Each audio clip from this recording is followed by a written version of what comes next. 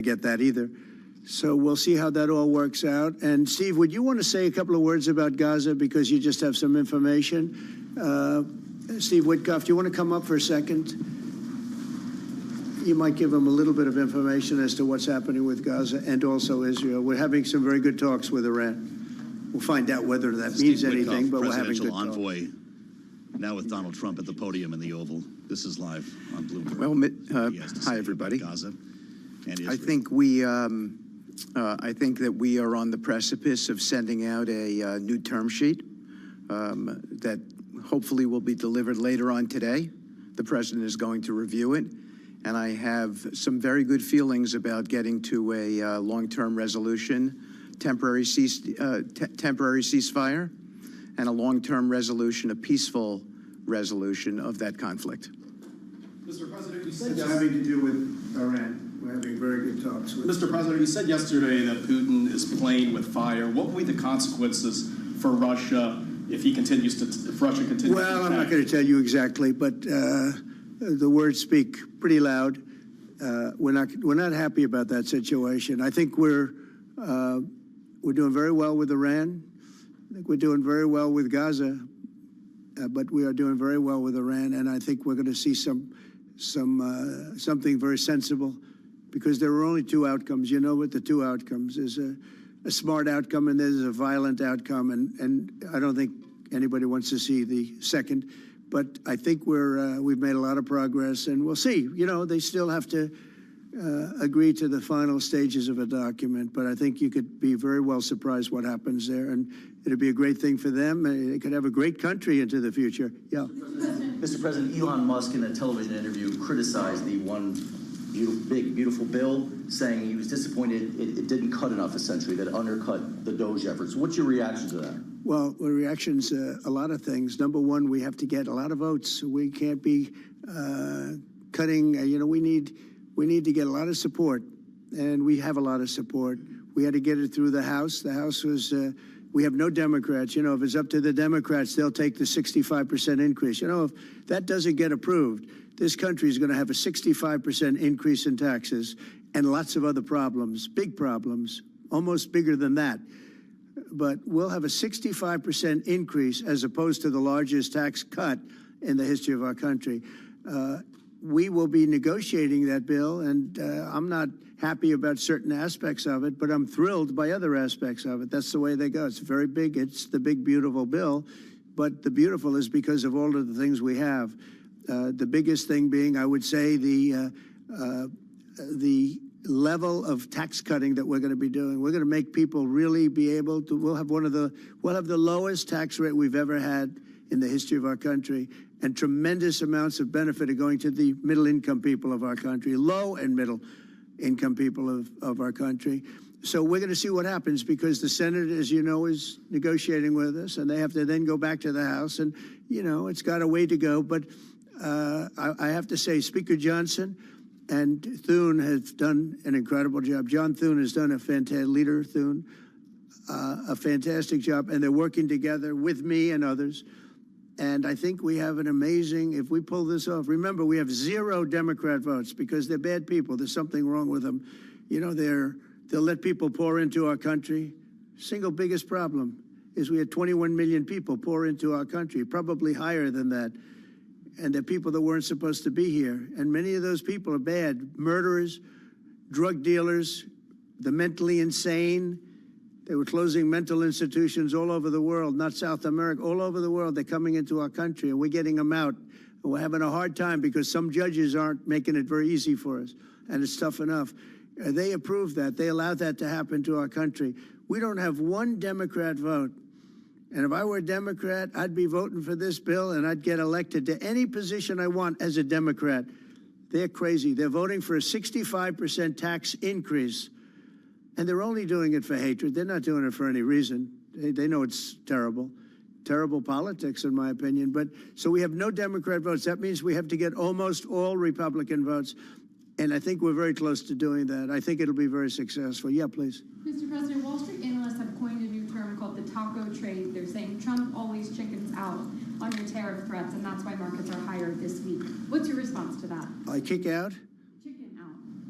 Oh, isn't that nice? Chicken out. I've never heard that. You mean because I reduced China from 145% that I set down to 100 and then down to another number? And I said you have to open up your whole country. And because I gave the European Union a 50% tax tariff, and they called up and they said, please, let's meet right now. Please, let's meet right now.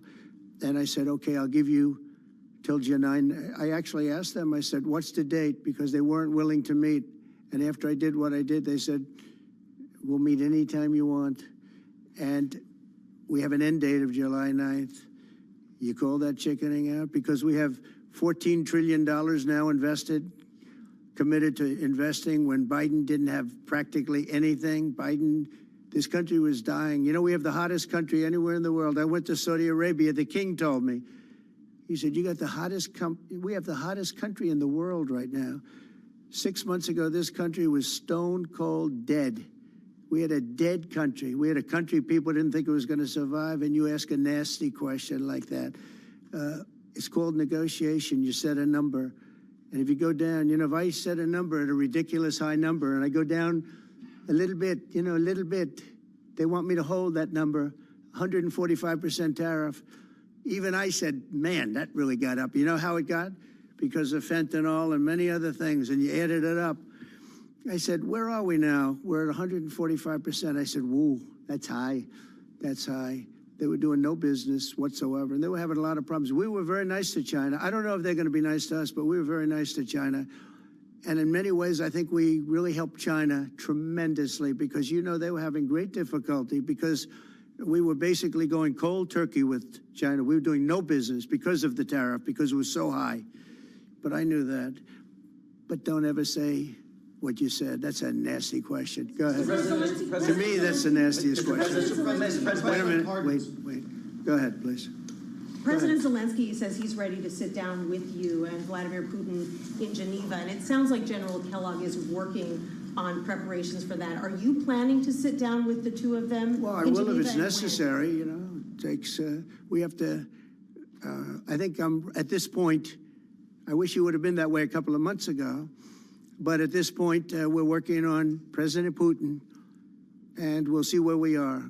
I think we're doing fine, but we'll see. I don't like what's happening. That's one thing I'll say. I don't like when I see rockets being shot into cities. That's no good.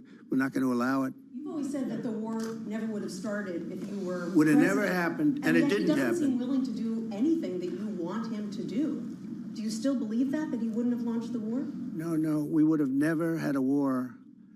We would have never had a war. If I were president, if the election weren't rigged, you wouldn't have had the war. You wouldn't have had the war. You wouldn't have had inflation. You wouldn't have had October 7th. That would have never happened because Iran was stone cold broke. They didn't have any money to give to Hamas or Hezbollah. You wouldn't have had that Afghanistan most embarrassing moment in the history of our country. You wouldn't have had any of it. You wouldn't have had inflation because energy costs. Look what happened. I brought inflation down to practically zero. And all of the groceries and all of the eggs and all of the things that you've been hearing about, they're back down. They're way down from where they were. I did something in 4 months that nobody's seen. And I have to say, in 4 months, and I said it before, and everyone's talking about it all over the world, we've got the hottest country anywhere in the world right now. We're the only country anybody's even talking about. All right, please go ahead. What stopped you from imposing new sanctions on Russia? Only the fact that if I think I'm close to getting a deal, I don't want to screw it up by doing that. Let me tell you, I'm a lot tougher than the people you're talking about, but you have to know when to use that. If I think it's going to hurt a deal, this isn't my war. This is Biden's war, Zelensky's war, and Putin's war. This isn't Trump's war. I'm only here for one thing, to see if I can end it, to save 5,000 lives a week and a lot of money, the money being much less important, because I made that money. I went to Saudi Arabia, Qatar, and UAE, and we brought back $5.1 trillion. So I made that money in about 2 hours, the money that we're talking about, but it's still think of it, $300 billion we've spent with no checks, no balances. They just send cash. You can imagine what's happened to that money. I never saw anything like it in my life, but I'm more interested because I picked up $5.1 trillion and, by the way, got a beautiful, big, magnificent free airplane for the United States Air Force, okay? Very proud of that, too. They tried to say, oh, it's Trump's airplane. Oh, yeah, sure. It's too big. It's frankly, it's too big, much too big. When can we expect that to be the Air Force One? Well, it's here already. Yeah. It's in the country. It's being refitted for military standard. How much will it cost to refit it? Oh, I don't know. Whatever it is, a hell of a lot less than building a new one. We're waiting too long from Boeing. Boeing has got to get its act together. Yeah. Sir, on Nippon Steel, this arrangement that was just announced to Yeah. hold and share, is that an arrangement you would consider for TikTok as well? Nothing to do with TikTok. Totally different kind of a deal. We'll have to get, to do it properly, we'll probably have to get China's approval. China's never easy. China's never easy. TikTok. But I think we'll be able to save TikTok. I'd like to save TikTok. I mean, TikTok was very good to me. I won the young people by 37%. No Republicans ever won, and I won by 37%. And Charlie Kirk will tell you TikTok helped, but Charlie Kirk helped also. Oh, he just happens to be here. Look at him. He loves that we mentioned that name, right, Charlie?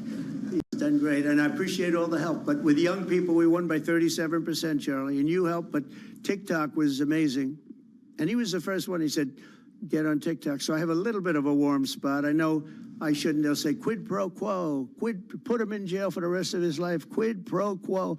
No, TikTok was very good to me. I won young people. I don't know if it was because of TikTok, but it was something happened. No Republican has ever won they call them young people. Young people, you can define it a lot of different ways, but I won every age group in young people. And it never happened, and won by 37%. That's a lot. Yeah. Back on Iran, did you warn Prime Minister Netanyahu against taking some sort of actions that could disrupt the talks there in a phone call last week? Well, I'd like to be honest. Yes, I did. Next question, please. Just last on sanctions. I did, yeah. If Senate Republicans want to push It's not a warning. I said I don't think it's appropriate. What exactly did you tell him? Did I you just caution said him? I don't think it's appropriate. We're having very good discussions with them, and I said I don't think it's appropriate right now, because if we can settle it with a very strong document, very strong, with inspections and no trust. I don't trust anybody. I don't trust anybody.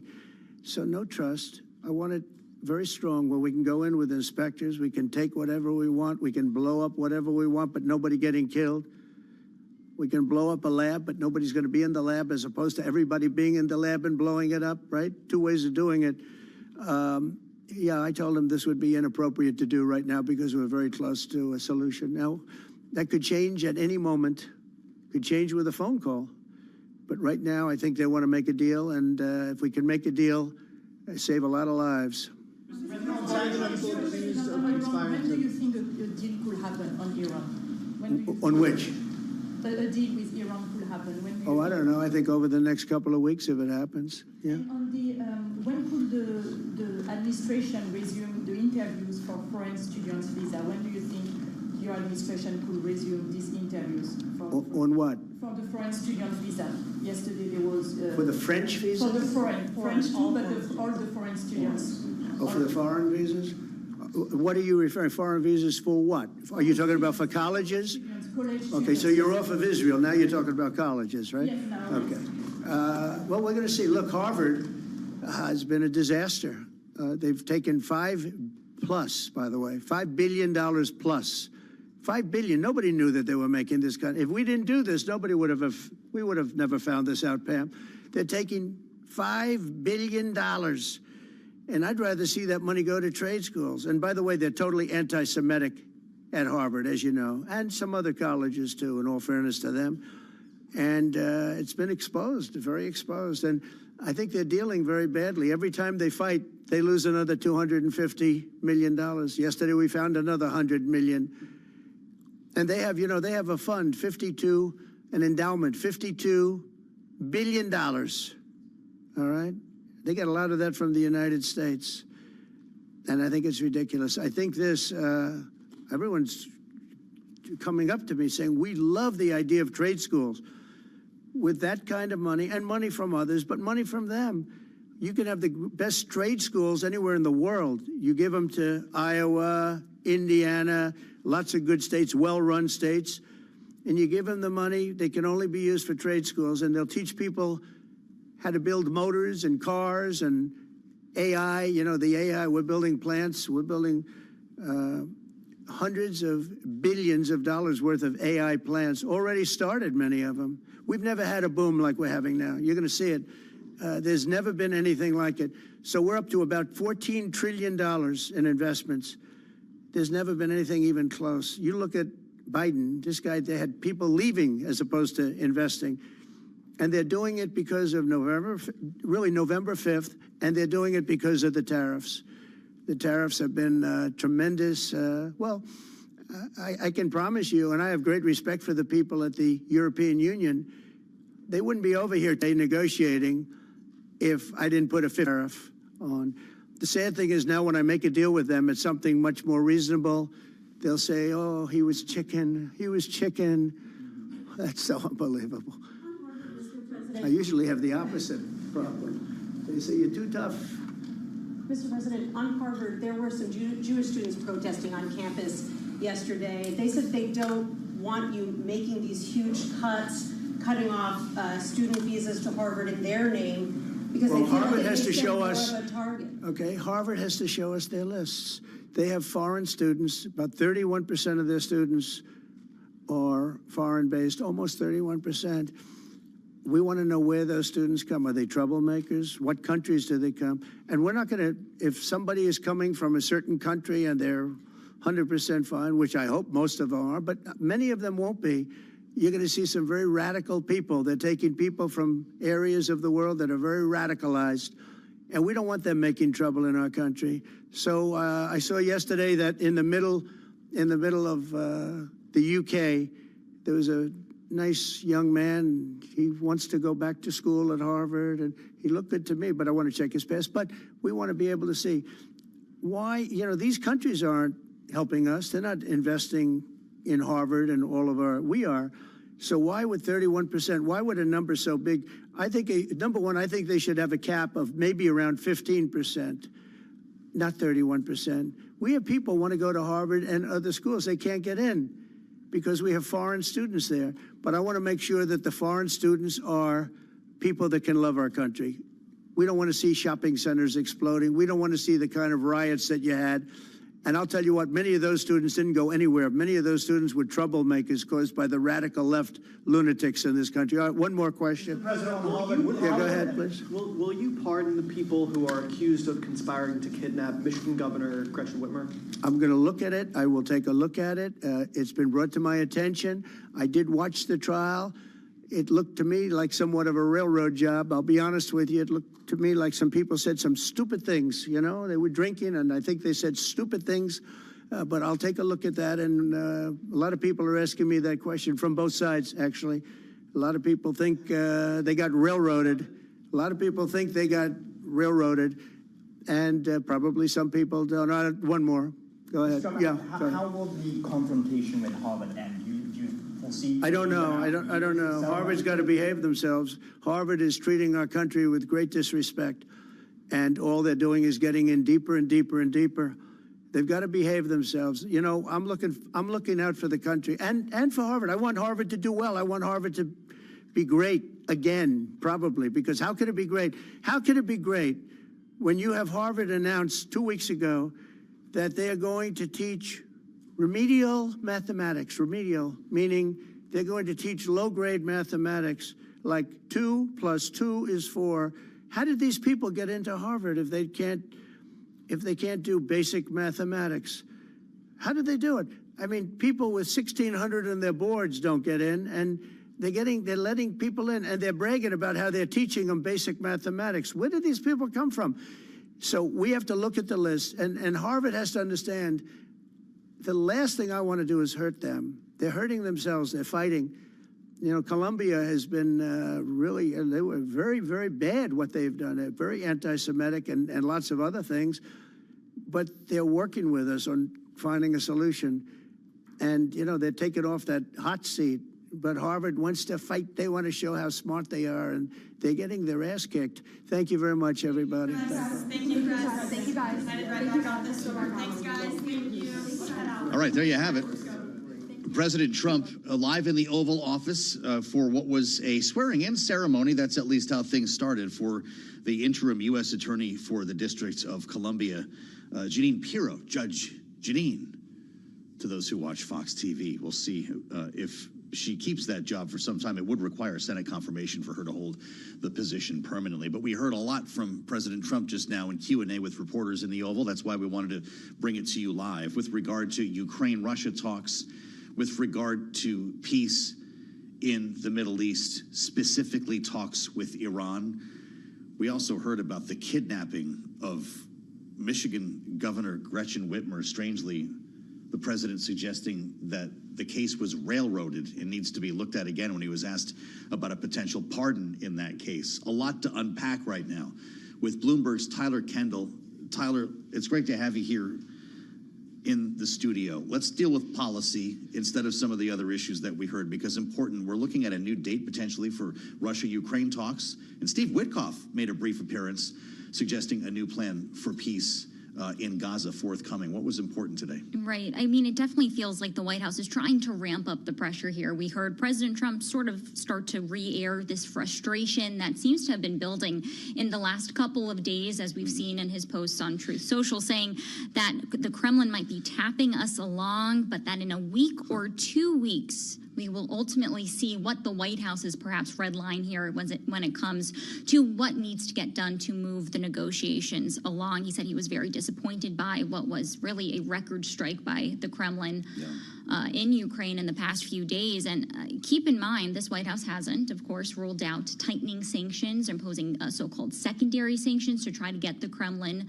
to the negotiating table in a more meaningful way. You had Evelyn Farkas on the show yesterday who said also watch out to see whether or not this White House might support a bolstering of aid to Ukraine as a way to try to move these negotiations along. It's interesting. Donald Trump speaks optimistically about a deal with Iran, but is always quick to threaten blowing things up. As he said, we can do this one way or the other, the hard way or the easy way. Right, and we're still waiting for additional details as these negotiations seem to be progressing. The fifth round, I believe, that they're currently entering. And you had the special envoy, Steve Witkoff, there sort of maybe teasing ahead that there could be some sort of progress made. But at this point, we haven't really gotten details on what a new agreement would look like beyond what the JCPOA was and how that's really going to work. But of course, President Trump often, as he does, hasn't ruled out perhaps being more forceful, if that's what it takes. Understood. It's nice to have you in the Bureau. Tyler Kendall making a brief appearance away from the White House for us today as we assemble our panel. We want to get the take of Rick Davis and Jeannie Sheehan Zaino while we have some time together in hour one here of Balance of Power. Bloomberg Politics contributors. Rick is, of course, our Republican strategist, partner at Stone Court Capital. Jeannie, political science professor at Iona University. Rick, when you hear about Russia-Ukraine talks, June 2nd was the headline. What makes us think it'll be different this time around instead of sending low-level representatives like we saw, for instance, last time in Turkey, where the progress goes nowhere? Yeah, I'm not sure it will be different. I don't think there's any guarantee on the part of Russia that they'll send high-ranking officials. Lavrov, at one point in time in Saudi Arabia, seemed to be engaged in the process, foreign minister, but then, a total no-show, in future activities. So I think this could be just a shine on by the Russians to, sort of mollify Donald Trump. He's been out there getting really tough on the rhetoric around Putin himself personally, which is probably not great for Putin in his own domestic audience. So I don't know how much of this is just delaying the inevitable disappointment, again, by Russia that they aren't engaged directly in these talks in a way that is substantial. Jeannie, I'm going to have to hopscotch around a little bit because the president generated a number of headlines, and one of them just ran as a redhead on the terminal. Harvard should cap foreign student enrollment at 15%. If the numbers the president was using are correct, that would be by about half of what the university has right now. What would it mean for Harvard? Can he do this? It would certainly be an enormous change. And the reality is it doesn't make much sense. The president forgets that foreign students are full payers, and the money that they're paying helps subsidize U.S. students who attend university in the United States. So he's dealing with a notion that doesn't mathematically end up working the way he seems to want to portray it. And the other thing is, when he was asked by the reporter about the Jewish students protesting on Harvard's campus yesterday, he responded by saying, Harvard won't show us the lists. They all got visas. Show us the list. The reality is, if they got visas, the U.S. government has the lists. They know the information. So much of what the president is talking about as it pertains to Harvard doesn't add up, including, by the way, the remedial math, which is something that's been talked about in the far right, the blogosphere. That did jump out at me because the headline yesterday was that we were stopping interviews with these individuals. The president said he wanted to know who they were and where they were from, which is the point of the interviews. The president was a little agitated at times in this back and forth with reporters, Rick, and some of it had to do with a question that he got. I don't know if you've heard of this. Barron's wrote this up yesterday, but they're calling it the taco trade. Taco Tuesday yesterday. Trump always chickens out is what this stands for, not to be confused with Tina, as you remember, there is no alternative. The idea that he backs off on these tariff threats and then the market rallies. We've got a minute left, Rick. Is there some truth to that? Well, I think the outcome is some truth to that. I'm not sure it's actually a tactic by Trump. I mean, there is some pretty good evidence that he's kind of ignoring the Wall Street traders this year or this term compared to his first term, where he seemed to really focus on the markets as a indication of his success in the administration. But the reality is, it sort of looks that way, right? I mean, like, he lays on these heavy tariffs and then lets them go. Could be a negotiating tactic. You know, it's the ones that always come back to the table and get a deal. But at the end of the day, it's kind of hard to even have a sense of the trade deal until it's over. Great way to win over the president. Call him a chicken on international television. Rick Davis and Jeannie Shanzana will be back with a lot more time in our second hour, including our conversation with Congressman Byron Donalds. It's all ahead on Balance of Power right here on Bloomberg.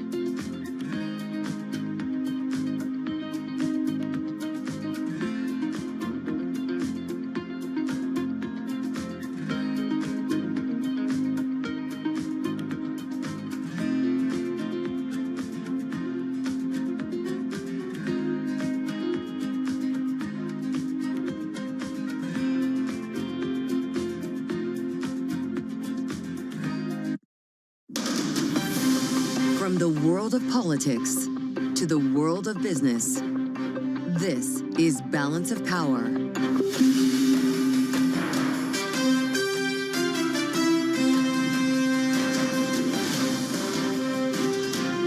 Live from Washington, D.C. Is Vegas. Well, will it move the needle in Washington? Welcome to the early edition of Balance of Power here on Bloomberg TV and radio as Vice President J.D. Vance delivers the keynote address at the Bitcoin conference underway today in Las Vegas. Just as President Trump's media company invests billions in Bitcoin. I'm Joe Matthew alongside Kaylee Lyons live in Washington as we keep our eyes, Kaylee, on Vegas. Big questions about whether the administration can make good on some of the promises and some of the regulatory changes that the people in that room are asking for. Yeah, well, we heard the vice president talking a lot about that. He says they're not for regulators, that they want to fire anyone that was thinking like Gary Gensler, the former chair of the SEC. And of course, it's not just the vice president that was speaking at the conference. We've had a number of lawmakers already on the docket, including Senator Cynthia Lummis. Plus, the president's two sons, Eric and Don Jr., also will be speaking in Las Vegas later this afternoon. It is a family affair, which has brought up questions of its own here, but we're going to keep our eyes on the podium and bring you an important conversation with Congressman Byron Donalds. The Republican from Florida has made his way to Las Vegas. Of course, Florida, no stranger to crypto. No, absolutely not. And we're looking forward to the conversation with the congressman, who's a member of the House Financial Services Committee. We also, of course, have to ask him about the budget reconciliation package that just passed the House and was criticized by none other than Elon Musk in an interview on CBS last night, saying that the bill can't be both big and beautiful, lamenting the idea that it adds to the deficit, can undermine some of the work of Doge. And President Trump was just asked about that in the Oval Office. He was. He didn't have a lot to say about his specific remarks, but we'll go back through that in a bit, won't we? Indeed, we will. First, though, as always, we check on the markets on this NVIDIA earnings day. Those coming up after the bell. Charlie Pellet has a look at how we're trading ahead of that. Hey, Charlie. Hi, thank you very much, and good day to you both. NVIDIA shares ahead of earnings, up 0.2%. Bloomberg Television and Radio going to be all over those numbers as they drop. Complete coverage here on Bloomberg. The Dow, the S&P, NASDAQ all declining right now, with the S&P down 11, drop there of 0.2%. Wall Street halting its rebound, only hours ahead of the highly anticipated results out of NVIDIA. The Dow down 107 right now. For the Dow, a drop of just about 0.3%. NASDAQ down 20, a decline of 0.1%. The Bloomberg Mag 7 Index unchanged on the day. The 10-year, 4.48%. The 2-year, 3.99%. And spot gold now trading lower, little change, down 0.2%, $32.93 the ounce. West Texas Intermediate crude, 62.23 a barrel, up 2.2%. And with the big Bitcoin conference underway in Las Vegas, Bitcoin now lower by 1.9%. Earnings news, specifically retailers. Macy's after earnings up now by 2.1%. Abercrombie & Fitch surging 17% after the retailer upped its full-year outlook. Dick's Sporting Goods maintaining its annual sales and profit forecast, a sign of strength as it prepares to acquire struggling footwear chain Foot Locker. Dick's Sporting Goods up now by 1.8%. Foot Locker down by 0.2%. As Kaylee mentioned, NVIDIA after the bell up now by 0.4%. Also the big event after the bell, our Ed Ludlow will be sitting down with NVIDIA CEO Jensen Huang at 6:30 p.m. Wall Street time. Again, recapping, stocks lower, S&P down 7, drop there of 0.1%. Balance of Power continues right now. Back we go to Washington. Once again, your hosts, Joe Matthew and Kaylee Lyons. All right, Charlie Pellet in New York, thank you so much. Joe and I, yes, are in Washington, but we actually have our eyes on Las Vegas at this hour, where the Bitcoin 2025 conference is taking place. Remember last year when it was in Nashville, then candidate Donald Trump spoke before the conference, and today, his now sitting vice president, J.D. Vance, was the keynote speaker, talking a big game about how this administration wants to be friendlier for the crypto industry overall, make it, of course, as they've said often, the Bitcoin capital of the world. J.D. Vance today, Joe, saying, we want our fellow Americans to know that crypto and digital assets, and particularly Bitcoin, are part of the mainstream economy and are here to stay. So helping us connect the dots between Las Vegas and Washington here, an actual policy from what goes on inside the Venetian Resort to underneath the Capitol Dome, is Byron Donalds, the congressman, Republican from Florida's 19th, is with us right now on Balance of Power. Congressman, welcome back. I hope things are going well in Las Vegas. Kaylee's right. It was Donald Trump's turn last year when he promised America would become a Bitcoin superpower under his leadership. What changes need to happen right now to make that happen? Well, first, it's good to be with you. The first couple of changes are going to be legislation we're going to be moving through the Financial Services Committee this summer. One, dealing obviously with stablecoin legislation. We've been at that for a couple of years now under the leadership of former Chairman McHenry, who's now left Congress, and now Chairman French Hill. And then, of course, our market structure legislation to create the regulatory framework for digital assets overall, to actually have rules to the road where you have regulators understanding what their purview actually is, and unlike what was happening with Gary Gensler, just making up your purview as you go along because that's how you see that industry. So I think those are steps 1 and 2 for making Bitcoin, as the president talks about, making Bitcoin the United States the Bitcoin capital of the world. You have to address the regulatory environment. You have to create a clear regulatory system when it comes to stablecoins in particular. That will feed the engine for people to bring more investments into the United States. And then that's how the United States will become a true leader when it comes to digital assets.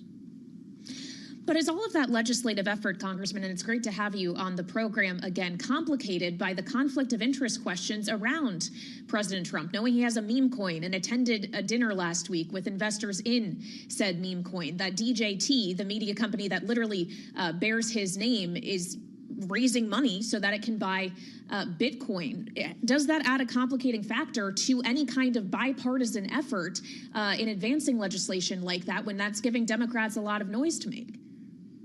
No, I don't think so. There's a lot of Democrats on Capitol Hill who do realize that digital assets are here to stay. Bitcoin is here to stay. It's not going anywhere. And so it's time for the United States to actually take the necessary steps forward to fully embrace digital assets. And so I think what's going to happen is we're going to move that policy out of the House. There are going to be Democrats, in my view, who are going to support both packages in the House, and you're going to have Democrats in the Senate support it. I think what you saw, and I think Democrats saw this by and large with how they acted towards the digital assets industry under the Biden administration. And, if you're here on the conference, it was soundly rejected. I think people here understand that you have to have clear rules to the road. You can't have regulators just picking and choosing how they're going to look at digital assets. You simply can't. So I think that, to your question, I don't think that's going to matter at all. We're talking about an industry that it really has the potential to be $1 trillion industry here in the United States. And not just to talk about the guys who are doing big things, whether it's Coinbase or any other company that's out there. Talk about the little guy, people who are getting in at the bottom of this industry, who are finding an opportunity to really build a company, really build wealth. That crosses party lines, it crosses demographic lines. And so we need to lead on this and not be afraid of talking points or other things that are going on. But as we consider building wealth, what if all of this effort directly leads to further building the wealth of the President of the United States? Do you not see an issue there, Congressman? Look, I would tell you that a rising tide lifts all boats.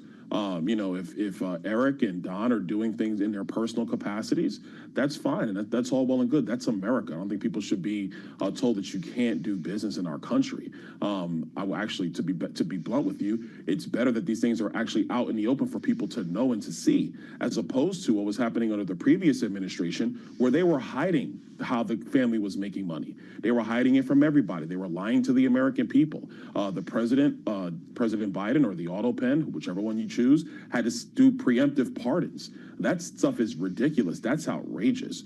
What we're talking about is regulating an industry in a proper way so that industry can thrive, it can grow, people can invest, capital can be raised, and people, whether you're at the top or the bottom, can get in. One of the things that I'm so excited about digital assets is that when we finally get the regulatory environment settled, you can do things like fractional exchanges, where people can buy a fractional piece of real world assets or a fractional piece of companies going forward. So if somebody doesn't have, $50,000 to their name to invest, and they might have a couple $100, they might have $5,000 under a fractionalized tokenized exchange, you can invest in that. That helps people grow their asset base. It helps them grow themselves financially in our country. That's a good thing. We should celebrate that.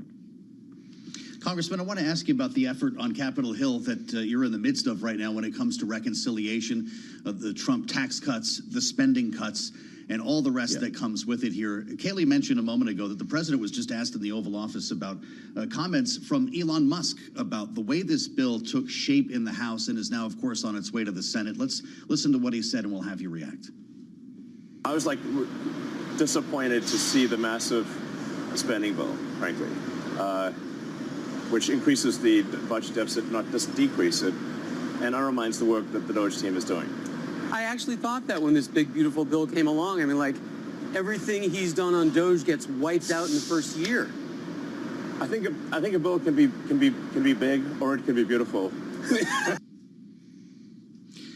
It can be big or it can be beautiful, Congressman. That was with CBS. Is Elon Musk wrong? Well, look, a couple things. One, in the package, obviously, we maintained all of the president's tax policy and made a lot of it permanent, which is to the betterment of every small business owner, every American. We secure the border. We actually build border wall. We modernize our Defense Department. We do a lot of things that have been neglected, especially over the last 4 years, that need to get done, and we were able to accomplish that. When it comes to spending cuts, yeah, Elon's right on this. We have to do a much better job in making sure that these bills are at a minimum deficit neutral, but what they need to do is decrease deficits. And so that was a major sticking point for a lot of conservatives in the House. They want to see real spending cuts in these packages. I know that there's a rescissions package that the House has in their possession. We need to move that to the floor and do that immediately. A lot of the DOGE cuts are in that rescissions package. We should be voting on that. At the end of the day, before you get to bills or how any of that looks like, I look at the bond market. And one thing is crystal clear. The bond market is looking at the United States, and they are saying, you better get your fiscal house in order, or we're going to charge you more to borrow money. No nation can thrive under that kind of a scenario. So we have to be serious on Capitol Hill. Last thing I will say is the president and his team, they did a tremendous job of trying to get this bill through the House. Some of the sticking points on why we didn't cut more spending was because of Republicans who, to be blunt, were concerned about their re-elections in their districts, as opposed to making sure that we put the fiscal health of the nation forward and have that be the number one thing we're concerned about. So I think that as this bill goes through the Senate's going to make changes. It will come back to the House. And if for future packages, I'd urge my colleagues, we have to take our deficits and our debts seriously, because if we don't get this under control, the bond market is going to come for everybody. I don't care if you're a Republican or Democrat, it does not matter. The bond market charging higher rates for Treasury bonds is going to be a major issue that really could hurt the United States over the long term, if not sink us. Well, on the bond market, Congressman, White House trade advisor Peter Navarro just penned an op-ed about that today in The Hill, saying that the bond market is wrong about Trump's tax bill. It misses the substantial positive revenue impact of tariffs. What's your take on Navarro's argument? Well, I agree with Peter when it comes to the president's tax policy and even some tariff policy. Yes, those are revenue raisers, and I would argue that when you get out of frankly, the negotiating around what the economic growth rates are going to be on Capitol Hill, that was a negotiation. It's not about what's going to happen. I think things in the president's tax package, obviously, Section 199A being continued and now permanent, 100% expensing over 4 years, no tax on tips, no tax on overtime. I think all those things are going to be stimulative to the economy. But I think what the bond market is really talking about is our deficits and our debts and the velocity of borrowings into the future. That's what we have to get under control. I would argue that if the bill was deficit neutral coming out of the House, Moody's would not have downgraded. I'll tell you that right now. I don't think they would have. And so I think that those are the things that the bond market is looking at. It's not tax policy. Peter is correct when it comes to tax policy. Totally agree with him on that. But the bond market is looking at the deficit projections, the debt projections of the United States. We have to take this stuff seriously. There are real reforms that need to happen in Washington, D.C. And so that's the stuff that when you look at future pieces of legislation, when it comes to deficits and debts, that's the stuff that we have to get serious about. This is fascinating for us to hear, Congressman. In our remaining moment, are you quietly hoping the Senate cuts spending further when it gets its hands on the bill? Oh, yeah, of course. Listen, I am all for cutting spending. And look, let's be clear on this. I know that there are a lot of Americans who say, well, if you cut spending, is that the thing that I use? And I would tell you that the federal government wastes so much money. We could actually do more when it comes to spending. and actually not hit vulnerable populations. I'll give you an example. There was a lot of conversation around Medicaid in this bill. The Democrats are saying that, oh, Medicaid is to pay for tax cuts. That is a lie. That is simply not true. The reason why it's a lie is because when the Democrats were in charge, they did not touch Donald Trump's tax policy. They left it in place because it's good tax policy. So what the real argument is, in Medicaid, should the federal government be spending $9 for every $1 that a state spends on able-bodied adults with no kids, versus the same federal government paying $1.33 for poor kids, elderly people who are poor, and pregnant women? That is a dichotomy set up by Barack Obama and Obamacare. And it's terrible policy, because what you've done is you've expanded the Medicaid population for able-bodied adults, and you're actually disincentivizing state systems and hospitals from serving the most vulnerable. So there are positions on the Hill that said, look, let's try to rework some of this stuff. Let's do more investment into poor people, vulnerable populations. Let's actually try to take a stab at rural health and some other issues that are happening in the country. But we have to end this Medicaid expansion fallacy around essentially creating expansion populations around Medicaid. You have to end that. One of the big reasons the Democrats want to keep Medicaid expansion is not for health care, it's because they want single-payer health care. That was the reason they wanted a public option back when they did the Affordable Care Act back in, 2010? That was the purpose of that. So there are conversations like that happening on Capitol Hill, where you can make changes to a program like Medicaid. You can make sure people who are on those programs are grandfathered in, their benefits don't get cut, but going forward, the federal government says, we're not going to be funding able-bodied adults going forward into the future. We're going to make sure we prioritize vulnerable populations, people who are truly in need. That's the kind of spending reform that I think the bond market would say, you know what, they're being serious. That's also the type of spending reforms that I think the American people will get behind, because they'll be like, that makes sense. We should be making sure that people who are truly vulnerable get the help that they deserve. What about people who are vulnerable to the elements, Congressman? And I ask you this knowing you would like to be the next governor of Florida. Are you worried that funding cuts in areas like FEMA and elsewhere as we head into Atlantic hurricane season could leave states like Florida more vulnerable in responding to disasters? Well, look, I think that what you're going to see is the reworking of FEMA, which is something I have advocated for. I filed a bill with Jared Moskowitz, Democrat out of Florida, about getting FEMA out of Homeland Security, having it being a direct report agency to the White House. So I think I commend the White House on what they're doing. President Trump is leading on this issue, making sure that FEMA is reformed. So I'm not concerned about that. Knowing the president, knowing his team, they're going to be there to make sure that people are getting every help that they need and they deserve from the federal government when disaster strikes. So I have no concerns about that. But you do ask the real question about FEMA. FEMA is a bureaucratic mess, and it has been for quite some time. Go ask the people in North Carolina, they will tell you. Ask the people in the Panhandle, Big Bend area, Southwest Florida, my district, they will tell you this. So FEMA needs to be reworked. I commend the president for what he's doing. Let them go through that process. But I will tell you, Americans, Floridians, they're going to get the help that they need when disaster strikes from Donald Trump. All right. Florida gubernatorial candidate and current Republican congressman representing Florida's 19th district, Byron Donalds. Thank you so much for joining us here on Balance of Power, live from Las Vegas, where Bitcoin 2025 is underway. We'll have more on crypto and its ties to this White House and this president later on the program. And our political panel will join us straight ahead. Rick Davis and Jeannie Shanzano will be with us here on Balance of Power on Bloomberg TV and radio.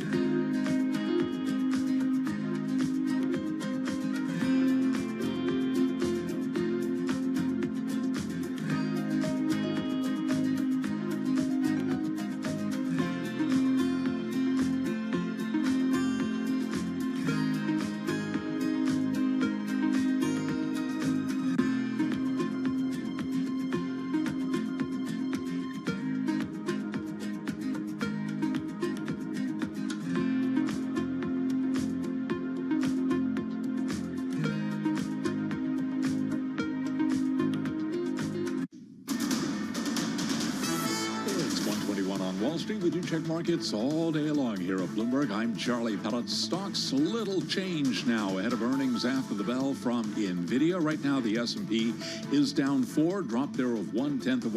NASDAQ just turning higher. Little change, but up 4 points now. The Dow does remain lower, down 69, drop there of 0.2%. Again, the S&P keeping it all in context, down by 0.1%. The 10-year 4.47% with the 2-year that's currently yielding 3.99%. Gold down $2 the ounce, down under 0.1%, 32.98 the ounce. And West Texas Intermediate crude 62.05 a barrel. WTI right now up by 1.9%. Vice President Vance addressing the crypto conference in Las Vegas. Bitcoin now down by 1.7% at 107,793 on Bitcoin. Coming up after the close of trading, we got earnings from Salesforce, Synopsys, HP Inc., and NVIDIA. Salesforce down 0.7%. NVIDIA higher by 0.5%. Bloomberg's Ed Ludlow will be sitting down with NVIDIA CEO Jensen Huang at 6:30 p.m. Wall Street time on Bloomberg. Again, recapping stocks lower. S&P down 4 now, drop there of 0.1%. Balance of power continues right now, and back we go to Washington. Once again, your hosts, Joe Matthew and Kaylee Lyons. All right, Charlie Pellet live in New York. Thank you, Charlie. We'll get back to Charlie in a bit for a little bit more on the Wednesday trade here, watching Wall Street every day for us on the fastest show in politics. Thanks for joining alongside Kaylee Lyons. I am Joe Matthew in Washington, where it's back to the future at the White House. Kaylee, at least when it comes to Fannie Mae and Freddie Mac. You may feel like you've seen this movie before. Donald Trump says he's working, that's the quote, on taking Fannie and Freddie public, adding more to suggest the government will retain guarantees and oversight for Fannie and Freddie if, in fact, they are taken public. The question is, how do you get it done? Yeah, that if is a big if. And how you get it done is a question we pose now to Ben Elliott, Bloomberg Intelligence Analyst for Financials, who is here with us in our Washington, D.C. studio. So, Ben, obviously this idea isn't anything new. In fact, it's something that many Republicans have long advocated for since these went into government conservatorship after the financial crisis. But how hard is it to actually implement? What would it actually even look like? Yeah, so it's an incredibly hard process, right? The Trump administration had 4 years to work on this, and they didn't accomplish a whole lot at the end there. But they have all that work on the shelf. They could pull it down, and they could speed up the process this time around. I think the markets today, you saw the price action on Fannie and Freddie, very positive. I think that's a response that investors are happy to see that the government would still have a role in housing finance. But actually, the process of determining how that guarantee will work is much more complicated than just a post. Well, that, I guess, is the question here, right? Do we have anything comparable? Is there an example of how that would work? And how much oversight would Wall Street withstand? Yeah, so there are analogs for how the government would exit its stake. You know, the federal government made a ton of equity investments in the wake of the financial crisis. Yeah, right. AIG being sort of the biggest one that everyone remembers. Sure. And the government could follow that playbook to get out of its stake in Fannie and Freddie. But there's no analog for you know, the role that GSEs play in housing finance and providing a fixed rate 30-year mortgage to U.S. home buyers. So that remains to be determined, and it's very complicated.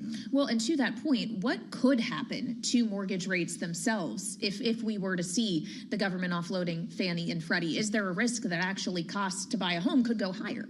Yeah, so if you look at the sort of spread of agency MBS over Treasury, it's really moved very little as a result of the president's latest post. So I think that indicates that the bond market basically assumes there'll be no change in how the securities are perceived. But, you know, if more credit risk were to come into the agency MBS marketplace, then the securities would have to price higher, and that would be reflected in mortgage rates. Really interesting, and it's something that we'll keep tabs on for you here. Ben Elliott with Bloomberg Intelligence. Great to have you with us, Ben. Don't be a stranger on Balance of Power. As we assemble our political panel, Rick and Jeannie are both with us, Bloomberg Politics contributors, with our eyes on Elon Musk and some of the commentary that he made in a series of interviews, not only about the Doge, but about the president's big, beautiful bill. Jeannie is Bloomberg Politics contributor, Democratic analyst, and senior democracy fellow with the Center for the Study of the Presidency and Congress. Rick, our Republican strategist and partner at Stone Court Capital. What do you make of this, Jeannie? Elon Musk says the bill can be big or it can be beautiful. Apparently, it cannot be both. Has Donald Trump lost the man who ran the Doge?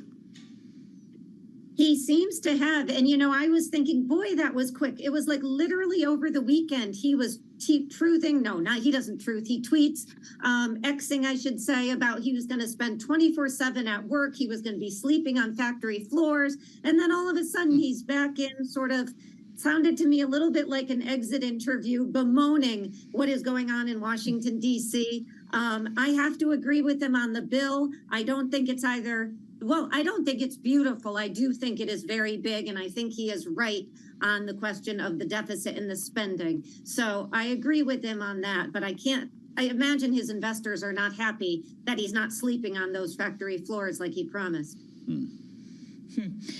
Well, of course, it's not just his investors that seem to have paid attention to his comments. The Speaker of the House seems to have been responding as well on X today, Rick, as he says Elon Musk and the entire Doge team have done incredible work and that the House is eager and ready to act on Doge's findings so we can deliver even more cuts to big government that President Trump wants and the American people demand. He says the two ways of doing that are acting on a rescissions package when the White House sends it to the House and then using the appropriations process to swiftly implement the president's 2026 budget. Does the Speaker have a point that actually this one big beautiful bill is not supposed to be where we see spending cuts materialize, that has to happen separately legislatively? Well, it can happen separately legislatively, but the reason you use reconciliation is because it's easier to do. You don't have to have a 60-vote majority in the Senate to pass. And so if you're going to go deep with the knife and cut government programs in excess of what the House attempted to do, then where are you going to get the votes for it? You barely had the votes to pass the big, beautiful bill, and now everyone's out criticizing it for not actually having cut enough. Chip Roy must be doing, a dance in the House floor right now because he's been saying that for a month. And so, when we heard Byron Donald start talking about earlier on this program how, he's really feels frustrated by the inability to cut more into the deficit. I mean, he was voting on this bill. You could have stopped it and gone back and cut more. Now, as soon as the bill is sent to the Senate, it's like, well, the Senate needs to cut more. I mean, it's really unusual for Washington to play this dance. But look, the good news is everyone's focused on trying to cut that deficit, and I do think that's a high priority for both the Trump administration and Capitol Hill. I did have to wonder, Rick, how many times in your years in the Senate you heard somebody in the House hoping that the Senate would cut further to make the bill better.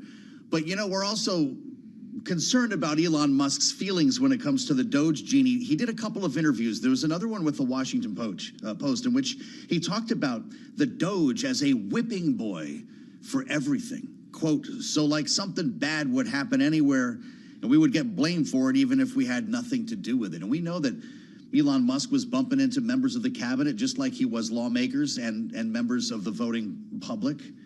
But if you're swinging a chainsaw around on stage at CPAC, shouldn't you expect to offend somebody? You would think, right? It sort of reminded me, as good as he is at business or brilliant as he is at business, he's very, very new to this Washington, D.C. game because he was surprised that he was being criticized or what he said blamed and Doge was being blamed. And of course, that suggests somebody who hasn't spent a lot of time in Washington, D.C. Even Donald Trump today in his comments tried to say, listen, Elon, we'd like to do other things, but the reality is we need to get enough votes for passage. And so, I think Elon Musk sounds a little bit naive sometimes when he talks about either Doge or the cuts and these kinds of things that are going on in Washington, D.C. Well, when he's talking about these things going on in Washington, D.C., knowing he's about to spend a whole lot less time in Washington, D.C., Rick, is this actually when we see honesty coming into the picture? Well, I don't know if it's honesty. I mean, maybe a little naive to think that you were going to go to Washington with the chainsaw and not, ruffle some feathers. But since when did Elon Musk ever care about ruffling feathers? He's been ruffling feathers since the day he was born. And thank goodness he has. He's upended the space launch industry. He's got so many other inventions that are revolutionizing technology. I really actually, I'm more concerned with the fact that he's now feeling like he's got feelings. And all of a sudden, because the Doge thing didn't quite work out, so what? I mean, rockets blow up and you keep working on it. In Washington, you need to sort of pick your friends. And so in this case, I think, someone needs to sit down with Elon and say, look, your friends, the Trump administration, their followers, probably very happy with what Doge accomplished. Rest assured, that will be your legacy in Washington. Keep moving, launch some space, and look, save a seat for me to go to Mars. I want to be an interplanetary species. I love that, Rick. I guess you're just going to have to wait until longer than next year. Jeannie, is this a concerted PR campaign to distance Elon Musk from all things Washington? Yeah, it absolutely could be. I mean, it wasn't that long ago we were talking about the fact that everything he had done on behalf of Doge had alienated the big base of his buyers for Tesla. And so how do you get those back? And of course, the numbers are really suffering. You distance yourself. And we've seen him do that on tariffs already. We're seeing him do it big time when it comes to the issue of reconciliation. So I do think there might be some of that going on here. And of course, also the fact that he, has long been disenchanted with Washington, D.C., and the fact it's now being run by the Republicans and Donald Trump's hasn't changed any of his feelings about it because, of course, Washington hasn't changed. Granted, it's only been 30 days. Well, yeah, that's true. Who's still counting at this point? I think it has been like 130 days, right? That's Friday, I believe. End of April? Well, I guess that's true. Elon's 130-day mark is Friday.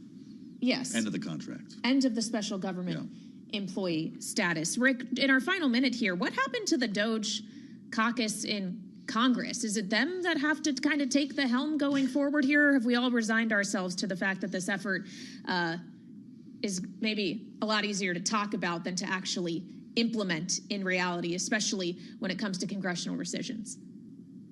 Yeah, well, we see now there's sort of a remake that Doge is going to focus on upgrading and modernizing the computer systems in government, which they desperately need to do. So if it becomes something like that, which could be fruitful for taxpayers and for those getting benefits from the administration, then I think that would be a good sort of second act. We know that there have been discussions about gosh, why can't we operate the federal government like American Express? And, you get things done in an easier way. But at the end of the day, I think that you're going to see sort of a limitation put on Doge because at the end of the day, it's hard to get your job done if you're in Congress. And to then have to deal with things like Doge just is a massive distraction. They're the ones who have to cut the budget. They're the ones who have to create these programs. Not an outside entity. And Rick and Jeannie are the ones who have to answer our questions here on Balance of Power. Our political panel today, Rick Davis and Jeannie Shanzano. Thank you so much. And we have more of the program straight ahead as we sit down with the Atlanta Mayor, Andre Dickens, next on Bloomberg TV and radio.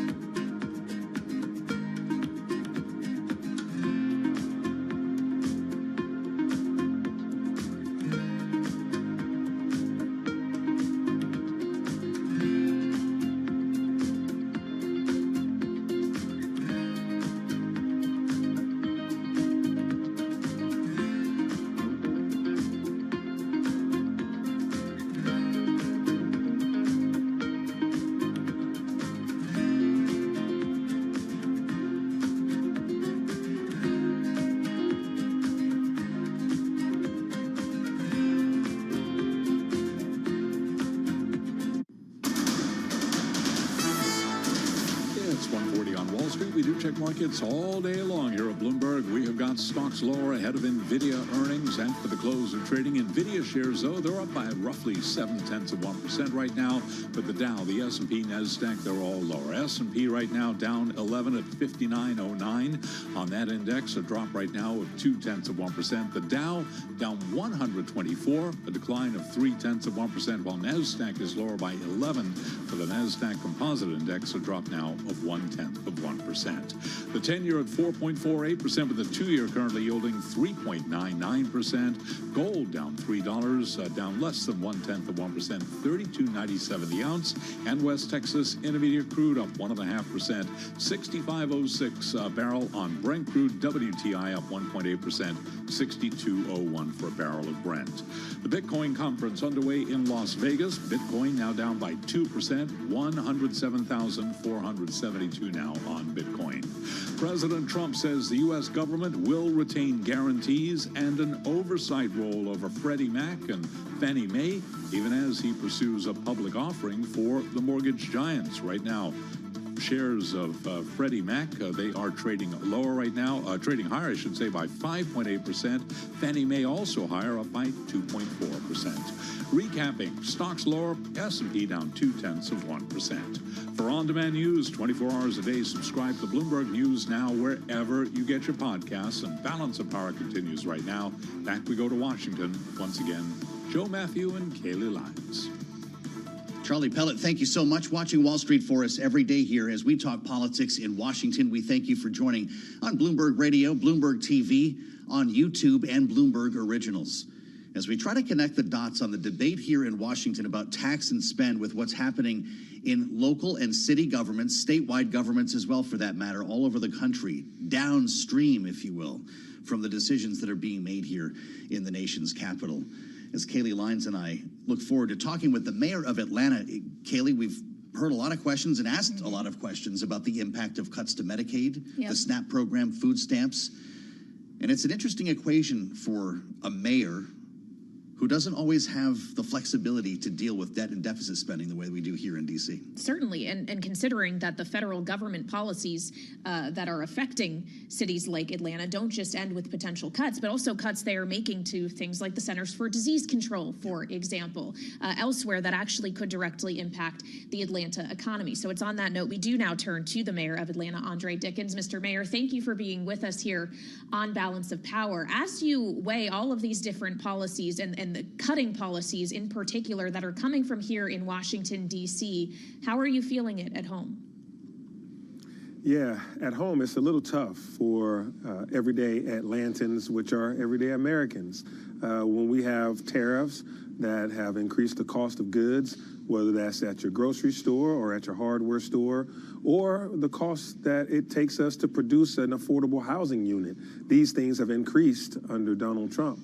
And it also affects us right here at home because the CDC is headquartered here in Atlanta, and thousands of people have been laid off.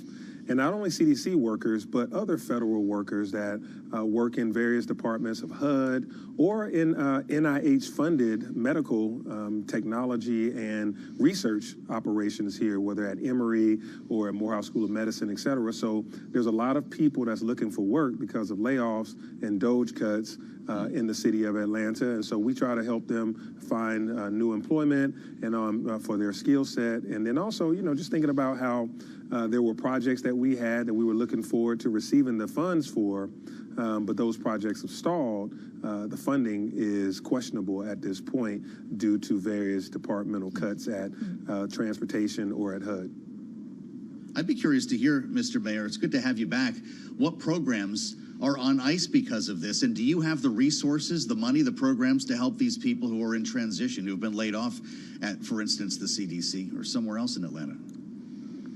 Yeah, so some of the things that get very close to affecting us is around our transportation dollars, things that we have won, we've been awarded, and some of those came under the Biden administration, and they were for reconnecting communities. They were for various type of projects that might have had equity involved or sustainability involved. The IJA, for instance, these things, or the IRA as well, the Inflation Reduction Act, these things came under Biden, and so now they've been kind of stalled, and we don't know the future of these, which is tough to operate under, which is a project that we bid on, that we were hopeful to win, and they would provide a tremendous amount of connectivity for the city, and they are questioned at this point. So we haven't gotten an official letter that is no, but it's definitely these various grant projects have been put on stall, been stalled. And then so when you think about all of the above, as a mayor, we still have to operate under a balanced budget. That's our mandate. Right. I can't go into deficit spending, et cetera. So we have to balance our budget, which means either we have to make adjustments to our personnel or make adjustments to our service delivery or raise taxes, which of course is a last resort. So we are in our budget talks right now. We're on a fiscal year of July 1 through June 30th, and it's tight, it's tough. Luckily, over the past 3 years, we have a tremendous amount of reserves, and we have a AAA credit rating, so we're very proud of our financial standing. It just puts more burden down at a local government level. Well, as you raised it, Mr. Mayor, are you expecting to have to do any more layoffs as you look at your budget?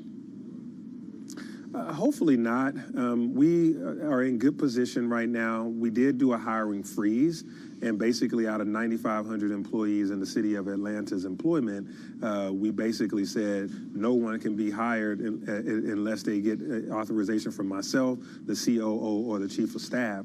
And that was to make sure that we looked at every single necessary position, look at any kind of vacancies that were in departments, because we want to make sure we deliver the services that we've been known for delivering on time and on schedule and on budget. And so we're still doing a good job, but we definitely are watching every dollar out the door and every dollar in the door, because we know that we won't have a lot of backing from the federal level that we can depend on with certainty. Some of these policies, they get called up on a Monday, and then by Friday it's altered, it's renegotiated in some conversation in Washington. And so we don't want to make a knee-jerk reaction to anything, because literally 24 hours later, something that has been said in a social media tweet or post can be changed 24 hours later or 48 hours later. So we have to just kind of wait and see what's going to actually be real, what's going to be codified, what's going to be legislated by the senators and the representatives via the White House's ambitions. Well, Mr. Mayor, I'm trying to look over your shoulder there at the skyline to find the stadium here, the Mercedes-Benz Stadium, where you're going to be hosting a couple of World Cup games, actually more than a couple next year. How do you prepare for an event like that when you've got a hiring freeze and funding is in question? Yeah, well, we're going to be very prepared for FIFA World Cup. Atlanta does big events well. We've handled the Copa America the same night that we had the CNN presidential debate between Biden and Trump.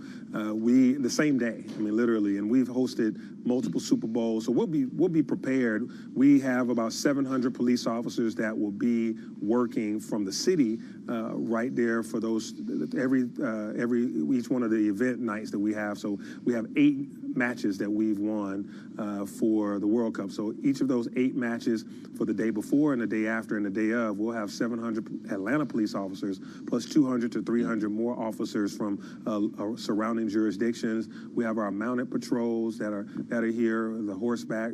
We will be prepared. We have enough officers. We definitely have done a good job since the pandemic of increasing the amount of officers that we have. We increased pay. We have a new Atlanta Public Safety Training Center that's really making them more prepared to do community-based policing. And so we are going to be prepared from a safety and security perspective. We even came up with this idea that I have called Showcase Atlanta, where not only are we just going to have folks go to this huge sporting event, but we also want them to get outside of the sporting event and go to the museums, to the art galleries, go to the restaurants, go to all the various communities around the city of Atlanta to be able to enjoy what Atlanta has to offer. So showcaseatlanta.com time is where people are going to find out what local businesses and dining they can enjoy. So we'll be very much ready for that and we're hopeful that the federal government provides the funding that it said it will provide to all of these World Cup cities.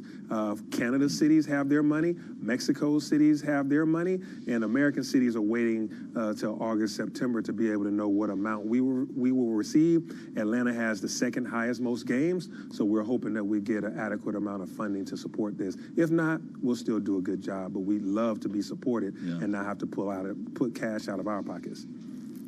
Come back and talk to us when you find out. Sounds like a massive production. And we're glad you could be with us in our Atlanta bureau, Mr. Mayor. Thank you. Andre Dickens of Atlanta. Great conversation with us live on Bloomberg TV and radio. I'm Joe Matthew alongside Kaylee Lyons, where we're counting down to Fed minutes. And with us in Washington, Enda Curran, Bloomberg's global economy reporter. Enda, what are we bracing for? Well, if you recall at the time, the Fed didn't move rates a few weeks ago, but they said unemployment could go up and inflation could go up. So there were some warnings in that. So we're looking for details in terms of how worried are the officials? Do they see a significant material hit to growth? How worried are they about the jobs market? Now, there are a couple of qualifiers that has to be made clear. Chairman Powell used that press conference at the time to make clear the economy is still in good order, so they weren't certainly panicking. Officials have said they're not in a rush to cut rates, but most critically of all, these minutes are from the meeting before the big pause went in on the tariffs from China. So kind of a little bit of ancient history, really, truly speaking. So we'll have to read the tea leaves, see how worried they were before the big pause on China. Yeah, the nature of this being backward-looking is something we have to consider. But could it have implications for the forward outlook as we look ahead to the June meeting or July and the idea that maybe the Fed's not going to be ready to cut at those meetings either? I think it will. I mean, much will depend on what signals will come out of these minutes in terms of how worried they are about the economy. I mean, things are okay now, but how much of a slowdown could they see coming in the months ahead? How worried are they about the labour market? Now, if the minutes today suggest that they're broadly speaking in a confident, comfortable place, but they remain vigilant, well then you would imagine traders will say no hint of a near-term move by the Fed. So it's a question of just how, what signals these minutes send about how worried they are. But as I say, it's complicated because the tariff story keeps changing. Wow, so this is a pre-pause Fed, backward-looking. We've established all of that. So how alarming could these comments be? That was a dark time when this happened. Yeah, I think you're right, Joe. I think, in truth, a lot of it will be framed through that. I mean, people will look at these, traders will look at these minutes and go, wow, so this is what the Fed was thinking. Yeah, good thing we didn't have to do that. Yes, and then they'll have to kind of subtract, well, then what are they now thinking without these minutes, without the tariffs in China, where they are. But since the minutes, the meeting, we've had several Fed speakers, which is more up to date, and broadly speaking, their messaging has been the economy's okay, they're not in a rush to cut rates, but maybe at some point that moment might come. So we have had more recent communication from the Fed since those minutes. Well, and we've had more economic data as well. We have more coming down this week. We get the second read on first quarter GDP tomorrow, PCE on Friday, along with personal income and spending. We have a jobs report coming up next Friday. And how critical will those prints be? I think the jobs report next Friday will be very important because that will give a read in terms of, say, May will be the first full month since Liberation Day when we've had the tariffs. Tariffs are flying in all different directions, but nonetheless are causing disruption. So May will give us a read. Okay, is this impacting on the ground at all? Remember the inflation story, people say it's not yet showing up in prices. Yeah, right. But economists say, hang on, you've got to give it a few months. So jobs will be interesting. But more broadly, I will say that it'll take a couple of months to get a clean read on how all of this is impacting. Is this Trump data yet or Biden data? Well, I think the White House was... If it's good data, I guess it's just data, yeah. I thought that might be the case. Are we done talking about Jay Powell's job security after the Supreme Court weighed in? Well, it's gone quiet for now, and that was a very interesting judgment. But we know, of course, the president has his particular views on interest rates. So I would imagine it will continue to be an ongoing theme in terms of where he thinks monetary policy should be versus where the Fed thinks it should be in the months ahead. Yeah, well, it'll be interesting to see if President Trump weighs in on the minutes today, like he seems to every rate decision. I just quickly, Enda, do we expect that the Fed will have had any conversation around the bond market in particular and some of the fluctuations, in part because of tariff volatility that we have seen within it? I'm sure they have discussed, financial markets. They'll be eyeing that volatility very closely, but they haven't signaled any concern about what's been going on there either. Like they haven't signaled that the volatility is in excess of what it should be. Right. So it would be surprised if they were to say something new on that. Yeah, as long as the market is still functioning, I guess they see no need to get worried or intervene and occur in covering the economy for us here in Washington. Thanks. Thank you so much. And it was interesting earlier this hour when we were joined by Republican Congressman Byron Donalds, who sits on the House Financial Services Committee, that he specifically called out the bond market and actually, Joe, seemed to suggest that Moody's in downgrading the credit rating of U.S. sovereigns had a point, that Capitol Hill is not doing enough on spending. I was fascinated by that whole conversation, actually. I feel like we need more time, and by that I mean longer interviews with Byron Donalds, because we covered a lot of ground, and it was a fascinating bit of insight from a Republican talking crypto in Las Vegas, knowing this debate is taking place at home. We'll meet you back here on the late edition of Balance of Power with a lot more to talk about. Standing by for the Fed Minutes. We'll take care of that in Bloomberg Business Week Daily. With Katie Lyons, I'm Joe Matthew. Thanks for spending some time with us on Bloomberg TV and radio.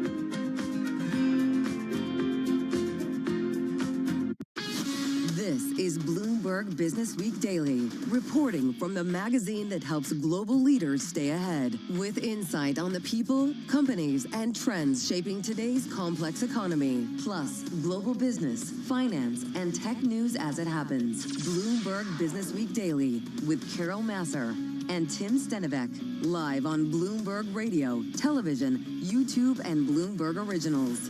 And a very good afternoon, everybody. A cross-platform here at Bloomberg. Carol Master, Tim Stanovic. And it is a bit of a Fed Wednesday because we are awaiting the latest minutes from the last Fed meeting. It was just about 3 weeks ago, the third meeting of 2025. So as soon as we get those minutes, some more context about that Fed decision, latest Fed decision, and what the Fed was thinking. Yeah, we're looking forward to that. Also today, Carol, it's NVIDIA earnings day. So certainly we're going to be focused on that, especially in our 4 p.m. A little bit of a deep tease for what we have coming up on Bloomberg Business Week Daily. Stocks down ahead of those results ever so slightly. The S&P 500 down about 0.2% right now, while the NASDAQ down just about 0.1%. Let's get to the Fed and Bloomberg News Federal Reserve reporter Amara Amakoe. She is there in D.C. Take it away.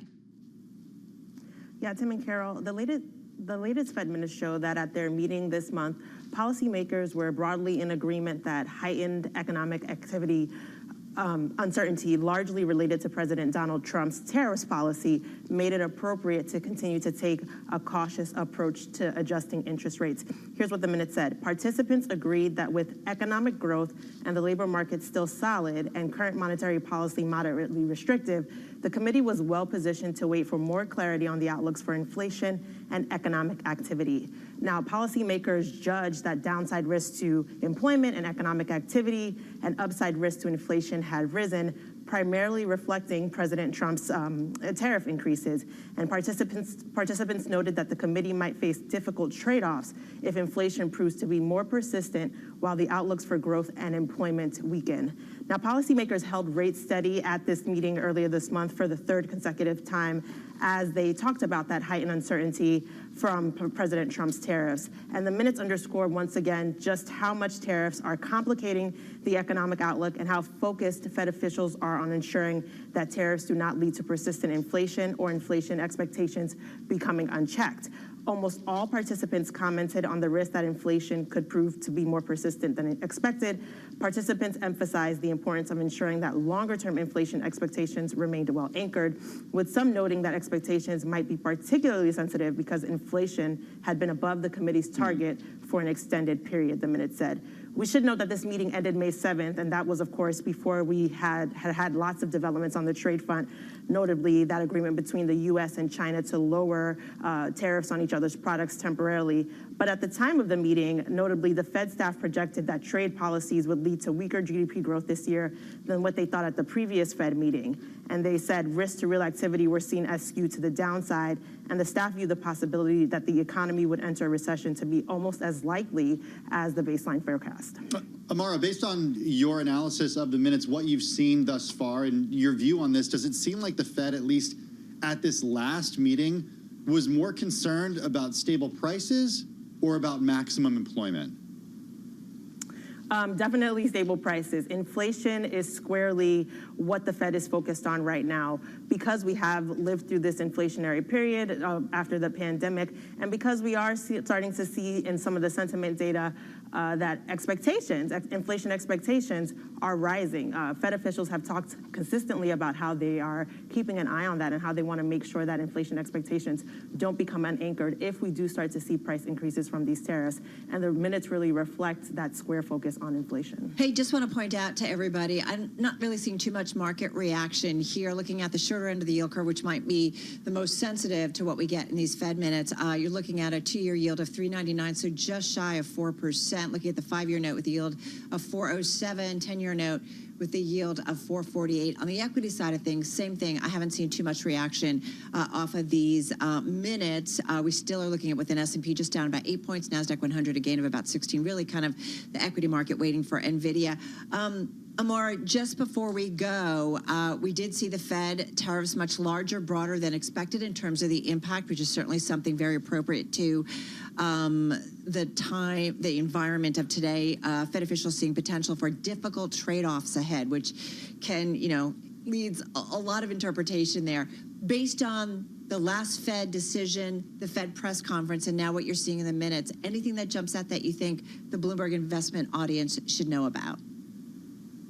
Yeah, I think that Fed officials really are going to be in wait and see mode, right? I think there's a lot of talk about whether weaker economic growth would lead them to start cutting sooner. But I think from what we've heard from Fed officials since the last meeting and based on these minutes, Fed officials really are content to keep policy on hold and just continue to see how all of these tariff policies shake out. So I don't think that the perspective from Fed officials has really changed on that at all. All right, Amara Mokwe joining us from Washington, D.C. on the latest when it comes to the Federal Reserve and those minutes. Once again, not seeing much of a reaction when it comes to equity indices, as Carol mentioned, down about 0.1% on the S&P 500. The NASDAQ now in the green, just ever so slightly. Well, investors certainly digesting that and really getting ready to pick over NVIDIA earnings after the closing bell today because, Carol, that's what we're so concerned about. It really is all about NVIDIA. It's the big tech to report earnings, the last of the big tech, I guess I should say. It's going to have the final say, if you will, on the earnings season driven rally that we have certainly seen with equities. NVIDIA shares up more than 40% from their April low. For more on what we need to watch out for when the world's most valuable chipmaker reports later on today, Bloomberg Intelligence senior semiconductor analyst Kunjan Sabani joins us from our San Francisco bureau. Kunjan, good to have you here. It is really like the big story, the only story in many ways in today's market action. Why is this such a big deal, and why is it such a big deal for NVIDIA, the company specifically, and much broader, the kind of AI trade and the semi trade? Yeah, I mean, what's unique this time around, it's always a big deal when NVIDIA reports, but what's unique is that this is the most noisiest quarter in terms of expectations on the street. There's a lot more deviation or variance in terms of the numbers, especially for the 2Q and 3Q that we have seen. And that is because of the part of the, some estimates have incorporated the full wrath of the H20. Some are at midpoint and some don't seem to have incorporated an impact from the H20 ban. So that is what makes sort of the consensus tricky, and hence the beat and the miss could be misleading.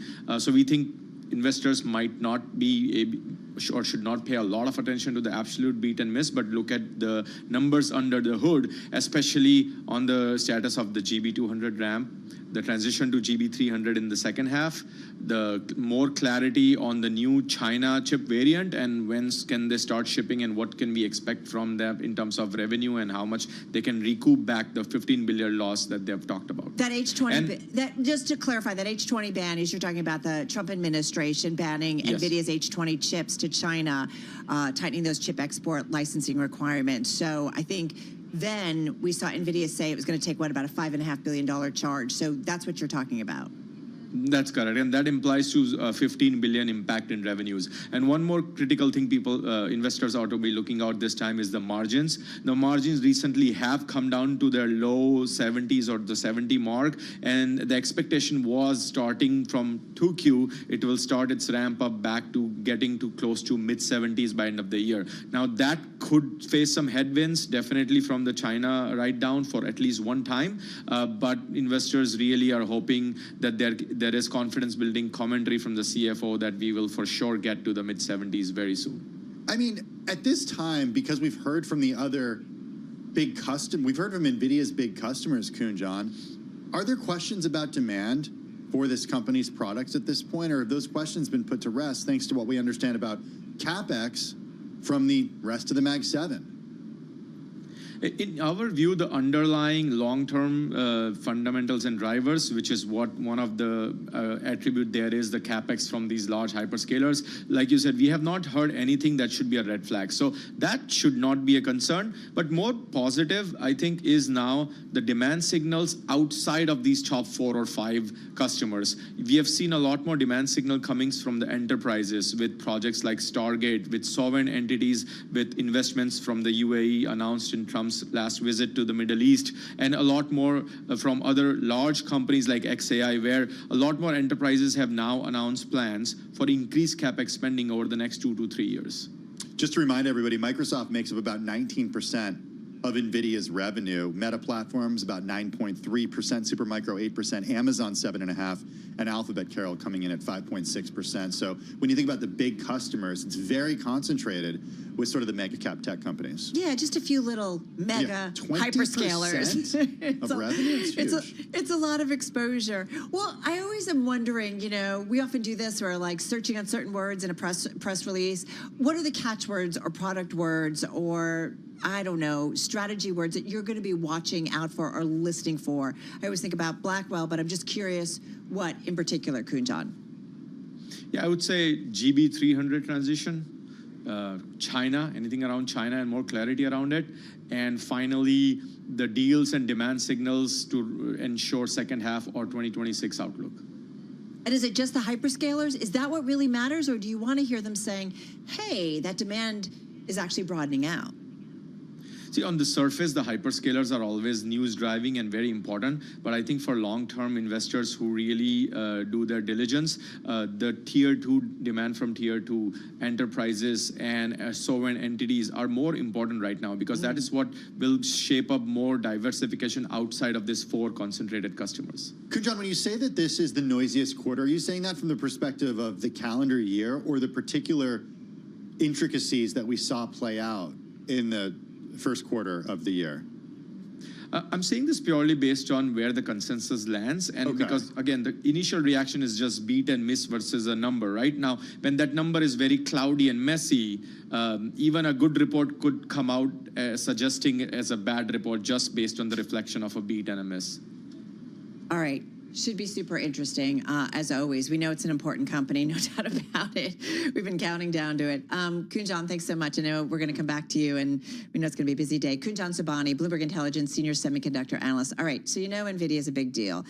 Just to throw some stuff out, it makes up about 6.6% of the S&P 500, 8.3% of the NASDAQ 100, nearly 10.5% of the NASDAQ Composite, and nearly 13% of the SOX, the semiconductor index. So, Tim, yeah, it can move markets. Yeah, I see Gina Martin Adams right next to me just nodding right now. She's Bloomberg Intelligence Director of Equity Strategies. She's Chief Equity Strategist. She joins us here in the studio. NVIDIA and the models that you follow, and also what's happened over the last year, how might NVIDIA's moves to the upside or to the downside have an effect on indices? So it has an effect not only on indices, but on broad ETFs. It's one of the most owned stocks across thematic ETFs, for example.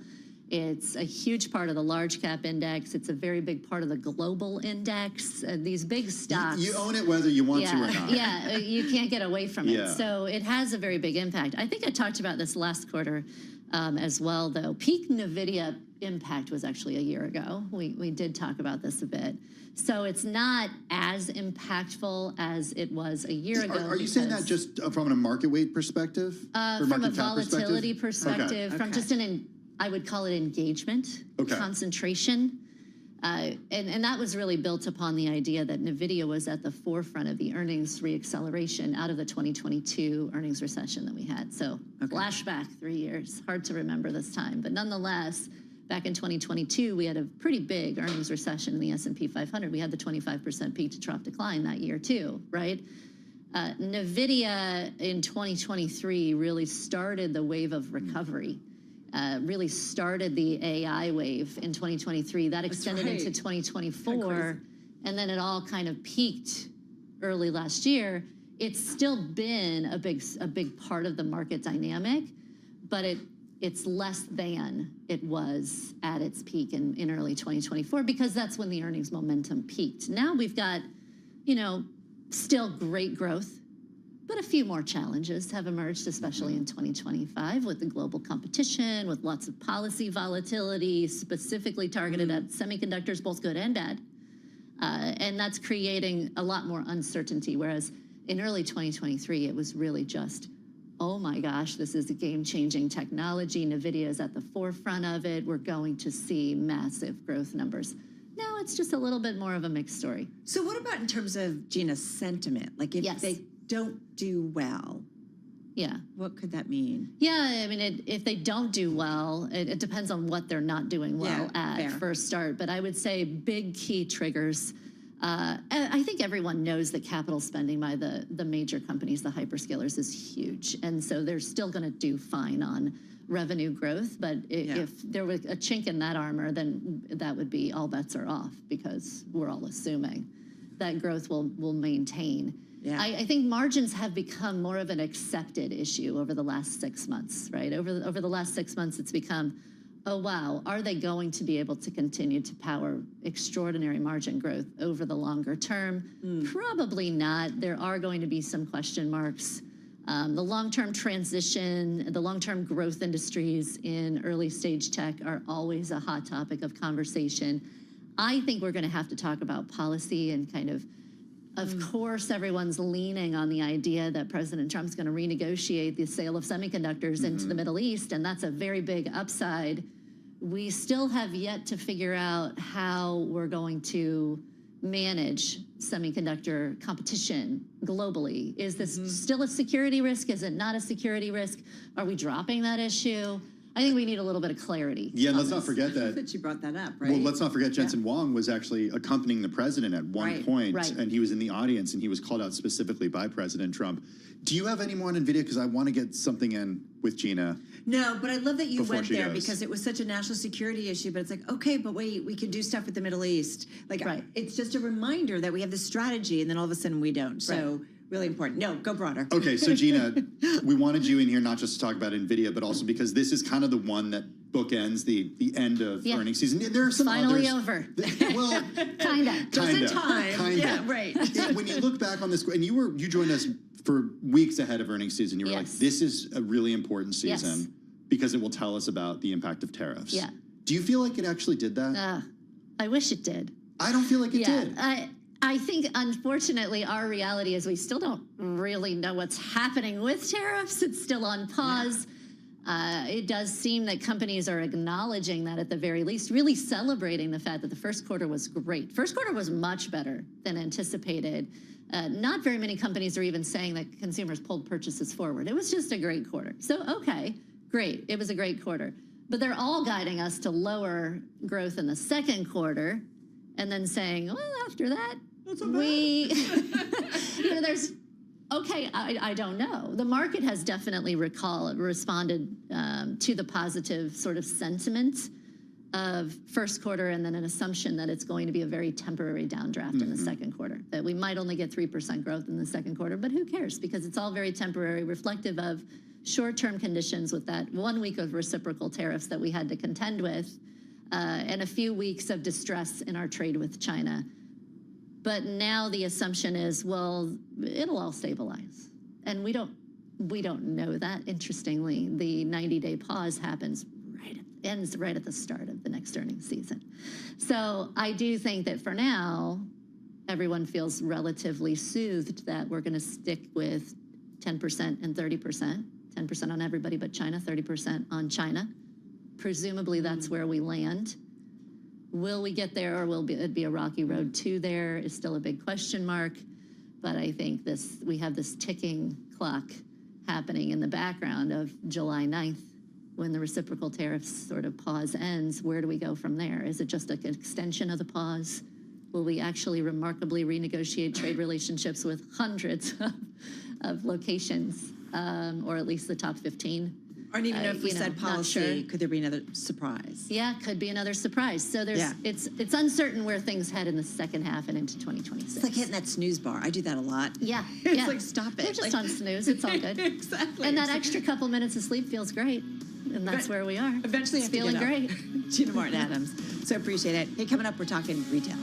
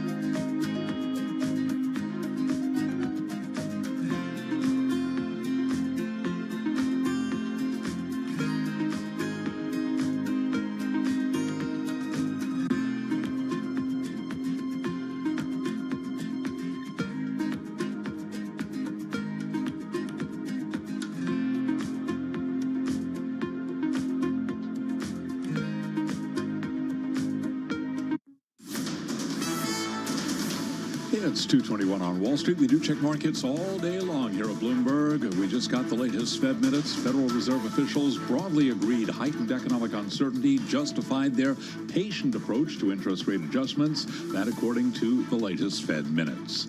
The Dow, the S&P, NASDAQ. Right now we are looking at a down day. Little change. The key takeaway at the SAR on NASDAQ, down by half a point. The S&P down 10, drop there of 0.2%. Dow Industrials down 129, down 0.3%, and the Bloomberg Mag 7 Index trading higher now by 0.1%. The 10-year 4.48%, the 2-year 3.99%. Gold flat on the day, 3,300 even. West Texas Intermediate crude up 1.8%, 61.95 a barrel, and Bitcoin down 1.8%, 107,690 on Bitcoin. Coming up after the close of trading, we'll be hearing from Salesforce, Synopsys, HP Inc. and NVIDIA ahead of earnings. NVIDIA shares up now by 1.1%. 6:30 p.m. Wall Street time. Our Ed Ludlow will be sitting down with NVIDIA CEO Jensen Huang. Again, recapping, S&P down by 0.2%. I'm Charlie Pellet, and that is a Bloomberg Business Flash. All right, Charlie, thank you so much. You're up to date on the markets. We want to talk a little bit more about what's going on in the retail sector because those earnings continuing to come out. Macy's shares have been all over the map, about a 9% swing from peak to trough today, intraday. Not so far. Abercrombie & Fitch has been just on a tear today, but up as much as 36% at its highs. Right now, Tim, about 15% to the upside. Well, let's bring in Bloomberg Intelligence Senior Retail Analyst Mary Ross Gilbert. She joins us from our Bloomberg News Los Angeles Bureau. Mary Ross, I want to start with Abercrombie & Fitch. As Carol mentioned, 36% higher at its highs today, still down close to 40% so far this year. What are investors so excited about, at least today? Yeah, so I think what they're excited about is they did have a beat in the quarter, and the beat really didn't come from the namesake brand. Abercrombie & Fitch, the namesake, which had been the strength for the past couple of years, posting double-digit increases in comp sales, they actually turned in a 10% decline in comparable sales. Instead, it was their Gen Z brand, Hollister, that came in with a 23% comp increase, and that was ahead of analyst estimates. They were looking for somewhere around 14% for the quarter. So I think there's some green shoots there also with regard to the tariff impact. It's been said, okay, it's going to cost us about 100 basis points in margin or about $50 million. So that's kind of out there, especially last week when American Eagle withdrew guidance saying, you know, that there's a lot of uncertainty around the tariffs, but they also had some execution issues. So I think that's part of the reason. And as you pointed out, the stock is off for the year and, you know, and year to date. And so, you know, there could be some short covering here because this is a stock that has outperformed for the last few years. And so there's always been high expectations there. And, you know, going into earnings, I think there were concerns that there could be big disappointment. So that could be part of the action in the stock today. All right. So in terms of, I feel like both of them have issues on their mind or that need to be dealt with. For Macy's, just to quickly touch on that one, how are you thinking about the results and what needs to be done there? Yeah, so Macy's, you know, their results came in ahead of expectations, but their comp sales at the nameplate, at the Macy's name, was still down. I mean, for the go forward, they were down almost 2% on a comparable basis. Now, for the stores where they've done refreshes, that means that they've broadened the assortment of brands, including bringing in Good American, Nick and Zoe, and Coach. And they're seeing, you know, good success there when they do that. But also they're adding back service, something that department stores used to have, where they had salespeople in ready-to-wear, the dressing rooms, and also, most importantly, in shoes. And that really does help drive sales. Now, for Macy's, they could be doing a much better job, even in the refresh stores. We noticed that in our channel checks. But we look to Bloomingdale's as being a model of success. Their comp sales were up 3.8%. Blue Mercury, which is their beauty chain, is up 1.5%. We think they're taking share from Saks Global, because Saks and Neiman Marcus, when we look at the transaction data, we're seeing declines there, and we see that chain struggling with customer service and also with not paying vendors on time. So we think that Bloomingdale's is able to gain share, and that's why we're seeing strength. But there's certainly, this is the model for success for Macy's. So if they can really evolve the culture to become more service-oriented, and as they broaden the more relevant brands, we could see the comp sales turn positive in the nameplate. Service always works. Most would argue that that's very true in retail.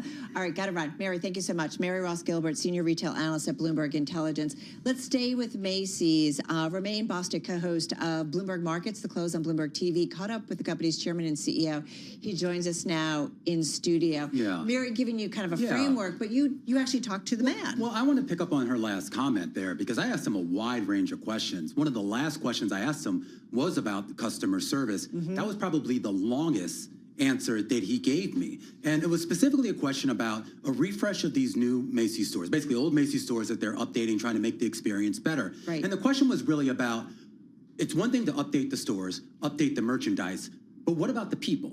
And he really went on this whole thing about how customer service really needed to be improved, and this was a big focus of his. Remember, he became Macy's CEO after running the Bloomingdale's brand for several years, and he really turned that around. And a big part of that turnaround, it really wasn't just on what they sold, but it was how they sold it, how the salespeople interacted with folks on the floor like that. And he really does seem to be trying to bring some whatever magic worked at Bloomingdale's to bring that to the Macy's flagship brand. So in your view, or did you get the sense that this was or this is the competitive advantage for Macy's moving forward, given that we're in an environment right now where people are really questioning what is the point of a department store in this day and age? I think so. I mean, you know, he wouldn't put it like that, but yes, I think you can interpret it that is a big component of it, right? I mean, when you think about the brands that they do have some exclusive partnerships, but yes, there are a lot of brands in that store that you can find at a lot of other stores or directly through the manufacturer itself. So how do you differentiate yourself? You have to give people a reason to come to the store or come to the website, give them a reason to stay, and make them feel not just that either they're saving money or that they're getting a deal, but that there's some value there beyond just the money. Romain, when you talked with him about, service, he understands it. He obviously got it at Bloomies, and now it's like, let's see if we can do it at Macy's. Having said that, is it a case of hiring more people or just training those that they have better? I'm curious if he gave you any kind of That's a good question. He did not give me any, well, I asked him that. He did not really respond to it directly, but this is a conversation that I've had internally, including with Mary Ross Gilbert, about this idea of whether they need to do more external hiring, because if you have long-term employees who maybe are of a culture of the past, how do you sort of train them for a culture of the future? And sometimes it's easier to maybe staff up from outside. The company maintained its sales outlook for the current year. They did, yeah. Surprising in an environment such as this. Yeah. I was certainly surprised. That surprises me. Almost every analyst I spoke to before this said we expect them to actually remove their guidance, not lower, but just remove it altogether. Now they maintained that. Now they did lower their EBITDA guidance, we should point out, but the idea is that they're comfortable with sales growth as it stands right now, or where sales, I should say, call it growth, but where sales are right now, and they think they can maintain that. So what did Tony Spring tell you about tariffs? He said tariffs, it's a big bugaboo for him. Right now, he's basically saying it's almost created stasis. They're not doing a lot, primarily because they don't know what's happening. His word is, look, we don't just source from China. We source from multiple countries, and right now this is a trade war that's being fought on a bilateral front. So how do you sort of make changes if you don't know what the tariff rate is going to be on Vietnam, or for Cambodia, or for China, or for Canada, or for Mexico? And that's the big issue right now. He says they're not pulling inventory forward the way some other retailers are. He's telling his staff, his executives, be patient, and when you see an opportunity to add inventory, be surgical about it. You know, it's funny, I was talking to a small business owner too, and I'm like, did you guys order, stock up your inventory? They're like, no, some of our ordering, we have to do kind of 6 months to 12 months in advance, and they're just, everybody's kind of waiting to see ultimately what this means. But I did ask him on that, whether he was at risk of sort of having empty store shelves, and he said he doesn't think, though. He said that their current inventory pipeline, he's comfortable with, and he thinks that if you walk into the store today or 3 months from now, you'll find what you'll need. Did he talk at all? I'm just curious. Retail, always, is so much working in advance, back to school, Christmas, something that we've heard from the White House about, what we might anticipate. Did he talk about that at all? I did ask him about that again. He said that he expects that inventory levels, as you see them as a consumer, probably won't change much. He did say that there is a potential that there could be some modest price increases on the store shelves, on the racks there, as you would expect. So that's some idea that some of the costs that they might have been eating in the past quarter, they may not do so going forward. We've seen quite a bit of M&A in the space over the last few weeks, really. Look at what happened with Skechers, for example, Foot Locker and Dick's.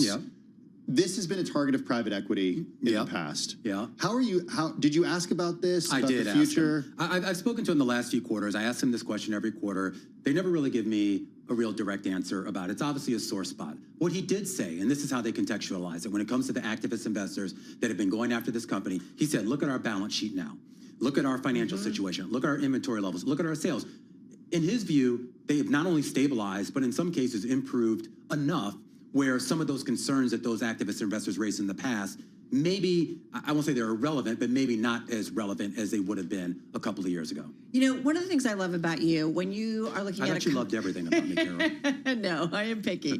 No. But what I do is you will look at a company, you look at the share price, you'll look short-term, long-term. Like even today, the 9% swings. This is amazing. What is that? But I think this is an interesting sign, right? You're talking about a stock that at one point was down more than 4%, or at some point it was up 4%. Now I think as we speak, it's up about 1% on the day. And this has been a stock that's been relatively range-bound. It trades at about $12 a share. Remember, the most recent high was kind of right after the pandemic when it got up to around $37, $38. And so this is and that's part of the reason why activists, I think, have been so hungry here.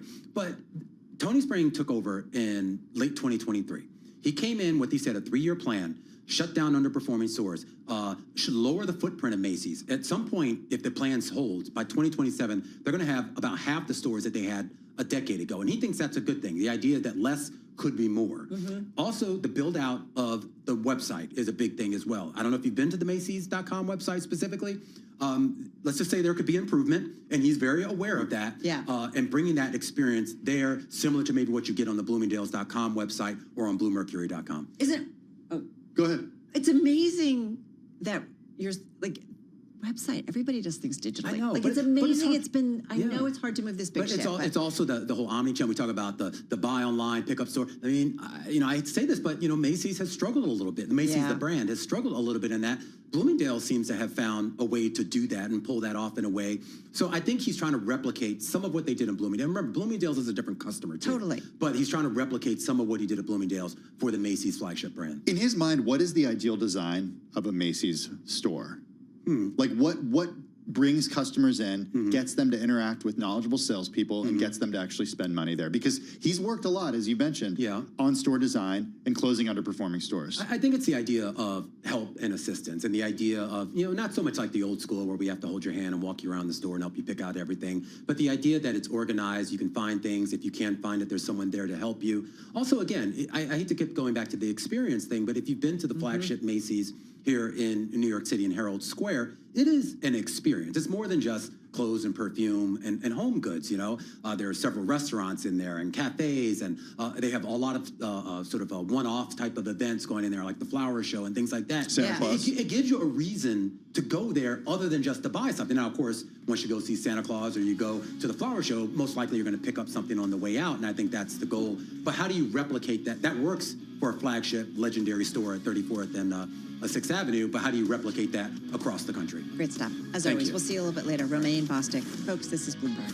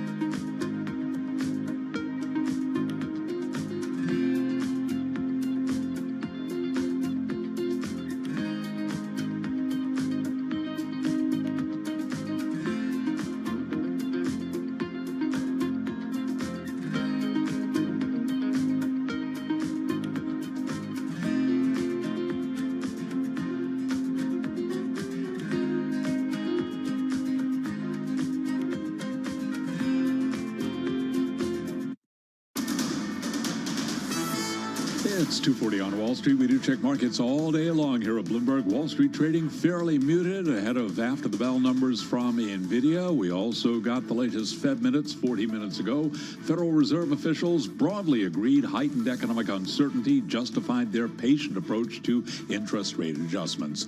Right now, we have got the NASDAQ Composite Index trading higher. NASDAQ up by 10 points, up just under 1/10%. The S&P does remain lower, down 7, down 1/10%. NASDAQ down 110, the Dow down 110, a drop there of 0.3%. So to be clear, NASDAQ higher by 1/10%, the Dow down 0.3%, keeping it all in context. S&P lower by 1/10%. The Bloomberg Mag 7 Index ahead of NVIDIA up 1/10%. NVIDIA up now by 1% with the 10-year at 4.47%, the 2-year 3.99%. Gold little change now, up 35 cents the ounce to 33.01. West Texas Intermediate crude up 1.4%, 61.73 a barrel. And Bitcoin now down 1.9%, $107,500 on Bitcoin. Stellantis has appointed its America's head, Antonio Filosa, as CEO, relying on an experienced company insider to turn around the automaker. Stellantis shares today, they are trading lower by 2.7%. Recapping, the Dow and the S&P both lower. NASDAQ higher, little changed, up under 0.1%. S&P down 0.1%. For on-demand news 24 hours a day, subscribe to Bloomberg News Now wherever you get your podcasts. I'm Charlie Pellet. That is a Bloomberg Business Flash. All right, Charlie, thank you so much. Well, for decades, Asia's export powerhouses had a simple financial strategy, basically sell goods to the United States, then invest the proceeds in American assets. That model, though, is facing a really big threat. In fact, as our team writes, the biggest threat since the 2008 financial crisis, with potentially big implications for U.S. dollar-based investments. So we're talking about, again, this question, this subject, is the U.S. uninvestable, Tim? With us, we've got Liz Kaplan-McCormick. She joins us with some additional insights into this story. It is the big take and one of the most read stories on the Bloomberg terminal. She joins us from New Jersey. Liz, $7.5 trillion in investments come from Asia into the U.S. That's pretty sizable. Contextualize that for us. Yeah, absolutely. That's not nothing. And like you're mentioning, Ruth Carson and the team in Asia wrote this great big take on, what I think is great that they laid out, too, is this was kind of a shift that was slowly in motion, right? But that has gotten this rocket fuel with the new administration in the U.S. and the policies like they lay out. And there are, Tim, like you pointed out, they said trillions, over 7 trillion. I mean, that's a lot of money. For a while, even like some people, in U.S. think, oh, I'm too U.S. centric, because it seemed like the U.S., you couldn't lose, right? Like they were saying for these Asian nations, they were exporting and taking all those dollars, putting them in U.S. assets, and it was a winner. The dollar was strengthening, U.S. stocks were outperforming everything, and now there's kind of like a not so much, right? Maybe we should rethink this strategy, which is happening as we speak, like they laid out in the story. Liz, even before Donald Trump's second presidency, capital flows from Asia, as the story points out, capital flows from Asia to the United States were off their historic peak. So what's different about kind of what we're seeing more recently? Like, why are we having this conversation? Why does it seem to be more urgent and more serious? Well, I think because the administration, even President Trump in his first term, this wasn't such a top of mind. Not that it wasn't part of things, but it seems like in this rethink, we know he wants to bring a lot of manufacturing back. He's very focused on trade. They've talked, even though the Treasury Secretary said they still have a strong dollar policy, but there's been a lot of papers and their team and work on that, maybe the dollar's been too strong, right? And some of these nations they've alluded to are kind of using or had been using a weak currency as a way to help boost their exports. So I think, Carol, that's why we're talking about it, because it's been so clear. It's been out there in the trade policies, which I know are kind of unfolding all the time. But so you're just seeing, how can you not, be affected when you see the dollar down? And that was supposed to be the Trump trade, strong dollars, right? And that has been tumbling tumbling all year. So people, you know, the Asian currencies have been rallying. So you kind of can't not adjust to this. Like they talk about some of the insurance companies that got hurt from big moves in the Taiwanese dollar and other things that it just been so outsized. So I just think that's why it's just so much more important now. And what I think is important is like our let's say ever smart, or we like to talk to him a lot, Steve and Jen talked about, like, we're only seeing the tip of the iceberg. There's more trillions to move. So that you kind of have to factor into your investment portfolios. If you think about the flows from the perspective of winners and losers in a situation such as this, what are the economies that are poised to be beneficiaries if we indeed see assets from outside of the United States that typically would flow into the U.S. move somewhere else? Yeah, a lot of the emerging nations are doing well. Their currencies have been appreciating. They've been getting inflows. Even like in general, like you're seeing more folks say, well, maybe I should allocate more to European investments, right? Anywhere that's kind of non-U.S., because I won't get into like some of the stuff that people are now digging into the weeds of this big, beautiful bill and seeing things that they're saying, does this support what you're talking about? And what the big take is talking about, that there is kind of a focus on the administration for a weaker dollar and things that will make other nations do better. You know, that maybe if you get this, I'm remembering my days, and I don't remember much of graduate school and like the twin deficits. You know, how, you know, my Professor Langdana would talk about how trade deficit is linked to the, you know, the capital account. So, you know, we're a trade deficit, but we got this money flowing in. So we're kind of upending that. We want less of a trade deficit. So you have to kind of figure the flow is going to be more of the money. The capital flow is going to go away as well, and we're starting to see that. What does that mean in terms of our U.S. financial markets, in terms of the U.S., you know, we've often been so awash, I feel like, in money for investing, for building out, for building up. So what are the implications potentially? Or will there still be plenty coming into the U.S. and the U.S. markets that it'll be okay, just different? Yeah, now I have to give a nod, or people will kind of holler at me, because there are some people who say, Liz, you know, look at it, it's not that bad. Because today we had a really good auction. We had a 5-year note auction. So there's a lot of focus. Is there going to be a buyer strike on U.S. debt? Treasury Secretary Besson on our TV on Friday talked about his data shows, you know, foreign demand has actually been good and even better in some of the auctions. So, and I think in the Fed minutes, which I read through quickly, they talked about they haven't seen data yet of kind of a investor outflow. So I think for now, we're not, I mean, look at long-term yields. So that's a whole nother story. So there's a lot of factors in that, but I don't think we're seeing a total buyer strike on the U.S. debt market. There's more the fiscal concerns looming and maybe less reasons why foreigners may want to invest. We're just not seeing massive selling as of yet. But I do think you have to just say, you can't count on, like someone was saying, we really have to look at domestic investors, even in, you know, what you're talking about, from companies, there's going to be less money flowing in from abroad, because if you're not hedging those investments, when you take those dollars back, if the dollar keeps weakening, you're repatriating less, right? That has to be a concern. So I think that's why there's a rethink going on. Is there something to be read into here about just the idea that during this administration, there is this America First agenda, at least when it comes to manufacturing, when it comes to national security? Can we read into that when it comes to financial markets too, that potentially the politics of this just show that the world is becoming less interconnected when it comes to financial markets as well? Or is that not actually happening? Well, like I said, some of the data doesn't show massive outflow yet, but and some folks, you know, even officials, I won't name names, say, oh, that's not going to happen. But I don't think, Tim, you can preclude that from happening, because, you know, it's just like we said, that trend that's been going on for a while, even diversify, you know, like foreign currency holdings. People want to have a little bit less in dollars. That has picked up a pace. So I do think you don't have to worry about, like, oh, right now, I don't think the massive volatility we're seeing, and we're seeing a lot in debt markets and in equity markets in the U.S., I think that's more driven by the on-again, off-again changes in trade policy, the bill moving through Congress, what people think its outlook is for the trajectory of the debt and deficit. But it's kind of like this slow current moving, that the money, you're going to see less foreign money flowing into this country, I think, slowly picking up a pace. All right. Good to check in with you. Always, always. Liz McCormick, she's Bloomberg News Chief Correspondent for Global Macro Markets, Liz Capel-McCormick, joining us right there in New Jersey. Hey, coming up, another check on the trade today. We're off our lows of this session. We'll also get to some of the stocks on the move. You are listening and watching Bloomberg Business Week Daily.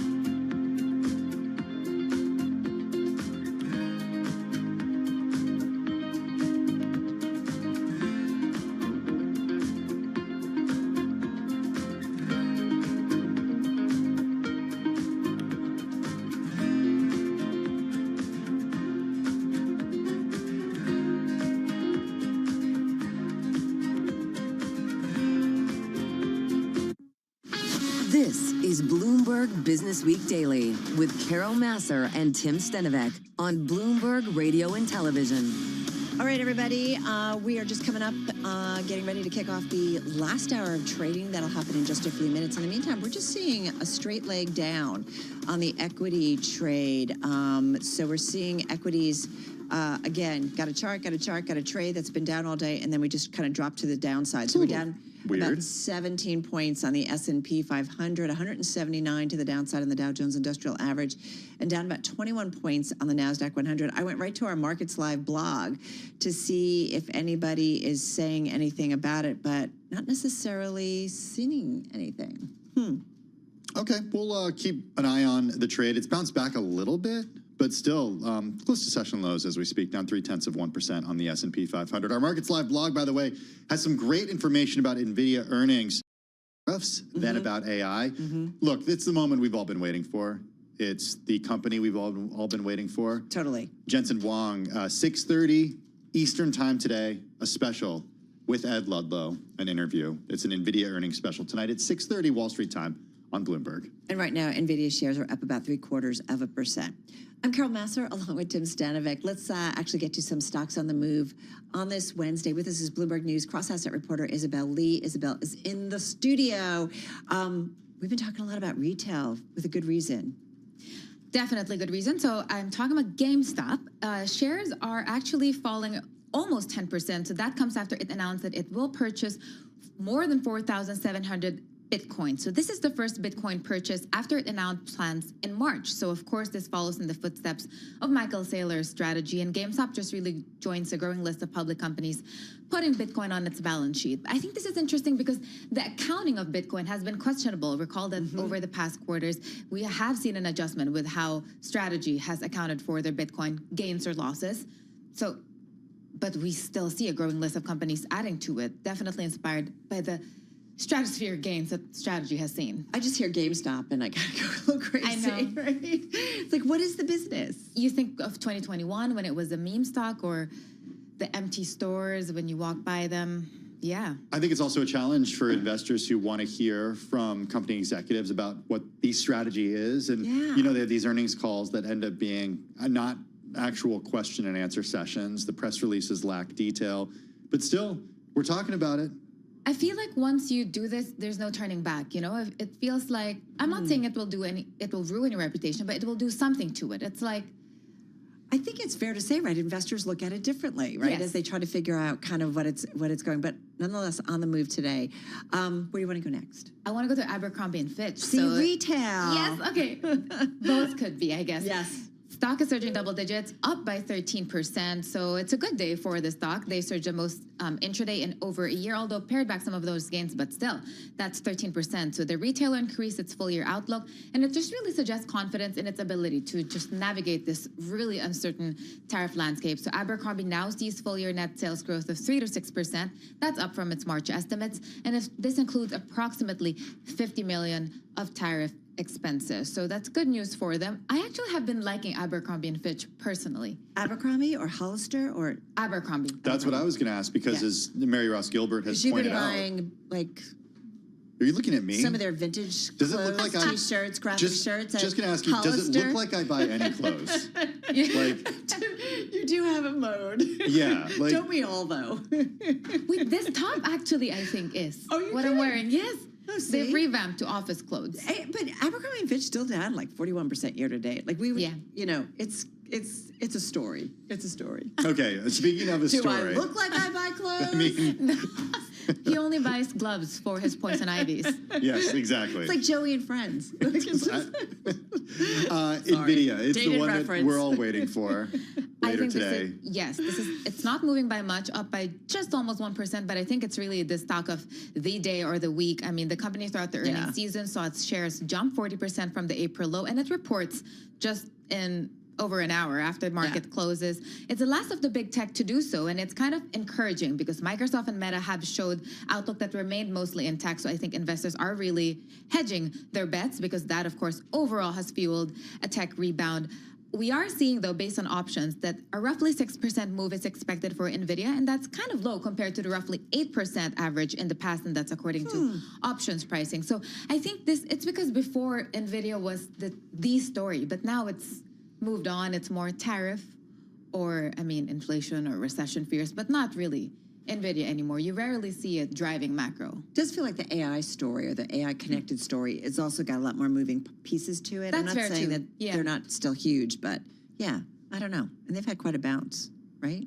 Oh yeah, 40% since those lows just a couple months ago. And focus later will be on the Blackwell chips. Okay. Of course. I know, we're going to see how many times we say Blackwell with the report. I'm assuming it's going to be a lot. Great stuff, as always. So appreciate it. Of course, Bloomberg News cross-asset reporter Isabel Lee. For more conversations, you can check out our Stock Movers podcast. 5-minute episodes, winners, losers, biggest ones. You can find it on Apple, Spotify, or anywhere you get your podcasts. Also a reminder, tonight, 6:30 Wall Street time, at NVIDIA earnings special at Bloomberg Technologies Ed Ludlow. Got a live interview with Jensen Huang, the CEO of NVIDIA, 6:30 Wall Street time tonight. All right, for those watching on TV, the close is coming your way in just a moment. Tim and I continuing right here on Bloomberg Business Week Daily.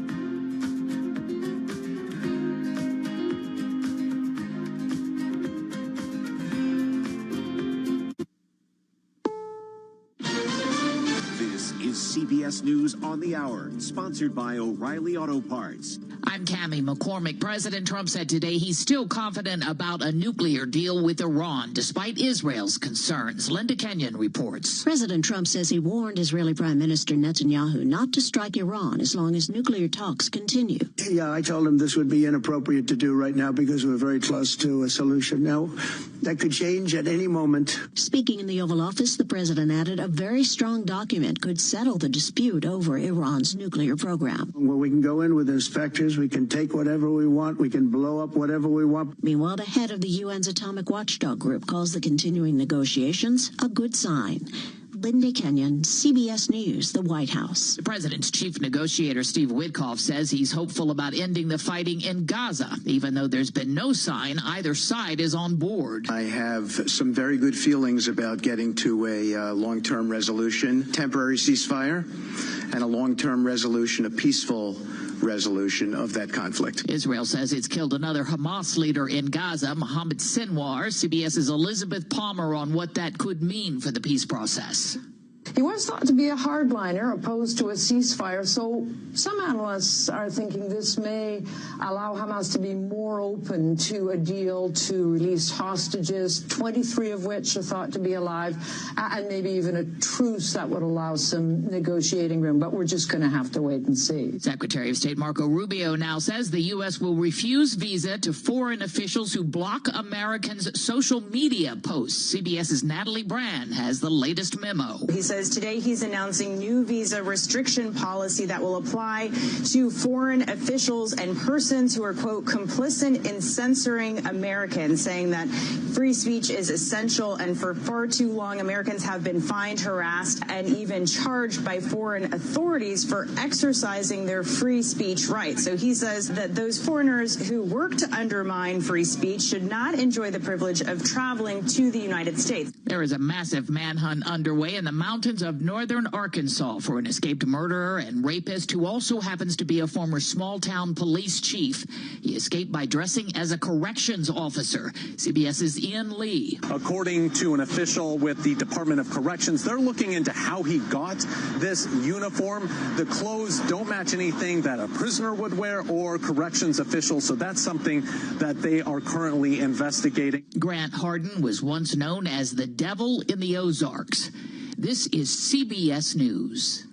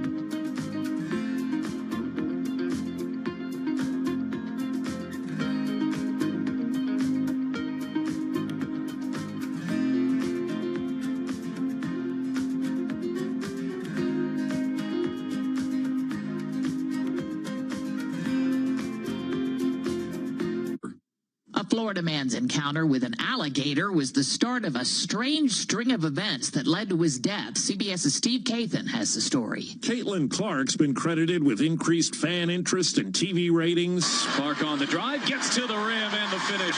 But she's out for 2 weeks with a left quad strain, about 4 games. Data from TickPick indicates the average purchase price for tickets to those Indiana Fever games has tumbled 71%, from an average of $137 to $80. Road games in Chicago and Washington had been moved to larger arenas to meet the anticipated fan demand. Clark's absence is also expected to turn off some TV viewers. Steve Kathan, CBS News. Texas may soon require state documents to reflect sex assigned at birth. Many trans Texans changed their sex on their birth certificates and driver's licenses. That will now change with the governor's bill. I'm Cammie McCormick, CBS News. You ever try fixing your car and realize you're missing that one part? Reporting from the magazine that helps global leaders stay ahead, with insight on the people, companies, and trends shaping today's complex economy. Plus, global business, finance, and tech news as it happens. Bloomberg Business Week Daily with Carol Masser and Tim Stenovec. Live on Bloomberg Radio, television, YouTube, and Bloomberg Originals. All right, everybody, we are 55 minutes away from the closing bell, and we're about just under an hour and a half away from NVIDIA earnings. They're coming about 4:20 p.m. Wall Street time, but that is certainly front and center for us. We've seen, I think, NVIDIA shares trending a little bit higher in today's session. This while the overall market has been bouncing around. We've got a little bit of a mixed trade right now. Yeah, mixed trade. We're going to have more from Charlie in just a minute. The NASDAQ is pretty much flat, but in the green. The S&P down right now, close to 0.2%. Fell as much as half a percentage point. There was this little blip. It's like almost like, was it a block trade, a big institutional trade? I don't know. Who It's knows? interesting. Yeah, we'll if we figure it out, if we do come into some information, we'll of course bring it to you. But suffice it to say that things have calmed down and are pretty calm ahead of NVIDIA earnings. Carol, Elon Musk has some criticism of the president's so-called big, beautiful tax bill. Love the back and forth between the two. We're going to get into that. Also, we're going to get to our most read. Wall Street's rush to launch Vanguard-style funds, drawing some warnings. It's, again, I've been waiting for ETF and mutual funds to start melding together, and maybe this is it. And it's NVIDIA earnings day. As you know by now, we're going all in during our 4 o'clock hour. As Carol mentioned, we expect those numbers to cross at 4:20 p.m. Wall Street time. We've also got an interview with the only analyst on the Bloomberg terminal who's got a sell rating on NVIDIA. Yeah, went about a month ago, putting a sell rating. We're going to get into all of that. Folks, let's get you caught up on the trade on this Wednesday.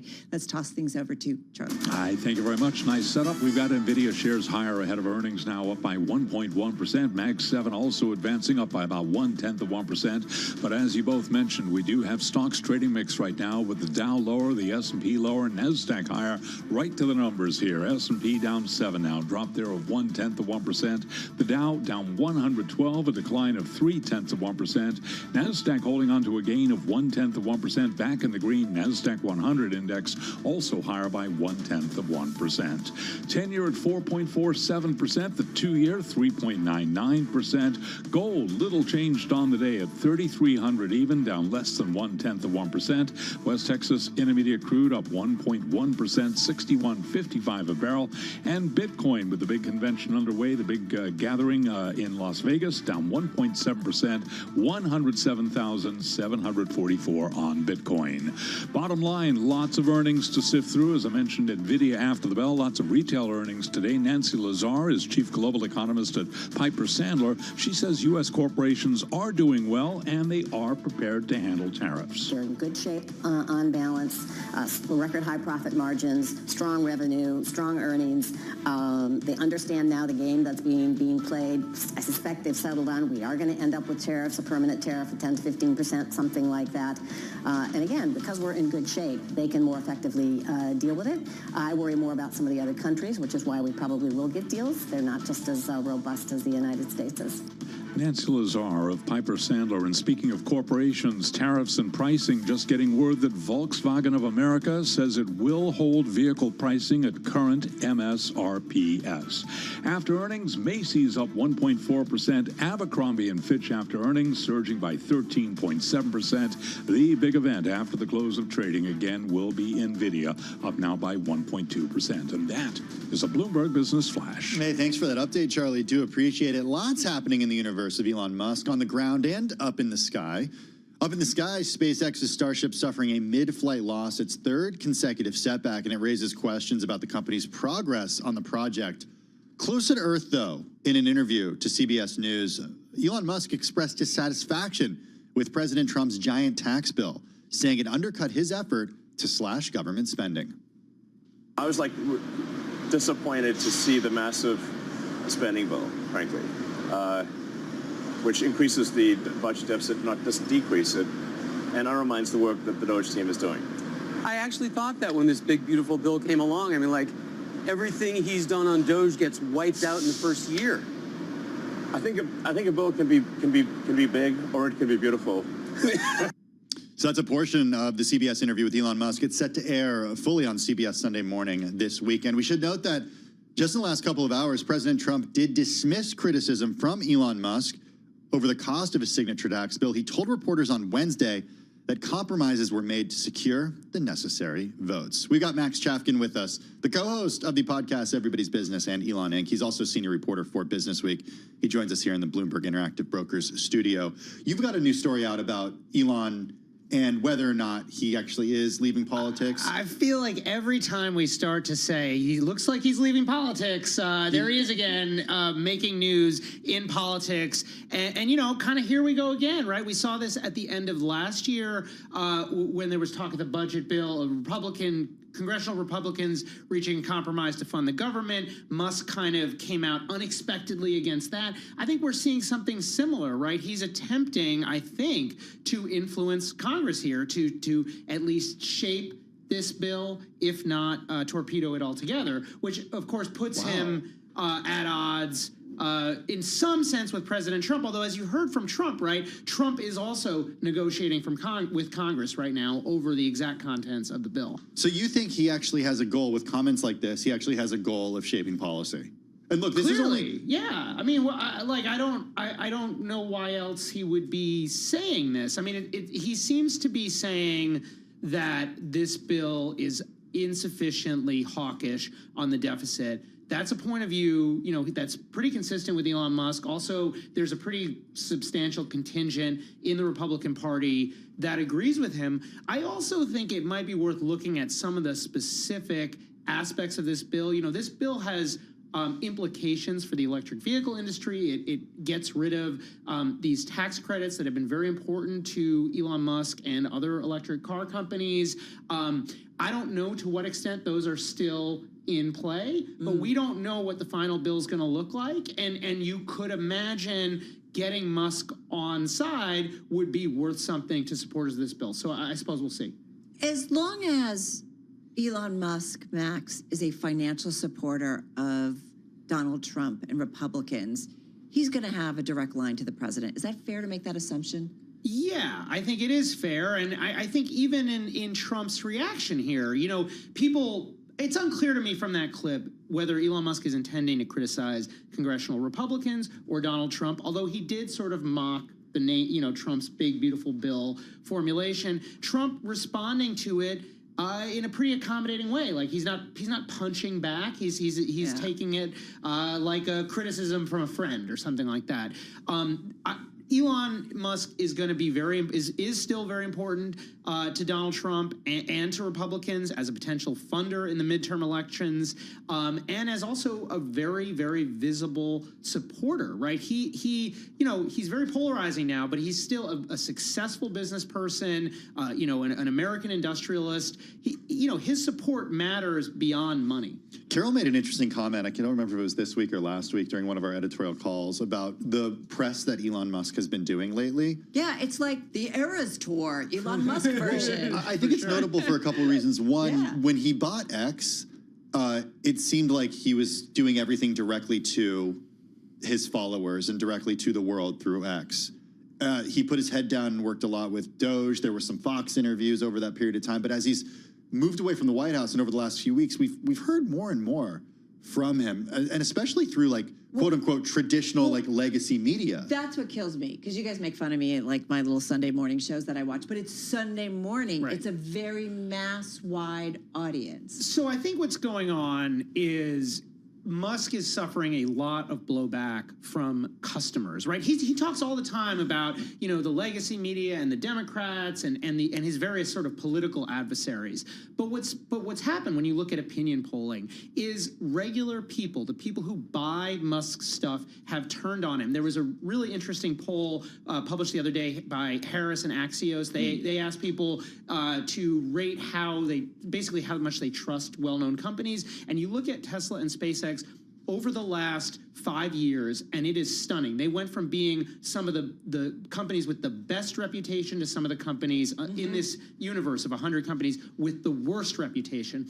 And I think what he's trying to do is get both investors and consumers to focus on the other stuff, the non-political stuff. So we had this rocket launch yesterday, which, as you said, Tim, did not go very well for SpaceX, but there was a big media rollout. He did a bunch of interviews with various outlets. I assume, although don't know for sure, that this CBS interview was part of that. Essentially saying, like, look at the space stuff, look at the technology, which I think is smart from a messaging perspective, because SpaceX is just inherently going to be less political than, you know, attacking various parts of the federal government. On the other hand, Musk still needs this relationship with Donald Trump, and SpaceX still needs this relationship with Donald Trump. So it's going to be a difficult dance. I think it's going to be very hard for him to undo some of the damage that was caused with certain consumers, especially, you know, left-leaning consumers. You know, I always think about money with everything we do, rightfully so. But there's a story on the Bloomberg about Elon Musk's Neuralink raising $600 million in a deal that values that company at $9 billion. This is coming from Semaphore, citing unidentified people. So people, it sounds like, if this is true, like still committing money to his ventures. I mean, I wonder, Max, we live in a funny world. Could it be 6 months, 12 months, 18 months, where all of a sudden, like, everybody's kind of back in on Elon? Because we have brain chips? Because we have brain chips. Is that why? Why, maybe they're his brain chips. But you know what I mean? Like, I don't know. Does he do something? I don't know. I think he's in a very difficult political position. I think certainly that is what investors are hoping. You know, right. He made some comments on the earnings call about a month ago, essentially saying, you know, maybe I'll spend 1 to 2 days a week advising President Trump rather than, you know, full time. And now he's saying 24/7 he's going to be on focused on his companies, as you point out in your new piece. Sleeping somewhere on the floors, who knows? I mean, you know, investors like this. The issue is he is now closely tied to Donald Trump, and I don't think, short of really like turning critic and saying, okay, now I support a different political party, which could happen, I think it's going to be very hard for him to walk that line, because politics is very polarized in this country, and it's going to be hard to avoid, you know, winning back these people he's alienated without in turn alienating, you know, this kind of new cohort or conservatives who still very much support Donald Trump. Just 20 seconds left on the SpaceX launch that didn't go exactly as planned. Can they still spin it as a win? That's what they're doing. You know, all these launches are experiments. That's what they're going to say. So you shouldn't really focus on the result. That said, a lot has to go right between now and next year for them to hit the timeline. And each time one of these launches does not go right, it gets harder. Max Chafkin, the co-host of the podcast Everybody's Business and Elon Inc., also senior reporter for Bloomberg Business Week. He's joining us here in the Bloomberg Interactive Brokers studio. Carol Masser. Well, I was just going to say, we think Elon, we think Max. Oh, yeah. Interchangeable, kind of ish. No? Yeah. Oh, yeah. He is the guy. The S&P 500 down 0.2%. The NASDAQ in the red, down about 0.1%. One of the most read stories is next.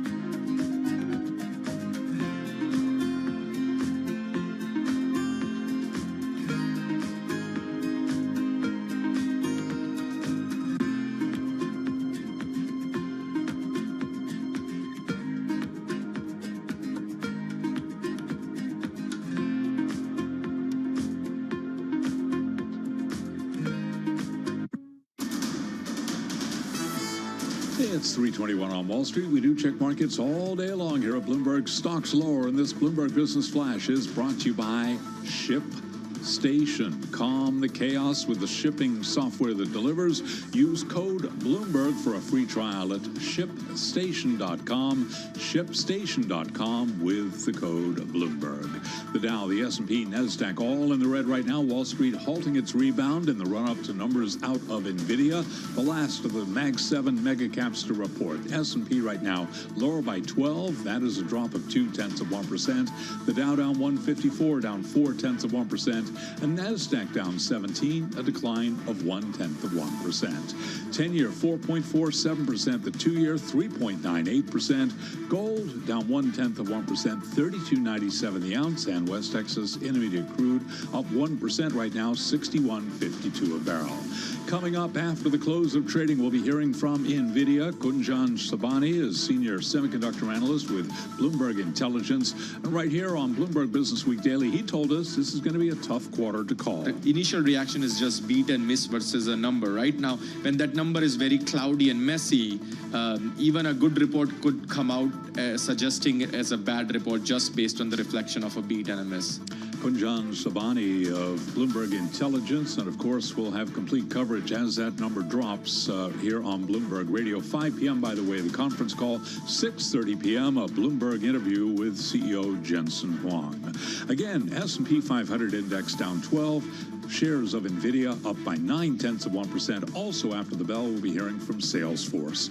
And for on-demand news, 24 hours a day, subscribe to Bloomberg News Now, wherever you get your podcasts. I'm Charlie Pellet. That is a Bloomberg Business Flash. Hey, thanks for that update, Charlie. Do appreciate it. It is one of the most read stories on the Bloomberg terminal right now. ETFs have amassed trillions of dollars by offering investors greater tax efficiency, liquidity, and lower costs than mutual funds. It's why we've seen inflows that are so huge into ETFs and not into mutual funds.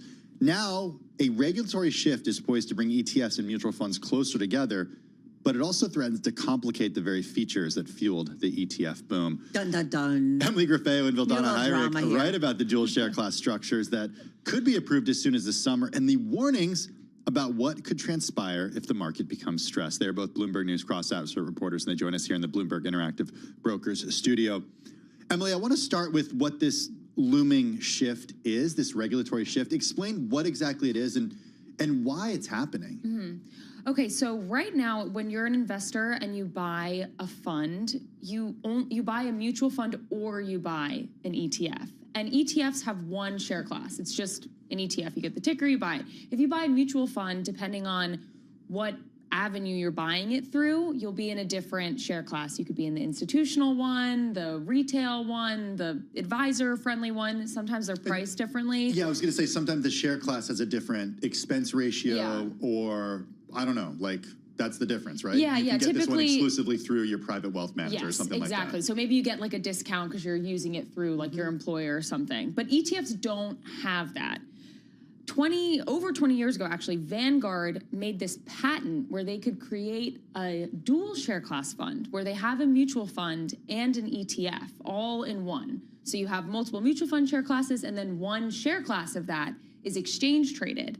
The reason why they did this and they patented it is because it makes the fund in total more tax efficient. It basically takes all the tax efficiency of the ETF and puts it onto the mutual fund. So they figured this out. They were like, great idea, let's patent it. Make sure no one else does it.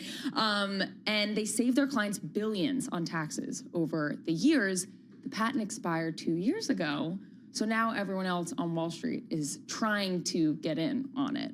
Can anybody and everybody do it, Vildana? Well, not yet. So we have more than 50 firms that have applied for the dual share class, but we are still waiting from regulators, to hear from regulators. We are expecting, the industry is expecting the SEC to greenlight this and to actually allow it, maybe possibly as soon as this summer. But, right now we're just in wait and see mode to see if we can actually get approval on this. Vildana, what's the concern here if there is stress to the market, if there are liquidity issues? Like, what are the risks that some of your sources are sharing with you? Well, there's a couple of different concerns, but one of the main ones is, issues related to what Emily was just talking about in terms of the tax efficiency. So if you have a mutual fund and ETF together, and the mutual fund has to pay out capital gains distributions, then in that new structure, the ETF investors could potentially also be hit. And there is some historical precedent. There actually is a fund, a Vanguard fund, that back in 2009 had huge outflows, and so the ETF share class the ETF investors were also hit with a 14% distribution. So there is some precedent, and so a lot of market watchers or people who are maybe looking at this from a critical angle are thinking ahead and saying that potentially this is an issue that could come up. All right, I'm going to age myself, but when I started in this career about 3 decades and counting, one of my first things I did was like a mutual fund show. And it was just like, it was kind of everybody was all of a sudden, getting investment plans at their companies, and it was the big thing. And I guess, and then now we've kind of seen the ETF rush over, the last decade or so and counting. Do we need both?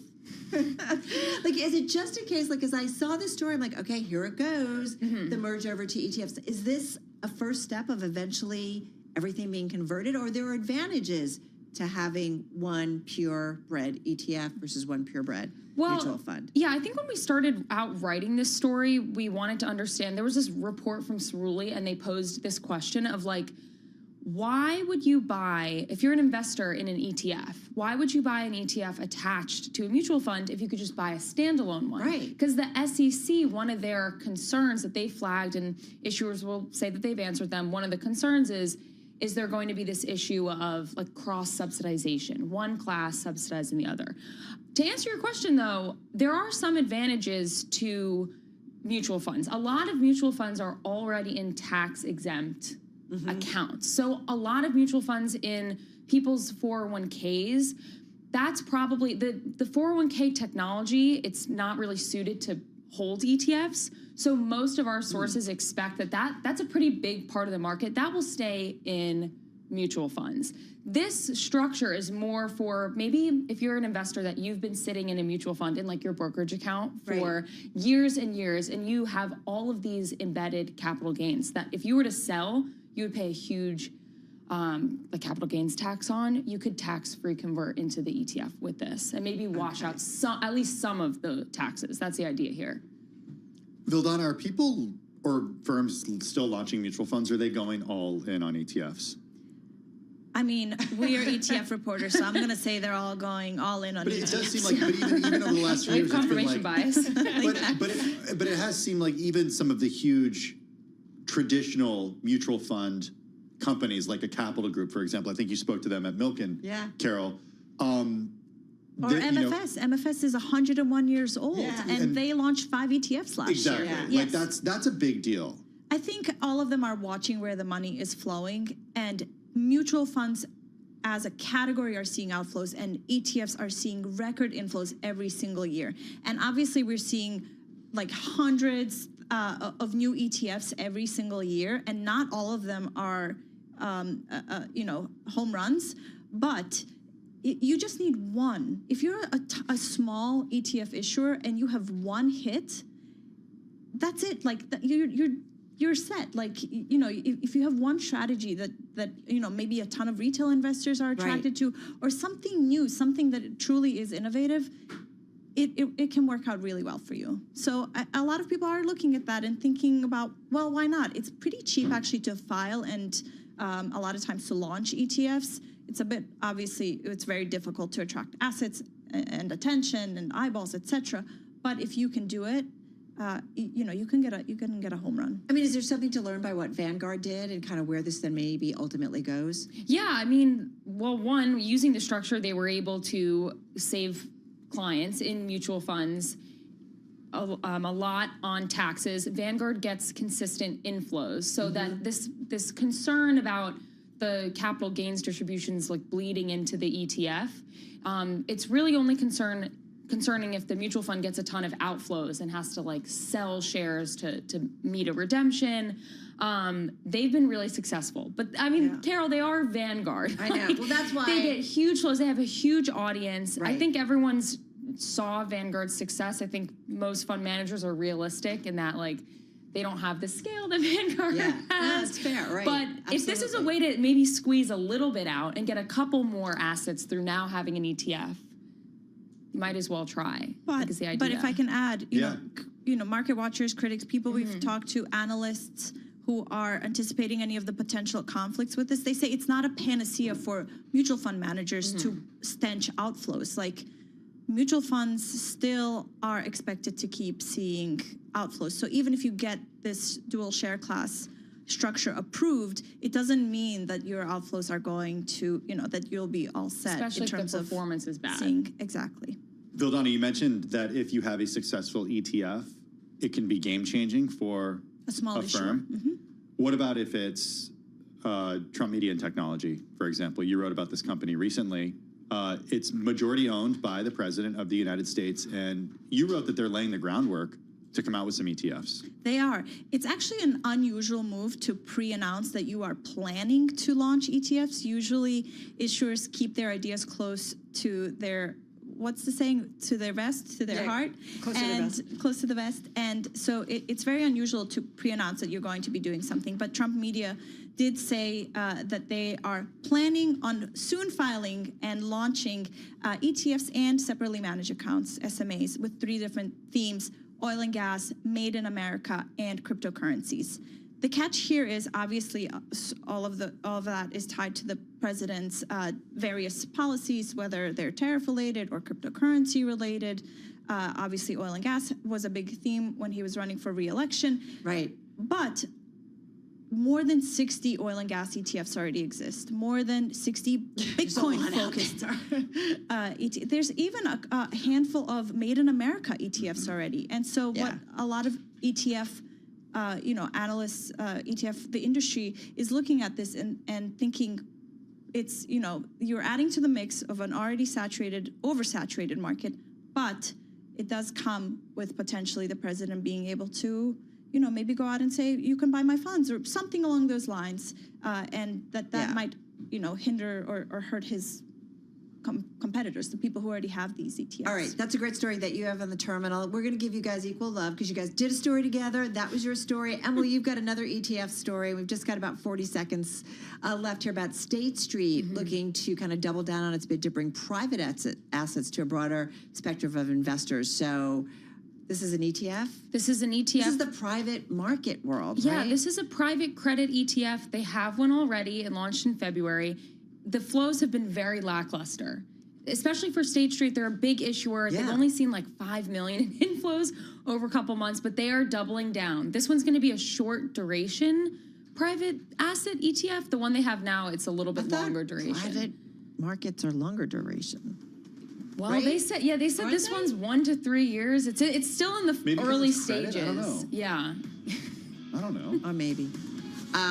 You guys you should do, I know we have an ETF podcast, but you guys should do an ETF podcast. So I get in trouble. At the Vildana Show. Emily Grafeo, Vildana, Hyrick, so appreciate it. Both Bloomberg News cross-asset reporters. Check them out on the Bloomberg and at Bloomberg.com.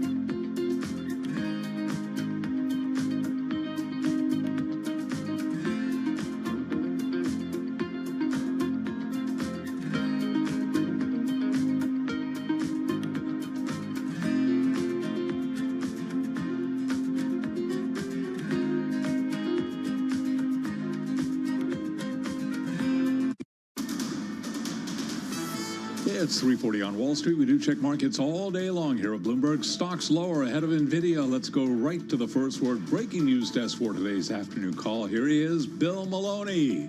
And good afternoon, Charlie. U.S. stocks are fading as we head towards the close, with the Dow currently down 213 points. S&P's dropped 22, and NASDAQ is lower by 0.2%. The U.S. 10-year yield is at 4.48%. Gold is little changed. Oil is in the green, but Bitcoin, that's lower by 2%. Leaders to the upside in the Dow, UNH and NVIDIA, while Merck and Nike led to the downside. Among the main 11 S&P sectors, leaders were tech and telecom. Utilities were under pressure. And in the tech space, chip design stocks plunged intraday on a report that Trump ordered U.S. chip software designers to stop China's sales. In deal news, UBS sold its hedge fund business to Cantor Fitzgerald. And wrapping things up, NVIDIA reports after the bell. Live from the first breaking news desk, I'm Bill Maloney. Charlie? Okay, we thank you very much, Bill Maloney. And to hear live breaking news over your Bloomberg-type squawk, SQUA, on your Bloomberg terminal. I'm Charlie Pellet. That is a Bloomberg Business Flash. I'm driving in my car. How about you let me drive? Oh, no. This is not a twin. Who's gonna drive you home? Honey, please, I'll do the driving. Drive on. Excuse me, I want to drive. It's the question that drives us. This is the drive to the close. The funky music will drive us till the dawn. On Bloomberg Radio. All right, everybody, we've got about 18 minutes to go until we wrap up the trade on this Wednesday. And then we've got about 40 minutes until we get NVIDIA earnings. We'll get those after the closing bell. Right now, stocks, we've been kind of down throughout the day. We're pretty much near our worst levels of the session. You heard Charlie breaking down the trade. Still down about 23 on the S&P 500, 23 points that is. So down about 0.4%, down about 0.25% on the NASDAQ 100, Tim, which is good for a decline of about 52 points. Well, let's bring in Carol Schleif, Chief Market Strategist at BMO Private Wealth. They've got about $128 billion in assets under management. She joins us here in the Bloomberg Interactive Brokers studio. I want to talk tariffs because we spoke with Gina Mard Adams earlier, and I said one reason we wanted to speak to her today, apart from contextualizing NVIDIA and its effect on the broader market, was because she told us to watch earnings closely for an idea of how tariffs would affect these companies. And it was really a mixed bag in terms of what we understand from these companies. Yeah, you had some companies come out publicly, like Walmart, for example. But you had other companies, come out and say it's actually not necessarily affecting us. At this point, it's just uncertainty that's out there. From an investing perspective, what can we take away from it? It is really tough. Well, first off, thanks for having me. Lovely to be here. Great to have you here in the studio. It really is that uncertainty on the one hand, but on the other hand, the short-term headlines are keeping people away from focusing on how solid the long-term fundamentals really are. And most companies really don't know what's going to impact them or how it's going to impact them. But on the other hand, the thing we shouldn't forget is that companies have been dealing with tariffs in some form or another since 2018. They've also been dealing with supply chain shocks, COVID, a lot of different things, and they've learned how to be flexible and dodge and weave. And we went from having really wide potential tariff outcomes to at least narrowing them up a little bit. And companies can't sit static behind the scenes. They've got to do some scenario planning. So once we actually get the rule book and figure out, are we playing ice hockey or are we curling today because we all showed up at the rink, what game are we playing, then I feel like they're set to move. Well, companies may have been dealing with tariffs in some form or another since the first Trump administration, but consumers haven't necessarily been dealing with them. Bloomberg Economics says the average effective tariff rate right now, that's after the pauses and everything, is about 13%. Yeah. It's the highest level going back to the 1940s, up from just 2.3% last year. So basically 5x what they were a year ago. And that's really what I think has a lot of people concerned is, okay, if consumers are paying for these, and in some cases they are, what is that effect? What is the effect on earnings? Well, I think a piece of it is there's a lot of different factors and a lot of different levers to pull, because realize that corporate margins in total are at close to all-time highs. So you've got some wiggle room on margins. So there's technically a little wiggle room. You're also talking about, knock on wood, hopefully just tariffs on goods right now, not on the services piece. And a big preponderance of our economy is services.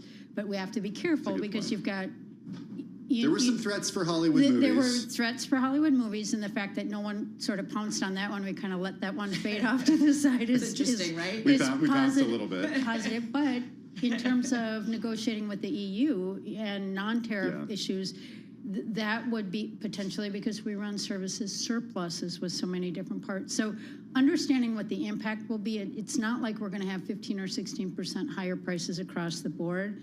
And when you look at your lovely charts on Bloomberg where they break out the PCE or the CPI, you can tell exactly, if you take that back to the maximum, exactly why everyone was feeling so pained about inflation, because everything was appreciating instead of goods depreciating. So maybe that makes the Fed's job that much harder because it keeps things stickier. It doesn't let the Fed get down to that 2% sort of rate. So I think we still are in that uncertainty piece, but I do feel like corporate America is going to do whatever it can to try to shield as much as they can. And even in Walmart's earnings, when you dug into it, they didn't necessarily say it was going to be the incoming China goods that would go up, because if those are necessities, they're going to figure out someplace else to maybe raise the price, not necessarily on that specific good. They're going to figure out how to ameliorate it across their base. Do you expect that, I think Gina Martin Adams too, our strategist, our chief strategist, market strategist, said that it would be, was it just at the beginning of the next quarter earnings is when we should expect some kind of resolution when it comes to tariffs? Hopefully. We've got that July 9th date out there now. Well, so do you buy it? Like how do you kind of make sense, especially if you've got to make some investment decisions, whether this is going to be constantly kind of a moving thing, or do we assume that at some point things will settle down? I think that higher level of volatility and that uncertainty is part and parcel. But now we're reminding clients why we've talked for years about being diversified. And for years, they've said, why do I want to own anything but the U.S.? And if you had a diversified portfolio year to date, you're pretty happy because a lot of those international markets have done, they're up solid double digits year to date. And they've shielded some stuff. And bounced back more than the U.S. market. Yeah. And more quickly, for example, last week when Canada stealthily brought their reciprocal or their retaliatory tariffs down, the TSX hit an all-time high. And, you know, one of the other things about that index people don't realize is 12% of it is gold miners. So there's, you know, you got to look at the composition of the indexes.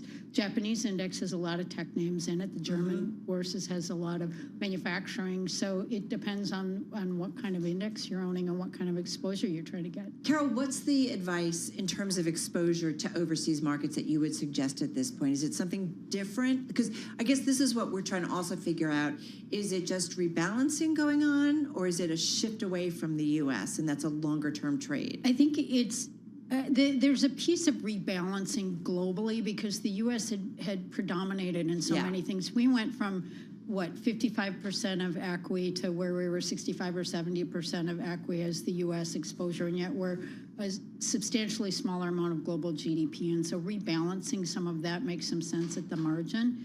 But we wrote a piece a couple weeks ago about American exceptionalism, dented but not dead, basically. And it took all those charts that everyone was obsessing out 20 or 25 years and just said, hey, look, you know, things got way out of whack on a lot of these things, and we're just bringing it back into the range of normal. And it's hard to envision that you're going to give up dollars dominance, if you will, although at the margin, you know, it does behoove diversified portfolios. Just 20 seconds left.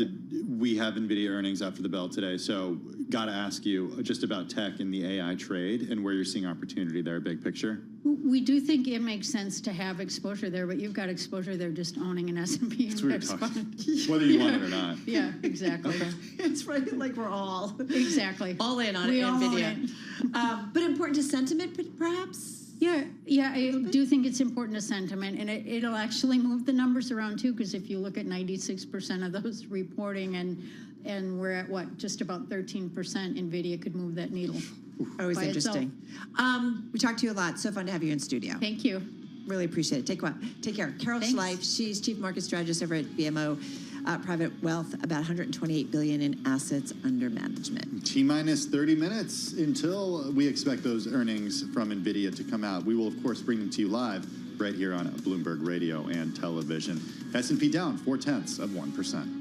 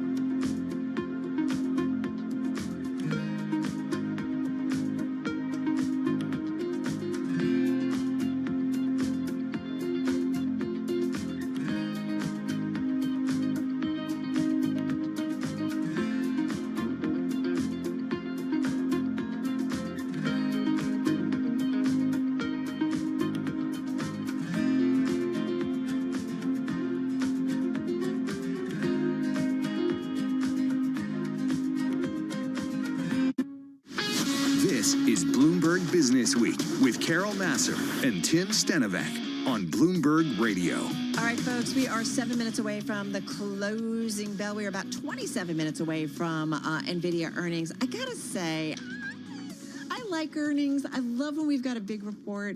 And we're just kind of like... Are you getting real with me? Yeah, no, I'm serious. And I'm glued. Is there a butt in here? Butt? No Okay, buts. good. No buts. Okay. No, but it's, I just heard a butt. Glued to the terminal and just waiting. I am looking at NVIDIA just slightly lower in today's session, down about 1/4 percentage point, down 31 cents, so ahead of earnings. And the stock, let me just do a quick check.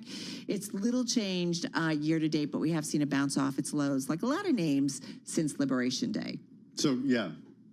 Right? Yeah. What? I know, so-called Liberation Day. Yeah, Again, but not my word, the president. I just want to talk about New Jersey. What? Yeah, I just Who want are you? Where's Tim Stenovec? I'm at the American Dream Mall. Oh. Doing some I love that you indoor went there. skiing. Is that still there? Because I haven't been there in a couple of years. And it's still available, according to Ari, who I know spent some time there, a couple days there. Yes. Earlier this year. There's that. There's a water park. Which I heard the water park is actually- great. Can I tell you? I just went to it for the first time since its latest iteration. No, I don't think I've ever been there. I So went to the it for first the first time time. ever. Okay. And there is a water We're park. talking we about a walked up. huge mall in New Jersey. It's massive. And Just outside of New York There's City. a whole exclusive retail side I didn't even go to, but we went to grab a bite. And my husband and I had never been there. We're like, let's just go. Let's just check it out. Was it like a Saturday during the day? Yeah, it was Saturday Okay. night. We ate. We had actually a pretty decent meal. And then I think my husband really wanted to go inside the water park because we're a water park family. But there's that. There's I think Legoland. Yeah. There is like an aquarium. It's like an abbreviated version of Legoland. Yes, it's all abbreviated. Yes. But it's kind of wild. But it goes through literally ups and downs financially. So we're talking about it because the value of the American Dream Mega Mall and Entertainment Complex in New Jersey's Meadowlands plummeted by $800 million. It's a blow to muni bondholders whose debt is backed by payments in lieu of property taxes. We're talking about something pretty huge in terms of scope and scale. If you haven't been there, 3.5 million square feet. It includes an amusement park, water park, and ski slope. It was assessed at $2.5 billion by the borough of East Rutherford for the quarter ending June 30th. That's according to a revised tax bill posted late Tuesday on the Municipal Securities Rulemaking Board's EMMA website. The previous valuation, Carol, was $3.3 billion. Here's why it went down. It's really interesting. To help finance the $5 billion mall, you might recall New Jersey approved a package of $1.1 billion of tax-exempt muni bonds. State officials pitched the project as a boost to New Jersey's economy, arguing it would generate tax revenue and jobs. Now, about $800 million of the debt issued to finance the complex is backed by so-called pilot payments, which are equal to 90% of the estimated property tax due on the mall. I'm just going to say, we're getting into the weeds here. Indoor skiing in New Jersey is pretty cool. Yeah. I went there once a couple of years. Yeah, I went a couple of years ago. Yeah. And it was great. It was a great place. It is a great place, I think, to teach kids how to ski. I bet. And they, at least back then, they provided everything you needed with a lift ticket, which was pretty cool too. Yeah. And I know Michael McKenzie has said that his son practices ski racing there too during the season, which is pretty cool. It's weird that we're talking about indoor skiing in New Jersey in the summer. What was really cool when we were there, because I told you there's a water park and they have like a big kind of surf thing, and I saw a bunch of kids, teenagers. It was like a group, I think, waiting for the park to close, and I think they were going to go in for like a surf lesson. That's cool. And they were all kind of waiting to do that. So keep in mind, it's got kind of a storied, troubled history. It opened its doors in October of 2019, almost 2 decades after a mall on the site was first proposed. 5 months later, COVID-19 virus spurred lockdowns, postponing the opening. Timing was tough. Of its retail stores until October 2020. There is a lot written about this thing. Gross sales are picking up. They're still well off the pace of almost $2 billion that a 2017 study projected for the first year of the operation. $50 million in sales, close to $650 million in sales in 2024. That was an 18% increase from the year before. It's a great story. It's we massive. can make muni bonds fascinating. It's massive. There's those cute little things that kids can ride onto that are really fun. It's just Oh yeah, we did ride on those. That was cool. to be continued. Let's get to the closing bell.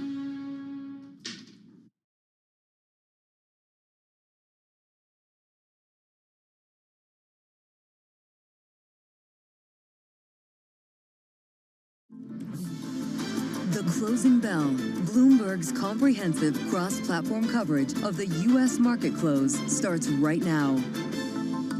And right now, we are 2 minutes away from the end of the trading day. Romaine Bostic alongside Alex Steele taking you through to that closing bell, a global simulcast. It starts right now. Scarlett Fu in the TV studio, Carol Massler, Tim Stenovic in the radio booth. Welcome to our audiences across all of our Bloomberg platforms, including our partnership with YouTube as we watch stocks hit session lows into the close ahead of a big earnings report by NVIDIA. Yeah, I don't know whether I'm just reading into something. It feels a little ominous as we get ready for NVIDIA earnings. You've got NVIDIA now down just a hair. That's the big one, but it is interesting to see some selling here into the close. It's not the only company reporting after the bell. In just a couple of minutes, we expect to hear from Salesforce. We'll hear from Synopsys, HP Inc., C3AI, Elf Beauty, and others too. Yeah, this feels like the last hurrah of this earnings season. Once NVIDIA is through, and I know I'm getting ahead of myself here, what's the next catalyst for this market that feels very much, even as it melts higher, range-bound? Here, how about more restrictions from the Trump administration on different sectors? So the latest, according to the FT, is that the chip software designers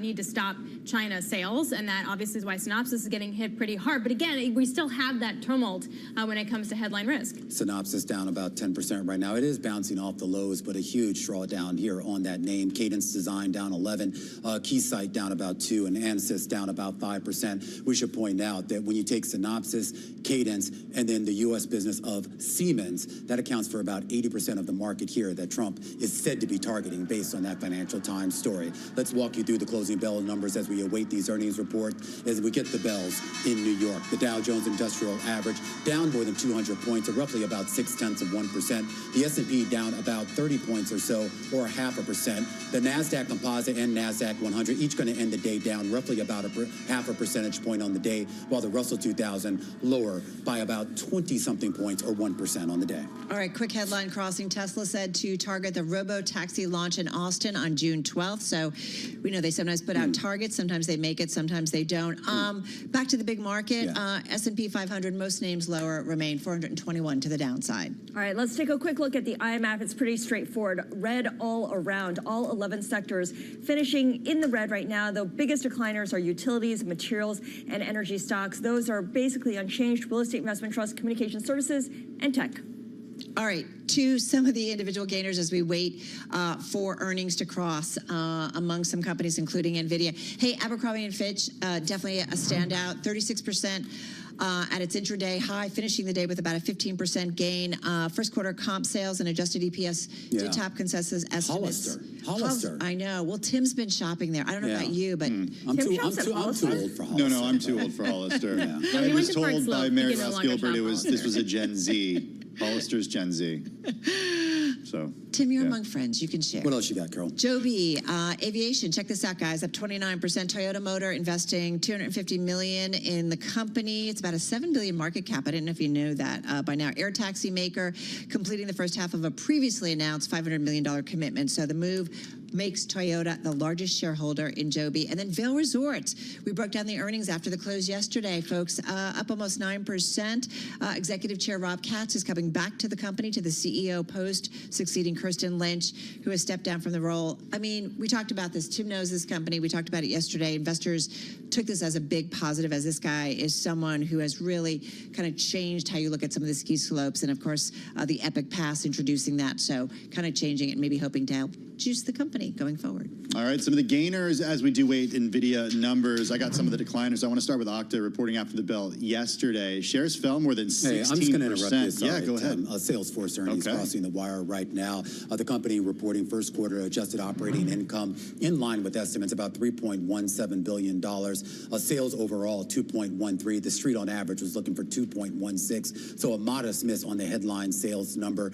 Revenue still was up about 7.6% in the period. Adjusted EPS, $2.58 a share. That is a modest beat. The street was looking for about, I'm not sure what the comparison is with the street, but it's reported $2.44 in the year ago period. Here's your forecast going forward. The company says that for the full year, it does see revenue of $41 to $41.3 billion. That's above its previous guidance of $40.5 to $40.9. So a modest bump up in its full year revenue forecast here. The company also saying that it sees no impact to its full year guidance guidance with regards to that Informatica deal, which of course we reported a couple of days ago. Yeah, shares to the upside right now by about 4%, bouncing around a little bit. Mark Benioff, chair and CEO, saying, quote, "We built a deeply unified enterprise AI platform with agents, data apps, and a metadata platform that's unmatched in the industry." Back to a couple more decliners as we do await to hear from more companies reporting results after the bell. Okta falling 16%. Stellantis also falling today, down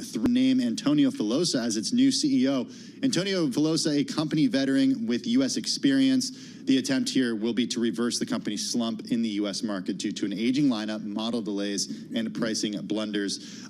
Bernstein said that there was some disappointment, likely some disappointment, that the board did not choose an outsider, though Filosa is still seen as a, quote, safe pair of hands. And finally, GameStop falling by about 11% today. The company did announce that it bought more than 4,700 Bitcoin. It's the video game seller's first Bitcoin purchase after announcing in March that it plans to become a treasury reserve asset, a cryptocurrency treasury reserve asset, following the model set out by Michael Saylor over at the company formerly known as MicroStrategy. Such a head scratcher. Yeah. Real quick check-in on the bond market, guys. We saw selling pretty much across the curve, but pretty tame. The 5-year auction went down with not a lot of fanfare. So you see the long end, though, just up by about 3 basis points. Going back to Salesforce here, the company actually raising its full-year revenue guidance to the high end of $41.3 billion. The company originally saw $40.9 billion on the high end. They're also looking at a currency tailwind now, and they're taking a look at that guidance. And some interesting data when it comes to AI. They said that cloud data and AI annual recurring revenue is now over $1 billion, which is up more than 120% year on year. And this gets to the idea, too. I mean, we were just talking on the close, guys, a little while ago with Paul Christopher at Wells Fargo about the investment opportunity. We heard this from Kara Murphy as well. The idea that some of these large cap tech names are, in their view, not just growth stocks, but to a certain degree defensive when they consider how much cash that they are able to throw off. And you see right now, CRM up about 5%, Scarlett. All right, let's go in the opposite direction from tech to a consumer staple. Elf Beauty reporting results, and we're looking at a fourth quarter adjusted EPS of 78 cents, beating the consensus estimate by a nickel. As for revenue, $332 million, also higher than what was anticipated, which was about $327.4 million. In addition, Elf Beauty buying Rode in a $1 billion deal. It's a definitive pact to buy Rode, and we'll try to get you more details on this, but for now, making a big M&A announcement in addition to beating estimates. That's Hailey Bieber, right? That's Hailey Bieber, and I think it had been being shopped around a little bit, so interesting to see that they picked it up, right? And this is what we see with the major makeup companies, right? Whether it's Estee Lauder, whether it's all the other ones that are out there, you know, they pick up these smaller brands. All right, guys, take a look at Synopsys here. So obviously that stock got hit into earnings due to the FT report that President Trump is ordering U.S. chip software suppliers to stop selling to China. In the actual numbers, though, taking a look at its second quarter, adjusted earnings coming in better than estimated. Their revenue also up 10%. Their full year adjusted earnings is also increased on that high end. They still see their full year revenue a little bit higher than estimated, so they reaffirm their full year revenue guidance and they increase their full year earnings guidance, and they wound up beating on the second quarter. However, you see the stock now sort of flat pre-market, not doing that much, but recouping some of that drama that we saw into the close today. All right, guys, we've got a software, cybersecurity or security software company just reporting. We're talking about SentinelOne, and let's get right to the outlook. See second quarter revenue of $242 million. That's about $3 million light. The estimate on the street was $245 million. Also talking about fiscal year revenue forecast, $996 million to $1 billion. It had seen numbers above that of $1.01 billion. So again, that one was a bit of a miss. It also approved a $200 million share buyback program, but you can see investors not too impressed, folks. The stock is down 9% here in the aftermarket. All right, let's talk life sciences. Agilent, of course, makes equipment for the biotech and life sciences industry, as well as a lot of the ingredients that go into pharmaceuticals. Net revenue coming in at a beat, $1.67 billion. The street was looking for $1.63. Adjusted EPS also beating $1.31. 1.21. The street was looking for 1.27. Here's your guidance for the full year. The company says that full year adjusted EPS will be in the range of $5.54 a share to $5.61 a share. That's above the average of analyst estimates, which were looking for 5.55, and says that for the full year revenue will be in the range of $6.73 billion to $6.8 billion. That's a bump up from the previous guidance that it had given about a quarter ago. Okay, speaking of life sciences, the cloud provider for life sciences, Viva Systems, up 10% in the after hours. The company boosted its fiscal year adjusted EPS forecast. First quarter adjusted gross margin coming in above estimates too at 79.2%. First quarter adjusted operating income coming above estimates at $350 billion. First quarter adjusted gross profit also beating expectations at $600.8 million. The company does see second quarter revenue coming in at between $766 million to $769 million, beating estimates of $750.8 million. Shares higher by about 11% as we speak. All right, we are still awaiting those results out of NVIDIA, a closer look at what's going on in the AI space. Meanwhile, a smaller AI company, C3 AI, is out with its results, and the headline here is actually an expansion of a partnership that it's had with Baker Hughes. They're expanding that joint venture through June of 2028. The company also reporting earnings. It looks like they're beating on both the top and the bottom line. Those shares up about 15% in the after hours trade. All right, guys, that's a wrap. Our cross-platform coverage, a lot of earnings, and we're still waiting on NVIDIA, which in the aftermarket is just up about 0.5%, but waiting for them to cross in about 10 minutes' time. That is a wrap. Radio, TV, YouTube, Bloomberg Originals, we do it across the platform. I know, Alex, I think you're heading out. Scarlett and Romain, of course, continuing there on the TV side, and Tim and I are going to continue on the radio side as we wait for those NVIDIA earnings. Guys, we'll see you again, same time, same place tomorrow.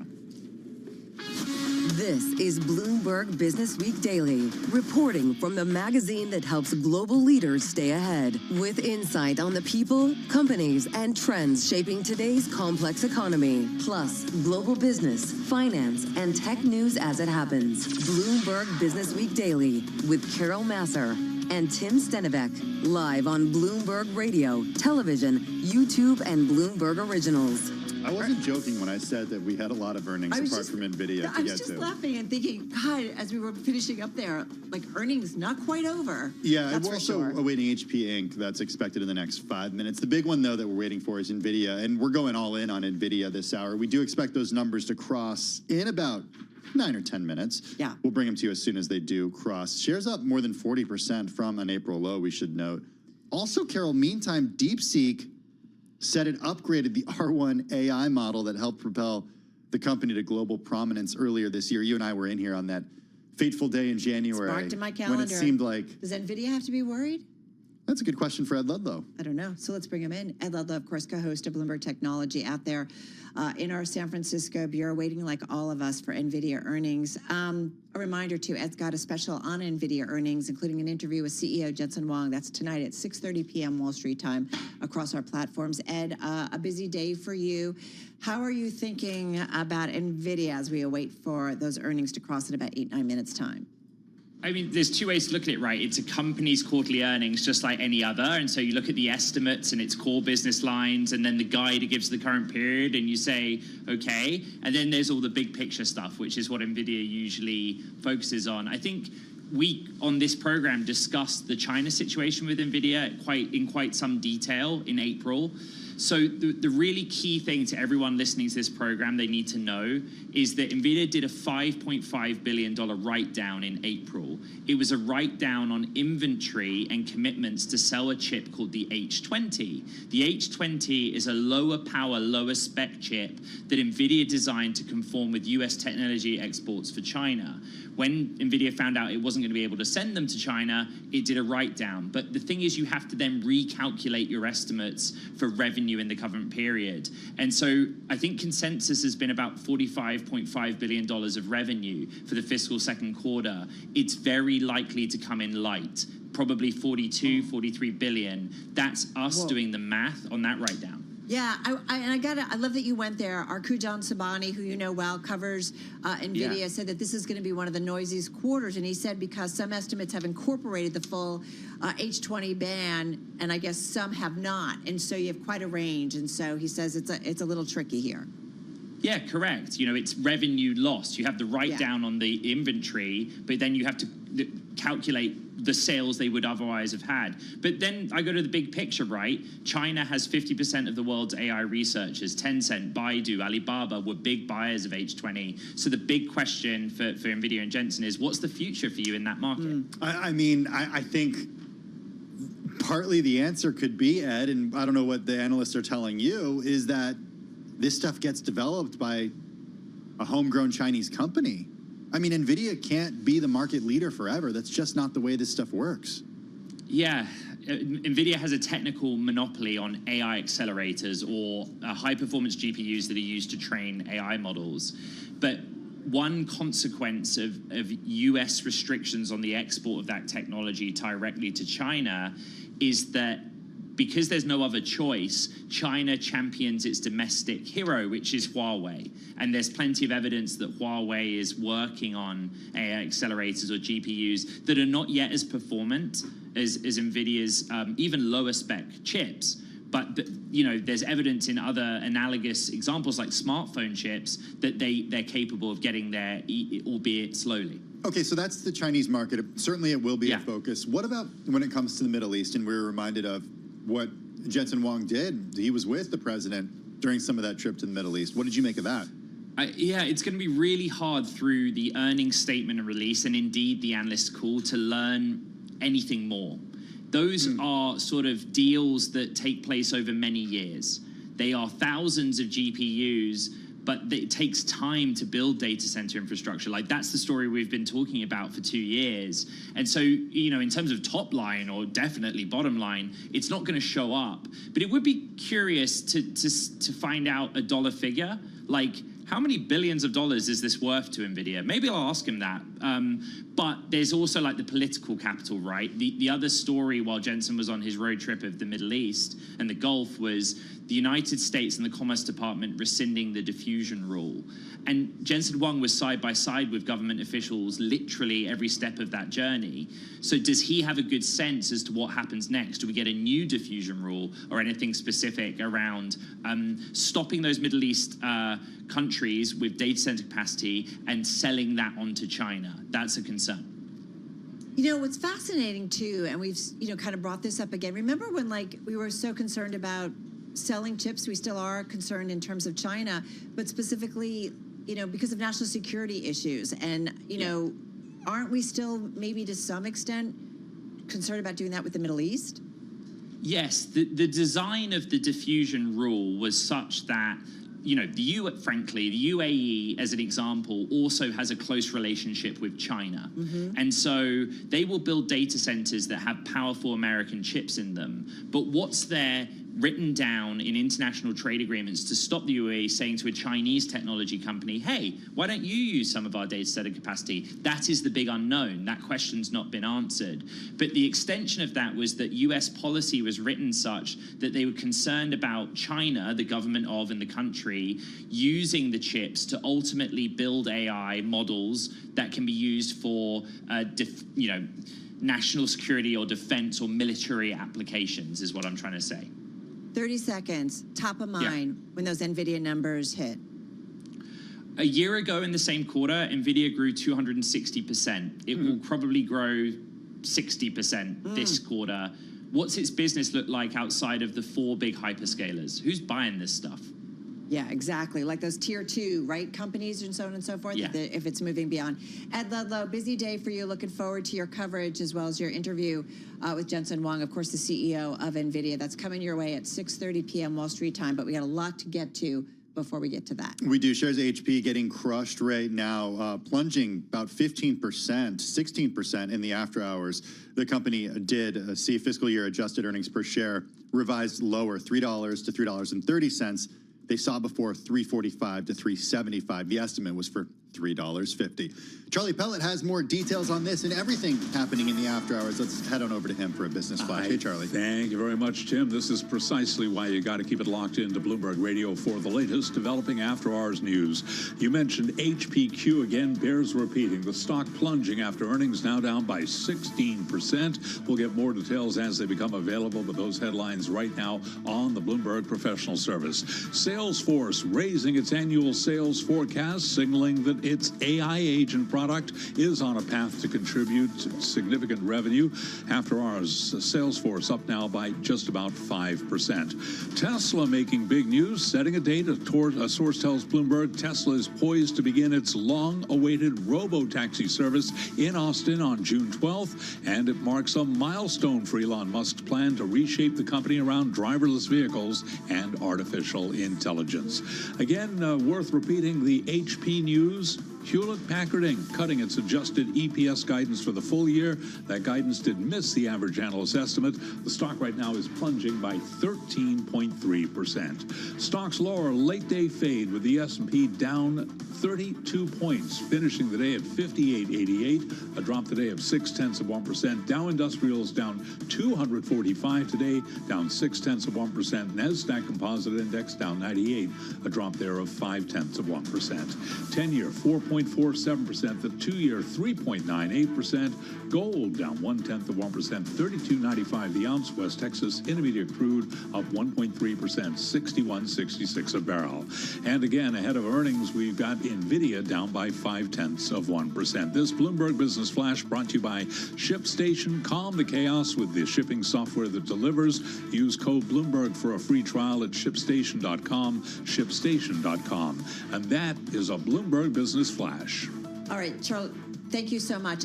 Just about a minute to go until we hear from NVIDIA, certainly front and center. Just do want to throw one more thing. Ardina Bass writing through on HP saying it gave that profit outlook for the current quarter that fell short of expectations. Charlie covered that, cutting its annual earnings forecast, pointing toward a weaker economy and continuing costs from U.S. tariffs on goods from China. And so that is why we were seeing the stock down maybe as much as 15% here in extended hours trading. This is a big drop. Yeah, it's a big drop. And to get some color, I want to go to NVIDIA, though, because we are going to see their numbers drop probably any moment now. And we are seeing the stock up about 0.8% here in the aftermarket. Obviously, a big deal. Biggest semiconductor company, what they have to say about the AI trade. And it's not just the hyperscalers, but beyond, as we heard from Kunjan Sabani of Bloomberg Intelligence. Those second-tier companies, are they also buying into NVIDIA chips? So we'll have to see what they have to say. NVIDIA is out, folks. Let's get to it. First quarter adjusted EPS, 81 cents a share. That's a miss. Street was looking for 93 cents, so 12 cents shy of what the street was expecting. Revenue is expected to be $45 billion plus or minus 2%. First quarter revenue, $44.1 billion. That was a beat. The street expectations was $43.29 billion. First quarter adjusted gross margin, that was a miss. 61% versus an estimate of 71%. Company, though, saying that the second quarter outlook reflects a loss in H20 revenue of about $8 billion. Keep in mind that when that ban came from the administration, NVIDIA did do a write-down of about $5.5 billion. And Kunjan said it was a little noisy because not all of the estimates on the street had incorporated that full H20 ban. Yeah, shares bouncing around right now, up about 0.8% in the after hours. They were down earlier. The company said that global demand for AI infrastructure is, quote, incredibly strong, also saying that Blackwell's NVL72 AI supercomputer is in full-scale production. The company also said the second quarter outlook reflects a loss in H20 revenue of about $8 billion.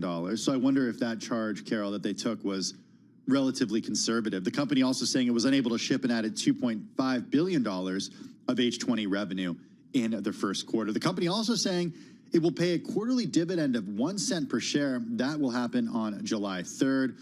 Shares right now in the after hours are moving higher, up about 2.5%. Yeah, up about 2. Yeah, exactly. The CEO, Jensen Huang, who we're going to hear from, or Ed Ludlow is going to talk with him at 6:30 p.m. Wall Street time on Bloomberg TV and radio. The CEO saying the company stands at the center of transformation. Go back to what he said about global demand for AI infrastructure, incredibly strong. Adjectives. And so we're going to want some more numbers around that. We're getting more on the first quarter. Compute revenue, $34.16 billion, a little light. Street was looking for $35.47 billion. First quarter networking revenue, $4.96 billion. Street estimate was $3.45 billion. So that's a bit of a big beat. But again, the key headlines seem to be what it says about second quarter revenue, $45 billion plus or minus 2%. The estimate on the street is $45.5 billion. So we could have some upside, Tim, from it, or we could see some downside from it. We're seeing shares right now higher by about 3.2% in the after hours. Want to bring in Jay Goldberg, Senior Analyst, Semiconductors and Electronics at Seaport Research Partners. Jay joins us from San Francisco. Jay, I want to get your reaction to earnings in just a minute. I should note that you are the only analyst listed on the Bloomberg terminal with a sell rating for NVIDIA. Does today's result keep you at a sell rating? So I have to go through the numbers first, but I would say yes. I mean, my take is that NVIDIA, the most scrutinized company on the planet, we all have a pretty good sense of what their numbers should look like this year, what their capacity is. Working backwards from that, there's not a lot of room left for upside, right? There's a few things here and there, but there's not much upside possible. But on the downside, there's still a lot of risks. There are a lot of things that could go wrong. There's lots of problems with the supply chain. The fact that they keep mentioning that Blackwell is ramping, that was in doubt for a while. There's just a lot of questions. The company it's a good company. It's well run. It's just gotten so big so quickly. I don't think they can keep the level of expectations beating that they've had for the last 3 years. That just can't keep going. And I think the headwinds are continuing to mount. In the earnings statement, NVIDIA CEO Jensen Huang saying global demand for NVIDIA's AI infrastructure is incredibly strong. AI inference token generation has surged tenfold in just 1 year. And as AI agents become mainstream, the demand for AI computing will accelerate. Jay, obviously sounds upbeat, but again, this is where we want to have some numbers around things. The CFO saying sales of their H20 products, $4.6 billion for the first quarter of 2026. It continues to cross. Is there anything that could kind of make you say, well, wait a minute, maybe I need to say it's not a sell. Maybe there is something interesting here.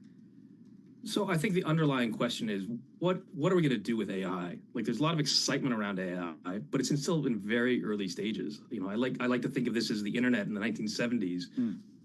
We knew it was something, but we didn't know what it would become. I think that's where we are with AI now. And I think it's going to take a few years for us to really, as an industry, figure out what the actual consumer use cases and applications are. And in that process, there's going to be some fits and starts. And I just don't think we can keep this momentum going forever. I know demand is good now, but we start to look into next year. I think people are starting to ask good questions about what is the ROI on these massive GPU investments all the hyperscalers and the enterprises have made. And I don't think we've seen those yet. I think what would sort of alter my belief is if somebody invents some incredible consumer application for AI that would radically accelerate things. Hey, I just want to point out, first quarter adjusted EPS, 96 cents a share. That was 3 pennies better than what the street was expecting. I think we had a number that crossed earlier that was not accurate. So again, they did beat in terms of first quarter adjusted EPS. The second quarter forecast, just to rehash, second quarter revenue, $45 billion plus or minus 2%. The estimate on the street is $45.5 billion. Second quarter forecast also reflects $8 billion in lost sales to China. And we know that ban that went into effect in April. And just continuing to check NVIDIA shares right now, up about 2.9% in the aftermarket. There's also another correction crossing right now. NVIDIA first quarter adjusted gross margin coming in at 71.3% versus estimates of 71%. So I want to make sure that gets there. NVIDIA says the charge relates to H20 excess inventory and buy obligations and first quarter auto revenues driven by self-driving platform sales. I want to get back to Jay Goldberg.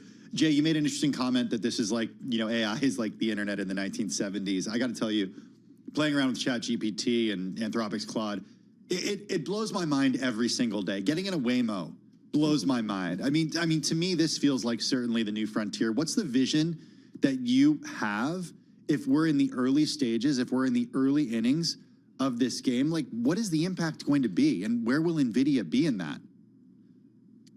I think those are two separate questions, right? I think in terms of where NVIDIA is going to be, ultimately will depend on what we end up using AI for, right? And like I said, ChatGPT is an incredible technological achievement, but in terms of like changing everybody's day-to-day life, it's not quite there yet. It's very useful for some people.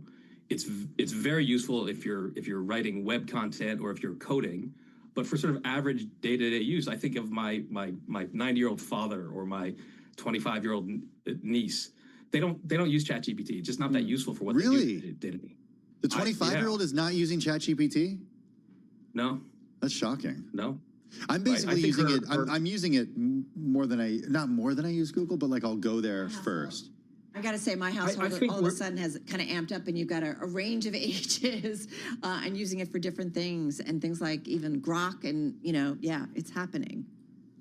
I think it is happening. I think we have a long way to go, though, before the utility is really, really clear. Like if you look at search, even it's not clear how that's going to monetize. Right? Are we going to start seeing ads there? What impact will that have when we start seeing ads in ChatGPT search? I'm just making up that example. I have no idea if they're actually going to do that. But I think that will have an impact. I actually think I'm a big optimist about AI. I think it can be much, much more than what it is today. And I don't think it gets really exciting until we get something along those lines. All right, we are talking with Jay Goldberg, Senior Analyst of Semiconductors and Electronics over at Seaport Research Partners from San Francisco. NVIDIA earnings, they have crossed, folks, and we continue to see the stock up about 2.9% in the aftermarket. Ian King with a write-through on the Bloomberg terminal. NVIDIA forecasts revenue of about $45 billion in the fiscal second quarter, despite losing $8 billion in revenue from China due to export controls imposed by the Trump administration. The company is ramping up production of its latest semiconductor design, Blackwell, and expects strong demand for its AI infrastructure, which the company believes will transform the economy. NVIDIA's growth is driven by its dominance, as you know, in the AI market, or in the market for AI accelerator chips. Companies increasingly offering its chips as part of whole computer systems to speed up the deployment of complex technology. So, Jay, got a little bit of an update there from Carol and from our own Ian King about the write-through when it comes to NVIDIA results. Going back to remind everybody, you're the only analyst listed on the Bloomberg terminal with a sell rating on NVIDIA. What would you need to see from the company today to have you reverse course with that decision? So I think one of the things that sort of stands out for me is a year ago, there was a line out the door for NVIDIA products. Everybody was buying everything they could, right? And if one company couldn't take its allocation, there was somebody else who was more than willing to step in. I think the same is true of this 820 product. The company wrote it down a couple of months ago. I kind of wonder why no one else bought that product. It's different, there's all kinds of technical things there, but still, it's compute. At the right price, it would have been attractive to somebody. Hey, I'm sorry. Please continue. Yeah, so I'm just wondering how much more demand there is right now. I think AI long term is important. In the near term, though, I think we're sort of running out of steam as people are taking a pause to assess what they want to do with it. One thing I want to ask you, is it tough to have a sell rating considering the stock? NVIDIA has rallied about 24% since you initiated coverage on April 30th. Oh, it's fantastic being the only sell-rated analyst on a stock. I like being the sober contrarian. But even with the stock, rallying as much as it did, I understand it's a bounce from being perhaps, taking quite a beating like many names did, courtesy of some of the news coming out of the administration. But I mean, you still kind of conviction. You're going to hold to it. Oh, absolutely. Absolutely. I mean, I have a good sense of, Jensen is going to get on the call and he's going to drive the stock price higher because he's a fabulous, fabulous marketer. He really knows how to sell his company. He does a great job of that. But I think the substance there is still, I have lots of questions about it. And I'll say in the 2-3 months I've had this sell rating out there, I haven't gotten a lot of pushback from the street. I haven't had investors and clients telling me that I'm crazy. I've had a few people say I'm too soon. I've had a few people say I'm too late, but nobody is sort of questioning my thesis. We're getting some additional details about challenges in China and China restrictions. Our own Ian King writing on the live blog that NVIDIA missed out on $2.5 billion of sales in the fiscal first quarter and will not get a projected $8 billion in the fiscal second quarter. It's an amount per quarter roughly equal to its nearest rival, AMD's total sales. You mentioned demand of the H20 specifically. Is that what you see as the biggest risk, China and a lack of demand from China, Jay? I think China is a big X factor just because the U.S. government's China policy is let's call it dynamic and rapidly changing day to day. I don't think that's the biggest risk. I think the biggest question I have about NVIDIA is long-term demand for AI, where it's going, what it's going to be like. In the near term, I think when I speak to corporate CIOs, they've all tested AI pilots, they've all demoed it, and what they're finding is that they get sort of 10, 20% cost reductions around their AI deployments. It helps them reduce call center costs, things like that, which is good, but it's not necessarily enough to justify the massive investments needed to keep NVIDIA growing the way it has been growing. Okay. Jay, I want to go to a story. I'm just going through, I was exchanging some texts with some friends earlier because it doesn't sound like, I have a group of friends and like some of them are very concerned about AI and about impacts on jobs, and we're watching this really closely.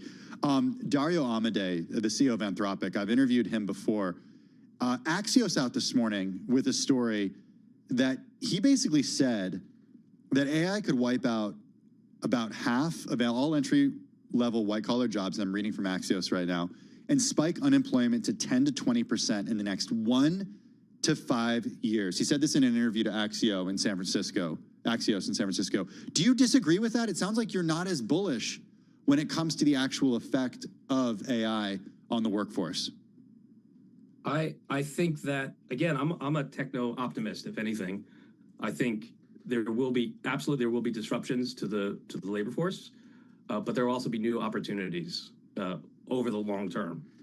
So I think certain low-level coding jobs, certain low-level copy editing jobs, those will start to get pretty tough. Anyone who does image creation, they're going to be challenged for a while until we find new ways to make use of these tools. So absolutely, in the 1900s, all the buggy whip and carriage makers and horse trainers, they were very disrupted, and we're going to see something similar. But the economy will still continue to grow, and hopefully we'll find ways to use those people to do new things with the tools we get. I mean, hopefully, or else we're in for a real reckoning when it comes to the labor force.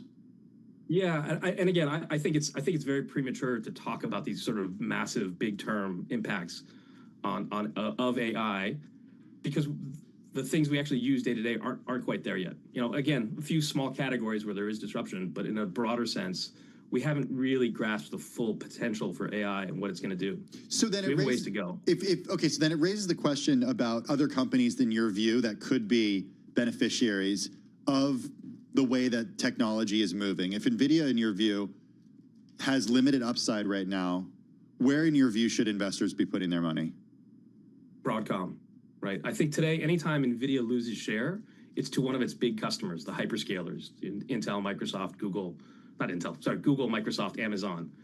Those companies are all in various stages of designing their own GPU alternatives, and Broadcom is going to make a lot of money helping those chips come to market. When do you think those chips will be able to hold a candle to what NVIDIA has developed? I think we're already there today. I think Google has the TPU, their tensor processing unit. They're on their 5th or 6th generation of those. Those are incredibly performative. They work very well for Google and what Google needs to do. And I think other Google's peers are going to start to see the benefits of that and move down that path as well. All right, you are listening and watching Bloomberg Business Week Daily. Carol Master along with Tim Stanovic live in our Bloomberg Interactive Broker Studio. We're talking with Jay Goldberg, Senior Analyst of Semiconductors and Electronics over at Seaport Research Partners. As we said, he's the only analyst listed on the Bloomberg with a sell rating on NVIDIA. And yet, here in the aftermarket, we are definitely not seeing investors sell shares of NVIDIA. Stock is up about 3.3%. This as the company did come out and post its latest quarterly update as well as outlook. And as our Ian King writes, the company, it's the world's largest semiconductor company, giving an upbeat forecast even as China slowdown mars some of the growth. Slowdown in China weighed on results, but sales will be about $45 billion in the fiscal second quarter. That runs through July. That included the loss because of export controls from the United States. The forecast was in line with analyst estimates, according to our data. So what's interesting is that even with that loss, we're talking about sales will be about $45 billion. And as our Ian King writes on our live blog, how many companies could front load their earnings release with details of what they're missing out on and still get a positive reaction from investors? So the stock, as we said, still holding on to about a 3.5% gain here in the aftermarket. Our colleague Carmen Reinecke writing on our live blog that it seems traders are reacting to the company's revenue forecast, which is still basically in line, even with an expected $8 billion loss when it comes to H20 revenue. That signals NVIDIA is making up for the loss elsewhere. Jay, I want to bring you back in with the caveat that you haven't necessarily had the time to comb through these results. But in your view, where do you think NVIDIA could be making up for the loss in H20 revenue? I think there's still a lot of demand from the hyperscalers. We have a bunch of massive data center build-outs taking place. We had, big announcements in Saudi Arabia last week, Stargate earlier this year, UAE, Kuwait. Lots of big Gulf nations are building out data center capacity. The hyperscalers, building these plans, these data centers takes multiple years, and so they've had commitments and plans in place for a long time now. So those are going to continue. Right. I think the question is next year, can the CapEx continue to be at these levels? What happens there? But a lot of what we're seeing today is stuff that was planned on and committed to months ago. So I guess it also raises the question about demand from these hyperscalers, which you said continues to remain strong. You also said that it does seem like, especially when it comes to Google, that they could have some products that, in your view, at this point, hold a candle to NVIDIA. In terms of where NVIDIA needs to go next, over the last few months, we've talked a little bit about the way, and we're going to hear from Jensen Huang, 6:30 Wall Street time, just in a little under 2 hours. Ed Ludlow is going to have an NVIDIA earnings special, 6:30 p.m. Wall Street time on Bloomberg TV and radio. But Jay, I'm wondering about where you think the area of growth is for NVIDIA right now in terms of products. We've seen Jensen Huang talk in recent months about humanoid robots, about self-driving cars as areas of potential growth. Where do you see that the company needs to go? I think the two critical areas for them are in inference compute and robots. And inference is the stage of AI computing where it sort of goes into wide adoption. When we've built a model and now we need to use it, how that actually gets deployed, I mentioned earlier, it depends a lot on what we're actually doing with it. Inference is going to be the big battleground. I think NVIDIA has a lock on the training side of the model building, but the inference question is looming large. How we're actually going to deploy this. We as consumers, when we interact with AI, where are those chips? Are they in our phones? Is that where the AI is being done, or is it in the data center? And I think that's a big open question. Nobody has a clear answer to that yet, and it's going to matter a lot to NVIDIA. I guarantee they're going to talk about it on the call. And the other one is, like you mentioned, is robots. Jensen has talked a lot about robots. It's a big theme of his. I think it's an area where there's dozens of companies building humanoid robots that can do all kinds of interesting things. And I'm just waiting for a robot that can help me fold laundry. Yeah, you and me both, Jay. Hey, Jay, appreciate you joining us. Got to come back soon. Jay Goldberg, Senior Analyst, Semiconductors and Electronics at Seaport Research Partners, joining us from San Francisco. All right, folks, let's get back to NVIDIA specifically in terms of what we're seeing on their earnings here. And right now we've got in studio our Mandeep Singh, Bloomberg Intelligence Senior Tech Industry Analyst. Mandeep, we got the stock up about 3.5%. Tell us what you like. What's interesting in this report? I mean, had it not been for the China write-down, this company would have posted revenue which was 5% higher than the $44 billion number. Right. And the guide would have been almost 20% higher. So yeah, we're talking about $8 billion in lost revenue. So clearly, whatever they're doing, they are able to make up that revenue lost in China with some other customers because it's in line with consensus. Where are they making up for it?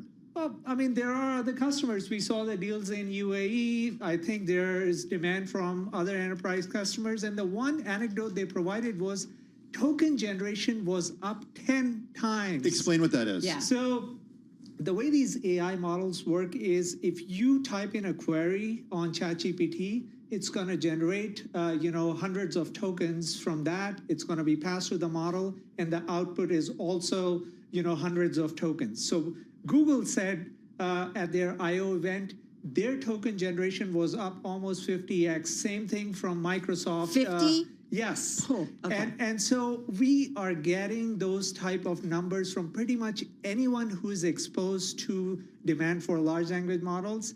And in this case, NVIDIA is exposed through ChatGPT because all the weekly active users that are going on ChatGPT and using the product for, let's say, 20 minutes, right? That's what's resulting in the 10x increase in tokens. And I'm not surprised that everyone needs additional compute because if ChatGPT needs to serve more users, they need additional compute. The traditional CPU compute is just not good enough, and that's where I think they are finding that additional demand. Our Ian King on our live blog says how many companies could front load their earnings release with details of what they're missing out on and still get a positive reaction from investors. So it's pretty impressive. Okay, you know, we just had a guest on, Jay Goldberg, over at Seaport. He's got the only sell on the company. And he's got some questions about kind of like maybe all the good stuff is already factored in. I think questions about the AI and the build's going to take longer. What do you say to some of that? I mean, look, everyone acknowledges that, you know, semiconductors is cyclical. You will see an air pocket or some sort of digestion. And these kind of growth rates are too hard to sustain, you know. So you are not going to see 60, 70% growth when your revenue base is $200 billion run rate annually. I mean, from that perspective, there will be a tapering of growth.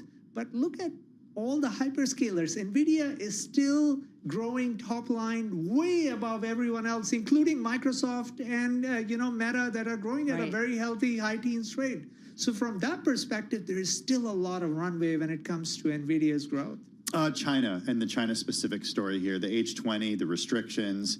What do you see as the long-term effect of what the Trump administration has recently said, but also export restrictions on some of NVIDIA's products, specifically with regard to China? I mean, that is the most plausible bear case against NVIDIA because, look, right now, China used to be about 20% of NVIDIA's revenue.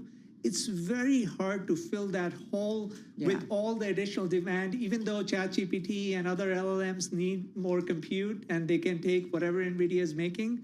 But in the long term, if you're looking 5 years out, without China, I mean, that's where all the secondary LLM companies are, besides, you know, ChatGPT, Anthropic, and Google. And so you are missing out on a lot of potential customers that would have used your chips. What did we say about DeepSeek before, that they had an update? And like we're trying to understand, so if this is all real with what they upgraded the R1 AI model that helped propel it to global prominence earlier this year. Now, we don't still know exactly how they're doing all of this, but if they are doing it with less advanced chips, I mean, does that make the NVIDIA story not as exciting? No, because NVIDIA's... And again, this is all speculation, right? We don't totally know. And look, there could be some pull forward in China, you know, with DeepSeek using NVIDIA's chips because they anticipated these kind of restrictions. Right. But in other regions, everyone realizes NVIDIA has the best chip. The only reason why you are going to look for an alternative is a hyperscaler looking to really kind of reduce their dependency. So Google doesn't use NVIDIA chips because they have their in-house chip and they serve traffic that's pretty much the 7 most frequently used apps on the internet. Right. So if they were to rely on NVIDIA, I mean, NVIDIA's revenue could actually grow 50% just by serving Google. Does Google then send those chips? Would Google sell those chips outside? They don't. So Would they don't use the chips outside of their family of apps. They just use it for Google search, YouTube, and their family of apps. Why wouldn't they sell it? Because it's not a chip that is generic in nature that it can serve everyone else's traffic. It's customized for the data centers. Do we see Amazon then doing that too? I think that's the bear case that everyone is thinking, but so far it hasn't happened, and everyone is trying. Would you disagree with Jay Goldberg, who just told us that he thinks that Broadcom is the closest competitor right now? Or not necessarily closest competitor, excuse me. And I know you can't make calls, Andy, but he's the only one who has a sell rating on NVIDIA. And he argues right now that investors should be putting their money toward Broadcom. I mean, look, we are in an AI infrastructure supercycle, and this is a tide that will lift all the boats. Broadcom will benefit, other chip makers will Yeah. benefit. So it's very hard to say only Broadcom will benefit with AI infrastructure demand. And I think that's where you're too early to put a sell rating on a stock like NVIDIA. All right, so stock is up 4%, and certainly investors buying in the aftermarket. There is a headline that crossed about 10 minutes ago that NVIDIA is saying may be unable to create a competitive product for China, would have to foreclose from competing in China market. China market foreclosure would materially hit the business. Export controls applicable to China are complex. Yeah. Help me make some sense out of these headlines. I mean, look, if you want to see multiple expansion in a stock like NVIDIA, you got to convince the investors that you can keep growing 20, 25%. And the way you do that is by showing pockets of demand, geographic diversification. If you lose out China revenue, suddenly everything is like, okay, you're too dependent on hyperscalers. What if Amazon actually develops a chip and reduces their dependency altogether on NVIDIA? And so that is the big bear case, the concentration of customers. And that's where losing China revenue is a risk. So Mandeep, is this just saying, here, we're laying it out for you just to understand? Yeah, it's in terms one of those China. risks. Yeah. Is that pressure on the Trump administration? Not really, because they keep beating their numbers like this. I mean, if But you're you know in the what I administration, you see the numbers and you're like, these guys can manage without China revenue. But if they're warning of that impact in terms of China, is that kind of a little bit of a subtle, considering he just traveled with him to the Middle East, a little bit of a subtle message reminder? That's a fair characterization. I would agree with that. Okay. Yeah. I want to bring in Joe Kaiser, CEO and Managing Director at Mercado Partners. It's a growth stage investment firm. It's got over $1 billion in assets under management. Mercado Partners, he joins us from Salt Lake City. Joe, you've had a chance to sit back and look at some of these results over the last 30 minutes or so. First quarter data revenue coming in close to estimates. Second quarter forecast solid despite an $8 billion in expected lost China sales. The company's stock up about 4% in the after hours. What's your view? I think this growth and the profitable growth that we're seeing is really unprecedented. In the venture community, we still use a term called Rule of 40. So it's combining the top line growth rate coupled with EBITDA margin. And I haven't seen the EBITDA number, but if we use the prior quarter's EBITDA number, like they're approaching 200 from a Rule of 40 standpoint. And to give you some historic precedent, when Microsoft and Apple were at the same stages from a revenue size standpoint, those companies were at 90 and 60 respectively. So this is truly unprecedented performance. And at the end of the day, like what we're seeing is probably the greatest invention in the history of mankind and the company that singularly powers that, and that's the performance that we're seeing before us now. Are you bullish that there is more upside, Joe, to this company? Jay Goldberg is not. Well, I think it pays to be provocative at some occasions, but yes, I think there is a lot of upside. I think when we think about the deployment of AI, particularly in enterprise applications, both in the United States and abroad, we are very early innings in that deployment. They've talked about the data center deployment around the world, across the GCC countries as well as domestically. Lots and lots of runway in that regard. So there is a long road ahead for NVIDIA. Joe, I know you're well versed on the power side of AI, but I want to bring Mandeep in on that. Mandeep, is there a point, I think about, doing like basic charts and we're like the ramp up in AI and the power demands, we talk about it all the time. Is there a point where AI deployment and usage might be limited because we just don't have the power? Yeah, and that's where actually NVIDIA's architecture excels, because they give you performance per power watt that your likes of AMD and Intel aren't able to give. It's not as if AMD doesn't have an offering, a GPU that can compete with NVIDIA, but NVIDIA's GPUs just give you better performance per power watt. And that is the constraint right now. Everyone acknowledges the power constraint. So from that perspective, also NVIDIA does have an advantage. Joe, I see you nodding. This is certainly your wheelhouse, given the history of what you've done at the firm and outside of the firm too. How is NVIDIA doing this, and how solid and how big is their moat?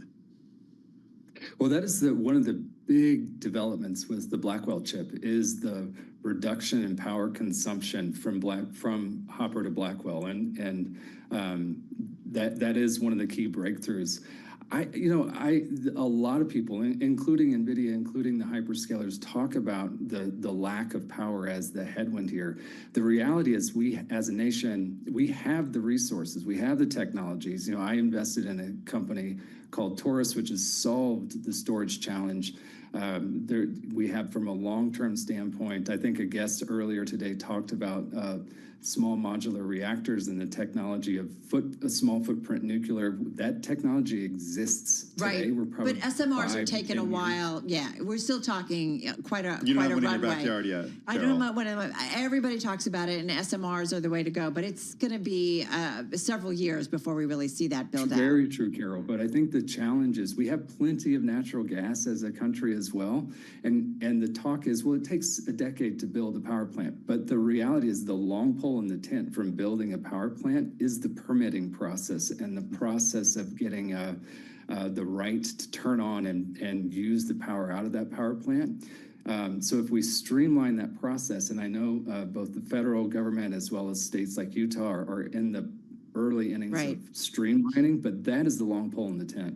All right, we're talking with two guests. We've got Joe Kaiser, he's CEO and Managing Director at Mercado Partners out there in Utah. Mandeep Singh, Senior Tech Industry Analyst, Bloomberg Intelligence, right here in our Bloomberg Interactive Brokers studio. NVIDIA out. Tim, stock is now up about 4.5% here in the aftermarket. Yeah, first quarter data center revenue coming in close to estimates. Second quarter forecast is solid despite that $8 billion in expected loss to China sales. NVIDIA shares are rising in extended trading. It's providing a boost to other chip stocks as well. We're seeing shares of Micron also higher in the after hours by about 1.4%. Mandeep, you've been glued to the terminal looking through these numbers. You got to go in a minute. What's the last thought you want to leave us with ahead of this call? I mean, sovereign AI is a big opportunity. Sovereign AI, which is where you would put revenue from the likes of UAE, Saudi Arabia, the deals they just signed. I just want to get a sense of how big this could get, because so far this was like low double-digit revenue in terms of the revenue exposure that NVIDIA had.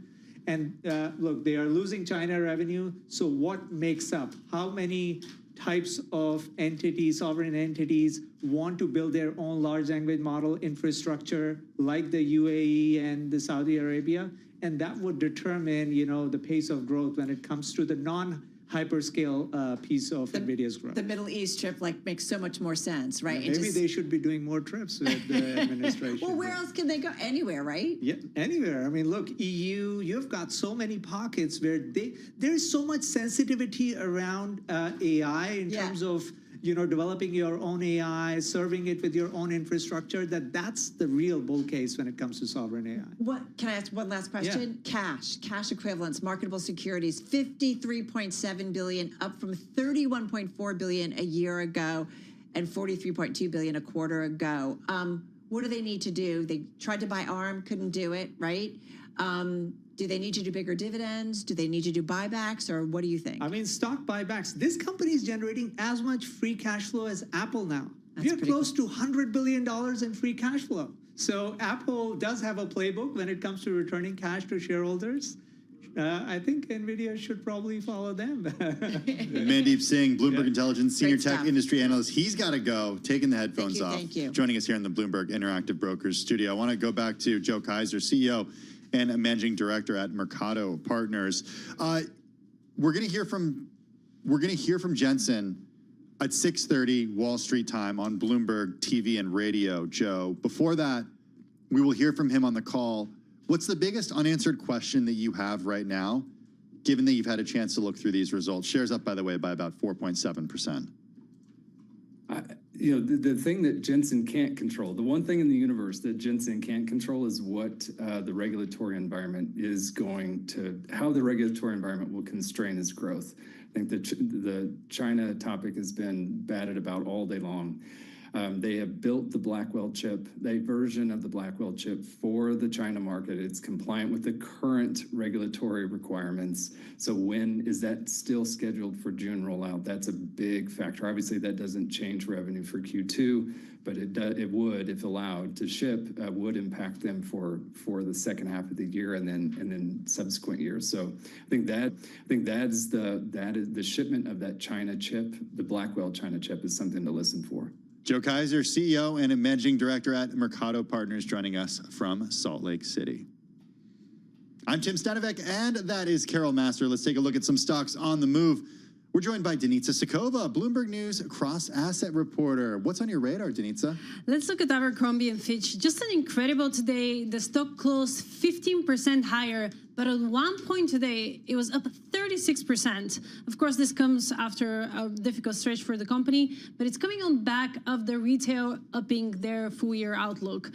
So previously, their full-year net sales growth, the higher band was 5%, and currently it's 6%, and clearly the reaction is very positive. Not everything in the report was that rosy, but clearly analysts and investors are very focused on that outlook number. And of course, tariffs, they have featured approximately 50 million of tariff expenses in that number, so that's obviously a big source of relief, the combination of increasing that outlook and featuring the impact of tariffs. It's interesting that Hollister brand did very, very well. Their namesake brand, Abercrombie, didn't do that well. Actually, same-store sales fell 10% compared with 29% growth the year before. Another positive thing in the report that's perhaps bringing enthusiasm is that Abercrombie has been reducing exposure to China. It's about 7% now, and Vietnam is the top retailer. So some optimism today. Let's go to Fannie Mae, because it was up in the market as well, up more than 2%. Yeah, Fannie Mae is close 2% higher. Freddie Mac jumped about 5%. Obviously, there has been the news that the president wants to take those companies public, and what has happened since then is now both stocks are at the highest level since 2008. Today, we had more news is that President Donald Trump said the U.S. government will maintain guarantees and oversights even as he pursues the public offering. That's, of course, a big relief for investors. Score, backdrop, right? Or backstop, rather. Yeah, backstop. Critics were worried about that, but clearly that backstop is bringing a lot of relief for investors who are worried. And Okta, also on your radar today. Yeah, that's one of the biggest losers today. It's closed down 16% lower. Investors are saying that this is just a very conservative outlook, but nevertheless, the cybersecurity company gave a weaker than expected outlook for the second quarter. Right. We saw a lot of people maintaining targets, but there is a lot of fear there. Stock is still up a lot this year, so it's a high-flying name getting a lot of pressure. We're going to throw in one more because we have to. NVIDIA, it's up more than 5% here in the aftermarket after being pretty mellow in the regular session, but up more than 5%, so pretty much near its highs. This as the company gave a solid forecast, even as a slump in China Mars growth. We know that there's been restrictions on what it can sell into China, but nonetheless, so far the number is very upbeat, up about 5% here in the aftermarket. That first quarter data center revenue coming in close to estimates as well. Big thank you to Denitsa Sakova, Bloomberg News cross-asset reporter. And for more conversations like this, check out our new Stock Movers podcast. Subscribe for 5-minute episodes on the biggest winners and losers in the stock market. Listen to Stock Movers on Apple